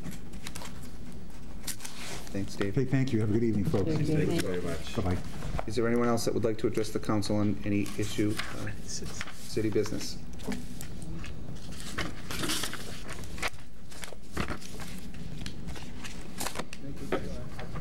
I had spoken with Police Chief Hagney, and he even left a message on my answering machine at one point in time. But he was clearly against any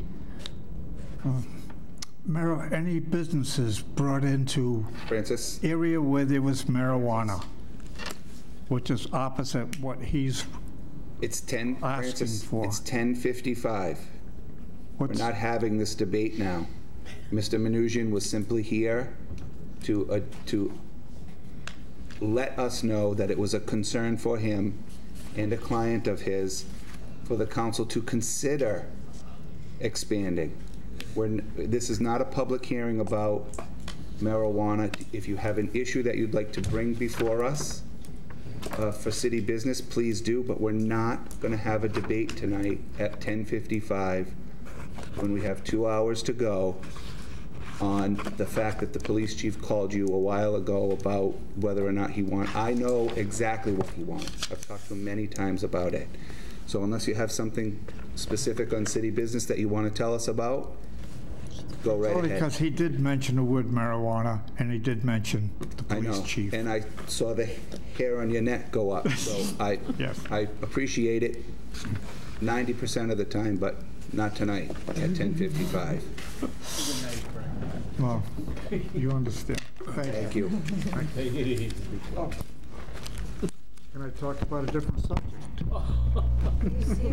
At 10:55. Briefly. There's no such thing. Francis, it's 10:55. So? These feet, so what? These feet have been in these shoes since 5 o'clock this morning. I'm tired and I'm cranky. If it's something that we need to know that we don't know, say it. But everybody else has gone home. This is just in reference, and if you want me to speak on it next meeting, that would be okay too. But it's the amount of water that comes off the roof of the building. We're not talking about that tonight. Okay. You addressed that with us. And you told us about that already. Yep. That's being looked at. Yep. It is at the senior center, coming off the Sun Chronicle. I've heard it. Got it. I didn't talk to the mayor about it, but it's on my list. He's been sick. Thank you. Thanks, Frank. Thank you. I'd entertain a motion to arise. Second.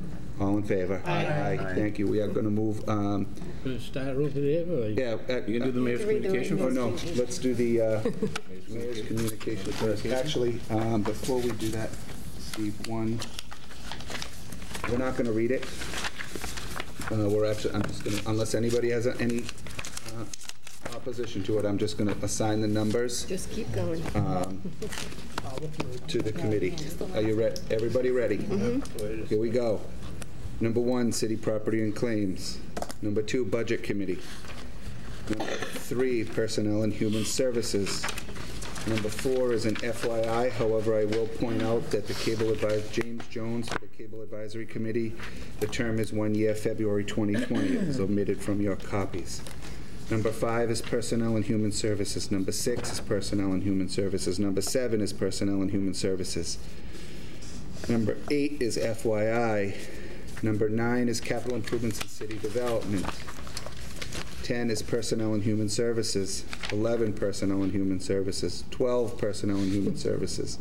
13 is the Budget Committee. 14 is City Property and Claims. 15, Capital Improvements and City Development.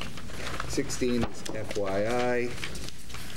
17 is City Property and Claims. 18, City Property and Claims. And 19 is Ordinances, Elections, and Legislative Matters. Thank you. Moving on to the other communications. Number 1 is Zoning and Land Use Committee. Number 2 is the License Committee. Number 3 is also the License Committee. Number 4 is the Ordinance Committee. Number 5 is an application for a special permit from Major Bloom LLC for marijuana businesses to be located at 20 John Williams Street. And that is zoning and land use, and a public hearing is required. Yes, please. Mr. Kobus, would you like to schedule that on March 19th? Yes. Thank you. A roll call vote is required, and we'll begin with Council Jackson for the public hearing. Yes. Mr. Waterman? Yes. Mr. Conti? Yes. Mr. Kobus? Yes. Vice President Parika? Yes. Mr. Delisio? Yes. Ms. Dolan? Yes. Ms. Reynolds? Yes. Ms. Holmes? Yes. Mr. Blair? Yes. President Cooper? Yes. 11 yeas, 0 nays. Thank you. We will have a public hearing on that matter on March 19th. And number 6 is zoning and land use, and I want to point out to all of you that that's relative to the public hearings for Ashley, the properties at 70 and 76 Frank Mossberg Drive are continued to February 19th at the request of the applicant. All right, now we can move on to committee reports, and we can start with Ms. Jackson. Thank you. Thank you, President Cooper. Reporting for Public Works Committee from the docket of February 5th, 2019. I move to approve the request of the mayor to appropriate $45,000 from the Water Enterprise Fund retained earnings account to the Water Enterprise Fund high lift pump for funds to purchase a replacement high lift pump as requested by Superintendent of Water Courtney Wunschel. Second. Thank you. Thank you. Motion's in order. Any I have questions? absolutely nothing to say. I said it all 2 weeks ago. Great. Thank you. This requires a roll call vote, and we'll begin with Councilor Blair. Mr. Blair? Yes. Ms. Holmes? Yes. Ms. Reynolds? Yes. Ms. Dolan? Yes. Mr. Delisio? Yes. Vice President Parika? Yes. Mr. Kobus? Yes. Mr. Conti? Yes. Mr. Waterman? Yes. Ms. Jackson? Yes. President Cooper? Yes. 11 yeas, 0 nays. Thank you. Motion passes. Thank you. From the docket of January 15th, 2019, I move to approve the request of the mayor regarding a communication from Superintendent of Public Works, Michael Tyler, informing him of $4,621.20 in funds received from the Department of Public Utilities. These funds were part of the per-ride assessment for trips conducted by transportation network companies. Therefore, the mayor hereby requests this honorable body to appropriate $4,621.20 from the DPU-TNC Funds Assessment account to the DPU-TNC Funds Sidewalk Reconstruction account. Second. Thank you. Thank you. Motion's in order. Any questions or comments? No, you're already grouchy. Thank you. I'm not We'll gonna have a say roll that. call vote. Begin with Councilor Jackson. Ms. Jackson? Yes. Waterman? Yes. Mr. Conti? Yes. Mr. Kobus? Yes. Vice President Parika? Yes. Mr. Delisio? Yes. Ms. Dolan? Yes. Ms. Reynolds? Yes. Ms. Holmes? Yes. Mr. Blair? Yes. President Cooper? Yes. 11 yeas, 0 nays. Thank you. Motion passes. Thank you. From the docket of January 15th, 2019, I move to approve the request of the mayor regarding a communication from Superintendent of Water, Courtney Wunschel, asking to replenish funds used to cover the cost to immediately fund a DEP recommended study after an internal transfer was made. Therefore, the mayor hereby requests this honorable body transfer $22,000 from the Water Enterprise Fund Reserve Fund for Transfer account to the Water Enterprise Fund Activated Carbon Replacement account. Second. Thank you. I have no comments. Thank you. Any other questions or comments? Hearing none, a roll call vote is required, and we'll begin with Councilor Blair. Mr. Blair? Yes. Ms. Holmes? Yes. Ms. Reynolds? Yes. Ms. Dolan? Yes. Mr. Delissio? Yes. Vice President Perica? Yes. Mr. Cobus? Yes. Mr. Conti? Yes. Mr. Waterman? Yes. Ms. Jackson? Yes. President Cooper? Yes. 11 yeas, 0 nays. Thank you. Motion passes. Thank you. From the docket of December 4th, 2018, I move to approve the application from National Grid to replace direct buried cable with new AL cable inside PVBC conduit throughout Augsburg Drive, fed from Riser P, pole 8149 on Slater Street. Second. Thank you. I don't have any comments either. Thank you. Still. Any questions or comments? This requires a voice vote. All in favor? Aye. Opposed? Motion Thank you. passes. I have no further business this evening for Public Works, but would like to call for a committee meeting at the appropriate time next week. Thank you. Councilor Waterman. Yes, from the Personnel and Human Services Committee in the docket of January 15th, 2019, I move to approve the request of the mayor for confirmation by this honorable body the appointment of Cynthia Amara of Murphy, Hess, Toomey, and Lehane, LLP, to fill an expired term as city solicitor under a temporary 90-day appointment in accordance with Section 3.3b of the Attleboro Home Rule Charter, term to expire February 2020. Second. Thank you. Motion is in order. Any questions or comments? No. Hearing none, this requires a roll call vote. We'll begin with Councilor Jackson. Ms. Jackson? Yes. Mr. Waterman? Yes. Conti? Yes. Mr. Cobus? Yes. Vice President Perica? Yes. Mr. Delissio? Yes. Ms. Reynolds? Yes. Ms. Holmes? Yes. Ms. Dolan? Yes. Sorry. Mr. Blair? President Cooper? Yes. 11 yeas, 0 nays. I'm sorry about that. Thank you. Motion passes. It wasn't intentional. Sure. Yes. This is the end of the Personnel and Human Services Committee. I don't have anything else to report. For a committee meeting. We'll call for a meeting next week? You're going to need one. Okay. We're all going to need one, but the reappointments don't need to come back before the council, just as a reminder. Right, Unless right. you feel, or Got the that. councilor asks you to. Okay. Thank you. You're welcome. Councilor Conti. Thank you, Mr. President. Report of the Capital Improvement City Development Committee. From the docket of January 15, 2019, I move to approve the request of the mayor to transfer $4,830 from the account Citywide Air Conditioning Unit to the account Citywide Reserve Fund for transfer as a contingency from the Shang Building HVAC repairs was not needed. Second. Thank you. Motion's in order. Any questions or comments? No, I have no comments. If anyone has any interest, it's on the internet. Go back 2 weeks and see what I'm saying. That concludes my comments. Thank you. This requires a roll call vote, and we'll begin with Councilor Blair. Mr. Blair? Yes. Ms. Holmes? Yes. Ms. Reynolds? Yes. Ms. Dolan? Yes. Mr. Delissio? Yes. Vice President Perica? Yes. Mr. Cobus? Yes. Mr. Conti? Yes. Mr. Waterman? Yes. Ms. Jackson? Yes. President Cooper? Yes. 11 yeas, 0 nays. Motion passes. Thank you, Mr. President. From the docket of February 5th, 2019, I move to approve the request of the mayor to transfer $116,335.05 in the fund wastewater second stage lift from account wastewater second stage lift other financing uses to account wastewater vehicle and equipment fund other financing uses sources to fund a portion of the acquisition of the vehicles identified by the wastewater superintendent Tom Hayes. Second. Thank you. Motion's in order. I would say the same. It's on the internet 2 weeks ago. All my comments are about it. I urge my counselors to make passage, and that concludes my comments. Thank you. Any other questions or comments? Hearing none, a roll call vote is required, and we'll begin with Councilor Jackson. Ms. Jackson? Yes. Mr. Waterman? Yes. Mr. Conti? Yes. Mr. Cobus? Yes. Vice President Perica? Yes. Mr. Delissio? Yes. Ms. Dolan? Yes. Ms. Reynolds? Yes. Ms. Holmes? Yes. Mr. Blair? Yes. President Cooper? Yes. 11 yeas, 0 nays. Thank you. Motion passes. Thank you, Mr. President. From the docket of February 5th, 2019, I move to approve the request of the mayor to transfer $95,000 in Fund 3222 wastewater second stage lift from account wastewater second stage lift other financing uses to account wastewater SCADA fund other financing sources to fund the engineering and assessment study for the wastewater supervisor control and data acquisition system. The combination of these transfers will close Fund 3222 wastewater second stage lift. Second. Thank you. Motion's in order. Any other additional comment? I would urge the passage of my fellow councilors, and that concludes my comments. Thank you. A roll call vote is required, and we'll begin with Councilor Blair. Mr. Blair? Yes. Ms. Holmes? Yes. Ms. Reynolds? Yes.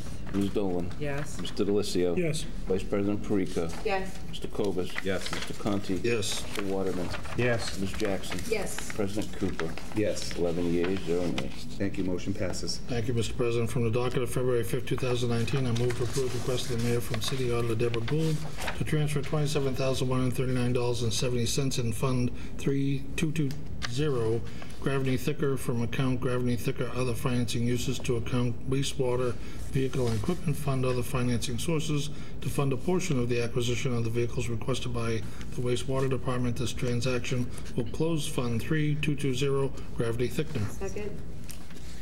Thank you. Motion is in order. Any comments? I would urge my councilors their support, and that concludes my comments. Thank you. A roll call vote is required, and we'll begin with Councilor Jackson. Ms. Jackson? Yes. Mr. Waterman? Yes. Mr. Conti? Yes. Mr. Cobus? Yes. Vice President Perica? Yes. Mr. DeLisio? Yes. Ms. Dolan? Yes. Ms. Reynolds? Yes. Ms. Holmes? Yes. Mr. Blair? Yes. President Cooper? Yes. 11 yeas, 0 nays. Thank you. Motion passes. Thank you, Mr. President. From the docket of February 5th, 2019, I move to approve the request of the mayor to appropriate $486,854.30 of wastewater premium reserve funds from Fund 3220 wastewater premium capital reserve to Fund 3225 wastewater plan upgrade. It should be noted that these funds are only a portion of the funding plan to cover the expenses anticipated in the plan upgrade. The balance of the funding required will be through a loan authorization. Second. Thank you. Motion's in order. I would urge my council's support, and that concludes my comments. Thank you. A roll call vote is required, and we'll begin with Councilor Blair. Mr. Blair? Yes. Ms. Holmes? Yes. Ms. Reynolds? Yes. Ms. Dolan? Yes. Mr. DeLisio? Yes. Vice President Perica? Yes. Mr. Cobus? Yes. Mr. Conti? Yes. Mr. Waterman? Yes. Ms. Jackson? Yes. President Cooper? Yes. 11 yeas, 0 nays. Thank you. Motion passes. Thank you, Mr. President. From the docket of February 5th, 2019, I move to approve the request of the mayor to appropriate $108,862.21 from Fund 3300 Water Premium Capital Reserve to Fund 3331 Water Vehicle Equipment Fund, and to further appropriate $13,387.70 from the account Water Enterprise Fund retained earnings to Fund 3331 Water Vehicle Equipment Fund to fund the acquisition of a backhoe. Second. Thank you. Motion is in order. I would urge my councilors to support this. That concludes my comments. Thank you. This requires a roll call vote, and we'll begin with Councilor Jackson. Ms. Jackson? Yes. Mr. Waterman? Yes. Mr. Conti? Yes. Mr. Cobus? Yes. Vice President Perica? Yes. Mr. DeLisio? Yes. Ms. Dolan? Yes. Ms. Reynolds? Yes. Ms. Holmes? Yes. Mr. Blair? Yes. President Cooper? Yes. 11 yeas, 0 nays. Thank you. Motion passes. Thank you, Mr. President. From the docket of February 5th, 2019, I move to approve the request of the mayor to appropriate $231,107.08 from Fund 3300 Water Premium Capital Reserve to Fund 3332 Reed Street Water Main to provide funding for the Reed Street Water Main Replacement Project. Second. Thank you. Motion's in order. Thank you, Mr. President. I'd urge my council's support, and that concludes my comments. Thank you. This requires a roll call vote, and we'll begin with Councilor Blair. Blair? Excuse me. Yes. Ms. Holmes? Yes. Ms. Reynolds? Yes. Ms. Dolan? Yes. Mr. DeLisio? Yes. Vice President Perica? Yes. Mr. Cobus? Yes. Mr. Conti? Yes. Mr. Waterman? Yes. Ms. Jackson? Yes. President Cooper? Yes. 11 yeas, 0 nays. Thank you. Motion passes. Thank you, Mr. President. From the docket of February 5th, 2019, I move to appropriate $17,000 from the account undesignated fund balance free cash, general government, to Fund 3555 Twin Village Pool for an assessment and development design for repairs needed for the Dodgeville site. Second. Thank you. Motion's in order. Thank you, Mr. President. I enthusiastically request my council's support, and that concludes my comments. Thank you. A roll call vote is required, and we'll begin with Councilor Jackson. Ms. Jackson? Yes. Mr. Waterman? Yes. Mr. Conti? Yes. Mr. Cobus? Yes. Vice President Perica? Enthusiastically, yes. Mr. DeLisio? Yes. Ms. Dolan? Yes. Ms. Reynolds? Yes. Ms. Holmes? Yes. Mr. Blair? Yes. President Cooper. Yes. 11 yeas, 0 nays. Thank you. Motion passes. Thank you, Mr. President. That concludes the Business Capital Improvement City Development Committee has to bring before the council this evening. We look forward to a meeting in 2 weeks. Thank you. Council Conti, on the 2 for the special committee, do you mind holding till the 19th on those 2 matters? do not Thank you. Happy to. Thank you. Council Kovas. Reporting for the Zoning and Land Use Committee from the docket of October 2nd, 2018.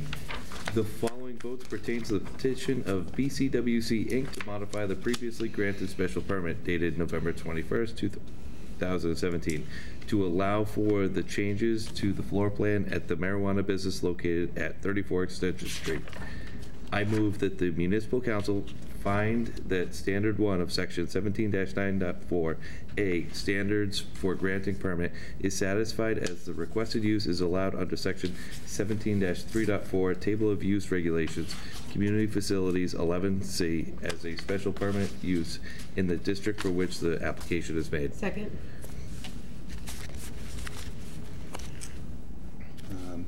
Thank you. I just had a thought. Council Waterman will not be voting on this matter. He was not sworn in at the time of the public hearing. Any other questions or comments, Councilor Kovas? These first ones are all for the medical marijuana, the RMD license that already exists, and this is to change the floor plan. Those comments will carry through for all of these. Great. Any other questions or comments? Hearing none, a roll call vote is required, and we'll begin with Councilor Blair.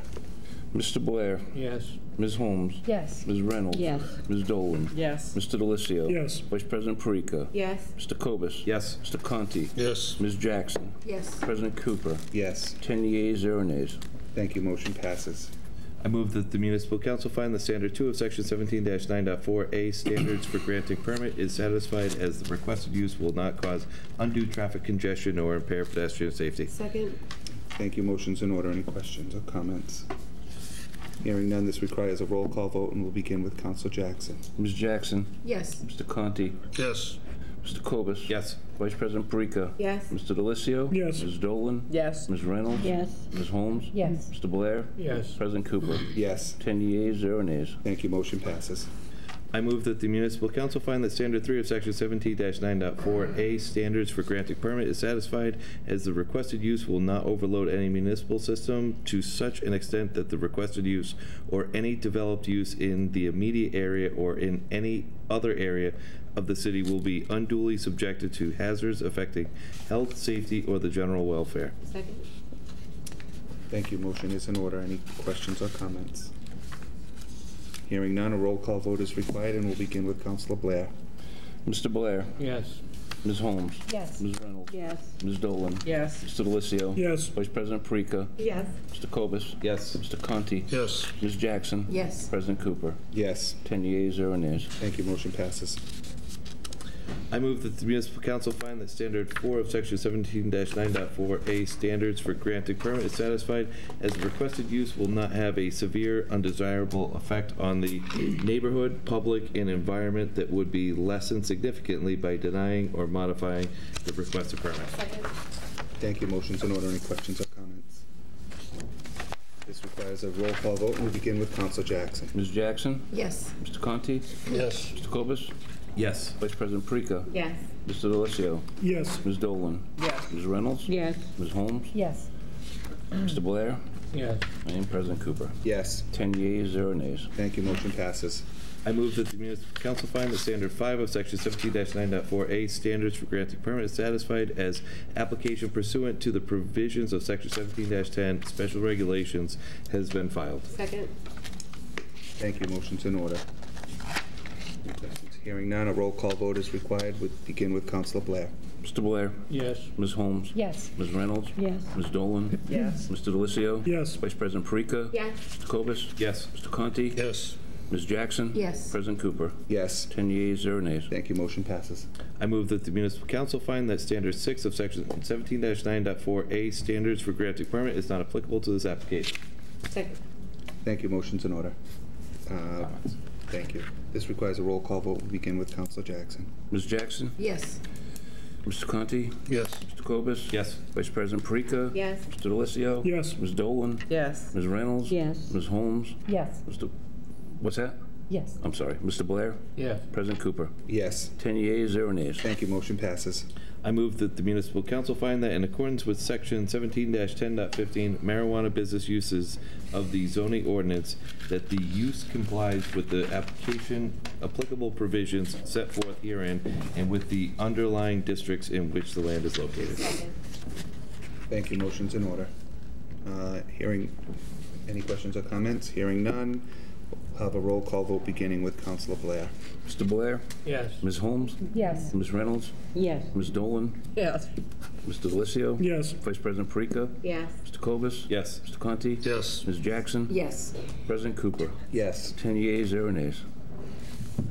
And the last one.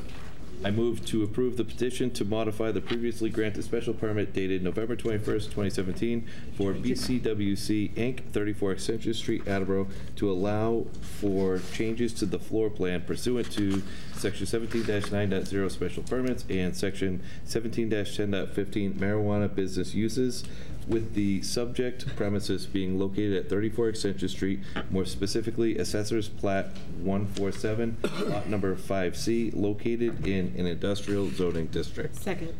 Thank you. Motion's in order. Hearing no questions or comments, we'll have a roll call vote beginning with Councilor Jackson. Ms. Jackson? Yes. Mr. Conti? Yes. Mr. Cobus? Yes. Vice President Perica? Yes. Mr. DeLisio? Yes. Ms. Dolan? Yes. Ms. Reynolds? Yes. Ms. Holmes? Yes. Mr. Blair? Yes. President Cooper? Yes. 10 yeas, 0 nays. Thank you. Motion passes. Excuse me. The following votes from the docket of November 20th, 2018. The following votes pertain to the request from BCWC Inc. for a special permit to operate a marijuana business located at 34 Extension Street. I move that the municipal council find that standard 1 of section 17-9.4A, standards for granting permit, is satisfied as the requested use is allowed under section 17-3.4 table of use regulations, community facilities 11C, as a special permitted use in the district for which the application is made. Second. Thank you. Motion is in. It's not in order yet because I have a question. Council Waterman, did you participate in this? What date were you sworn in? I can't. November 12th. Okay, so you participated in this. I don't know. I think that you did. Yeah. Yeah. This one you did, but when we made the comment, this was your first public hearing. Okay. Thank you. So motion is in order. Any questions or comments? So these following motions all pertain to BCWC and the special permit application for recreational marijuana at the same location as the previous one. Thank you. So Mr. Waterman is voting? Yes, he is. Okay.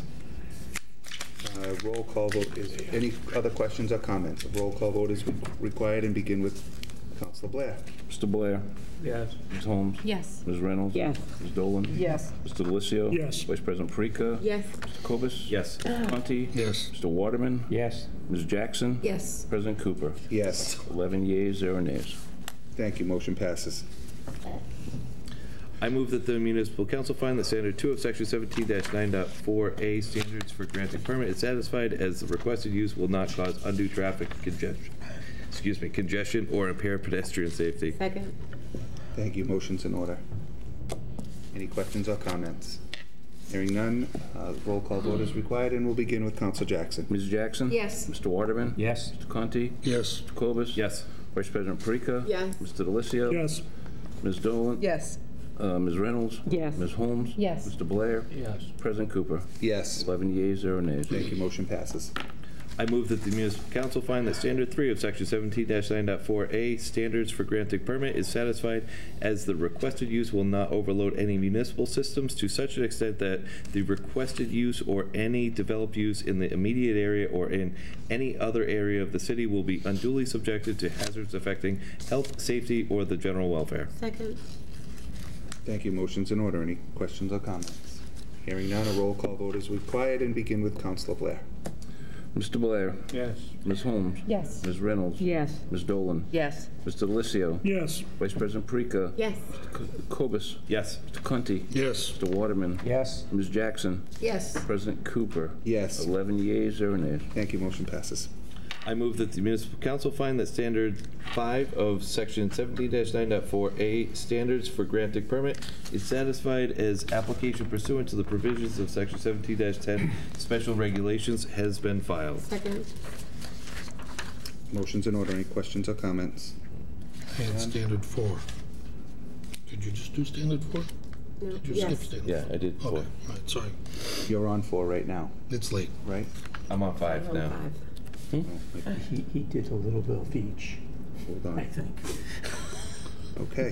What's that? Wait a minute, he's on section. Steve saying. He's on the. I think you're I on. think he skipped. I had section 4. I think he skipped I think 4. you're on 4. I think you're on 4. You're on 4. You're on 4. Correct. He's on 4. You're right, because the last one was the... You stand corrected on 4. You said has I been stand filed. corrected. No, let me start over. I withdraw my second. Thank you. I move that the municipal council find that standard 4 of section 17-9.4A, standards for granting permit, is satisfied as the requested use will not have a severe undesirable effect on the neighborhood, public, and environment that would be lessened significantly by denying or modifying the requested permit. Second. Thank you. Motion's in order. Any No questions or comment aside from comments? thank you. You're welcome. Hearing none, we'll have a roll call vote. Begin with Council Jackson. Ms. Jackson. Yes. Mr. Waterman. Yes. Mr. Conti. Yes. Mr. Kobus. Yes. Vice President Perica. Yes. Mr. Delisio. Yes. Ms. Dolan. Yes. Ms. Reynolds. Yes. Ms. Holmes. Yes. Mr. Blair. Yes. President Cooper. Yes. 11 yeas, 0 nays. Thank you. Motion passes. I move that the municipal council find that standard 5 of section 17-9.4A, standards for granting permit, is satisfied as application pursuant to the provisions of section 17-10 special regulations has been filed. Thank you. Motion's in order. Any questions or comments? Hearing none, a roll call vote is required. Begin with Councilor Blair. Mr. Blair. Yes. Ms. Holmes. Yes. Ms. Reynolds. Yes. Ms. Dolan. Yes. Mr. Delisio. Yes. Vice President Perica. Yes. Mr. Kobus. Yes. Mr. Conti. Yes. Mr. Waterman. Yes. Ms. Jackson. Yes. President Cooper. Yes. 11 yeas, 0 nays. Thank you. Motion passes. I move that the municipal council find that the standard 6 of section 17-9.4A, standards for granting permit, is not applicable to this application. Second. Thank you. Councilor Dolan, do you need to go take a deep breath? Nope, I'm good. You sure? I'm Because positive. you're a little slightly disruptive. I'm just Okay, thank you. tired. We all are. Any other questions or comments? Hearing none, this requires a roll call vote, and we begin with Councilor Jackson. Ms. Jackson. Yes. Mr. Waterman. Yes. Conti. Yes. Mr. Kobus. Yes. Vice President Perica. Yes. Mr. Delisio. Yes. Ms. Dolan. Yes. Ms. Reynolds. Yes. Ms. Holmes. Yes. Mr. Blair. Yes. President Cooper. Yes. 11 yeas, 0 nays. Thank you. Motion passes. I move that the municipal council find that in accordance with section 17-10.15 marijuana business uses of the zoning ordinance, that the use complies with the applicable provisions set forth herein and with the underlying district in which the land is located. Second. Thank you. Motion's in order. Any questions? Thank you. This requires a roll call vote, and we'll begin with Councilor Blair. Mr. Blair. Yes. Ms. Holmes. Yes. Ms. Reynolds. Yes. Ms. Dolan. Yes. Mr. Delisio. Yes. Vice President Perica. Yes. Kobus. Yes. Mr. Conti. Yes. Mr. Waterman. Yes. Ms. Jackson. Yes. President Cooper. Yes. 11 yeas, 0 nays. Thank you. Motion passes. And the last one. I move to approve the application for a special permit for BCWC Inc., 34 Extension Street, Attleboro, pursuant to Section 17-9.0, Special Permits, and Section 17-10.15, Marijuana Business Uses, with the subject premises being located at 34 Extension Street, more specifically, Assessor's Plat 147, Lot Number 5C, located in an industrial zoning district. Second. Thank you. Motion's in order.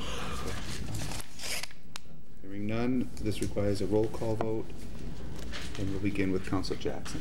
Ms. Jackson. Yes. Mr. Waterman. Yes. Mr. Conti. Yay. Mr. Kobus. Yes. Vice President Parika. Yes. Mr. Delissio. Yes. Ms. Dolan. Yes. Ms. Reynolds. Yes. Ms. Holmes. Yes. Mr. Blair. Yes. President Cooper. Yes. 11 yeas, 0 nays. Thank you. Motion passes. Thank you, everyone. That recreational marijuana establishment that's passed in the city. You get the hairy eyeball over there. From Francis. Yeah, you guys can't go yet. We had to stay. Thank you, everybody. That concludes the business for the Zoning and Land Use Committee, and I call for a committee meeting at the next appropriate time. Great, thank you. Councilor Parika, I have some motions to strike, but would you can skip them hold them till the 19th? You'll be the acting president on the 19th, so you can do with them as you wish at that time. Reporting for budget appropriations from the docket of January 15th, 2019, I move to approve the request of the mayor to transfer $300 from fire maintenance of vehicles to fire bills previous year to pay an invoice from Sterry Street Towing and Auto in the amount of $300 from fiscal 2018. Second. Thank you. Really briefly, I discussed this earlier tonight. This is just to pay a bill from a situation where there was a car fire reported on I-95 February of last year. This is just to pay the towing. There are no shifts in the night. Thank you. Any other questions or comments? Hearing none, a roll call vote is required, and we'll begin with Councilor Blair. Mr. Blair. Yes. Ms. Holmes. Yes. Ms. Reynolds. Yes. Ms. Dolan. Yes. Mr. Delissio. Yes. Vice President Parika. Yes. Mr. Kobus. Yes. Mr. Conti. Yes. Mr. Waterman. Yes. Ms. Jackson. Yes. President Cooper. Yes. 11 yeas, 0 nays. Thank you. Motion passes. Thank you. That is it for budget appropriations. We'd like to call for a meeting next week at the appropriate time. Thank you. Reporting for License Committee, I have 2 motions this evening from the docket of January 15, 2019. I move to approve the application from Kenneth Blaze of 15 Paddock Lane, Attleboro, for a hawkers and peddlers license to sell pizza from a mobile truck. Second. Thank you. Motion's in order. Any questions or comments? No comments, talked about it last week. Great. A voice vote is required. All in favor? Aye. Opposed? Thank you. Motion passes. From the docket of January 15, 2019, I move to approve the application from Corey Blaze of 41 Hayes Avenue, Attleboro, for a hawkers and peddlers license to sell pizza from a mobile truck. Second. Thank you. Motion's in order. Any questions or comments? None. Hearing none, this requires a voice vote. All in favor? Aye. Opposed? Hearing none, motion passes. That's all the business I have for License Committee, and I'd like to call for a committee meeting at the next appropriate time. Great. Reporting for City Property and Claims Committee from the docket of February 5th, 2019. I move to approve the request of the mayor regarding the donation of $250 in Stop and Shop gift cards from Bay Coast Bank to the Veteran Services Office. In accordance with Section 1-12 of the revised ordinances of the City of Attleboro, the mayor respectfully requests your honorable body to accept these generous donations to the City of Attleboro. Second. Thank you. Motion's in order. Any questions or comments? No. Hearing none, a voice vote is required. All in favor? Aye. Opposed? Thank you. Motion passes. On the docket of January 15th, 2019, I move to approve the request of the mayor regarding a communication from Director of Veteran Services, Ken Batishare, advising of the donation of $100 and $200 in Stop and Shop gift cards from 2 anonymous donors. Additionally, the donation of Stop and Shop gift cards totaling $500 from the Disabled American Veterans Chapter Number 91 of Attleboro. Lastly, the donation of gift certificates for various grocery stores and retail outlets totaling $815 from Alpha Delta Kappa, an international honorary organization for women educators. And in accordance with Section 1-12 of the revised ordinances of the City of Attleboro, the mayor hereby requests this honorable body to accept these generous donations to the City of Attleboro. Thank you. Motion's in order. Any comments or questions? No. Hearing none, a voice vote is required. All in favor? Aye. Opposed? Thank you. Motion passes. On the docket of January 15th, 2019, I move to approve the request of the mayor regarding a communication from Library Director Johnson advising of the donation of an office chair with an estimated value of $126 from Monica Conlon. In accordance with Section 1-12 of the revised ordinances of the City of Attleboro, the mayor hereby requests this honorable body to accept these generous donations to the City of Attleboro. Second. Thank you. Motion's in order. Questions or comments? No, A I voice do not. vote is required. All in favor? Aye. Opposed? Thank you. Motion passes. And from the docket of January 15th, 2019, I move to approve the request of the mayor regarding a communication from Legal Secretary Allison Wood about a vehicle that the Building Inspections Department respectfully requests this honorable body to declare the following as surplus for resale value and available for disposition. It is a 2007 Ford Taurus. The VIN number is already been read in the minutes, and there's 137,000 miles. It's in poor condition. Second. Thank you. Motion's in order. Any questions or comments? Hearing none, a roll call vote is required, and we'll begin with Councilor Jackson. Ms. Jackson? Yes. Mr. Waterman? Yes. Mr. Conti? Yes. Mr. Cobus? Yes. Vice President Parika? Yes. Mr. Lucio? Yes. Ms. Dolan? Yes. Ms. Reynolds? Yes. Ms. Holmes? Yes. Mr. Blair? Yes. President Cooper? Yes. 11 yeas, 0 nays. I have no further business from City Property and Claims Committee, but I would like to call a committee meeting at the next appropriate time. Thank you. Yes. I would like to call for a committee meeting at the next appropriate time for traffic transportation. Thank you. Thank you. Reporting for ordinance, election, and legislative matters. I only have one motion this evening. I move to call for a public hearing on February 19, 2019 to address the adoption of Mass General Law, Chapter 40, Section 8J, as it pertains to changing the Attleboro Disability Council to the Attleboro Disability Commission and all that entails. Second. Thank you. Motion is in order. Any questions or comments? Well, I look forward, I'm inviting some of the individuals, including the chair from the Disability Council, to talk about why they want to make this change. Great. Perfect. Any other questions or comments? Hearing none. All in, voice vote is required. All in favor? Aye.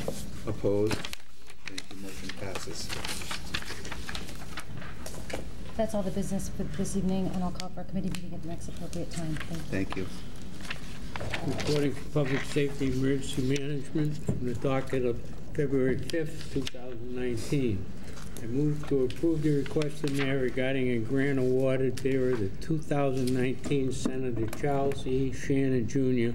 Community Safety Initiative to the Attleboro Police Department. No matching, for of $10,554.10 to the Attleboro Police Department. No matching funds are required by the city.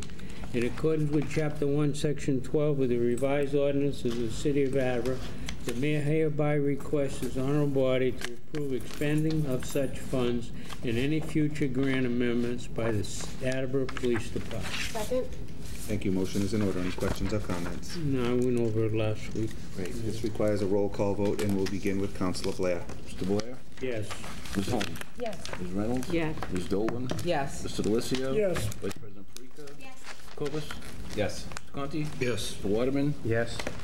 Ms. Jackson? Yes. President Cooper? Yes. 11 yeas, 0 nays. Okay, there is no old business. There is no... Councilor Cobus first, and then Conti. Sorry, I just wanted to share with my committee that I'll be traveling on business next week, so if you guys could take zoning and land use, I will not be here next Tuesday. Mr. President, I'd like to call for a meeting of the Special Committee on Council's Rules of Procedure in 2 weeks.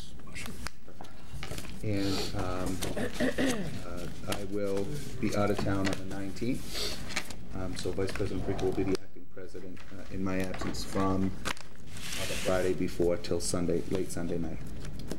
There is, yep. I'd like to also call for a committee meeting for the Senior Tax Abatement Committee in 2 weeks as well. Great. Thank you. Thank you. Any other questions or comments? There is no old business. There is no new business at this time. I'd entertain a motion to adjourn. Second. Woohoo. All in favor? Aye. We are adjourned at 11:36. And it's not midnight. You would.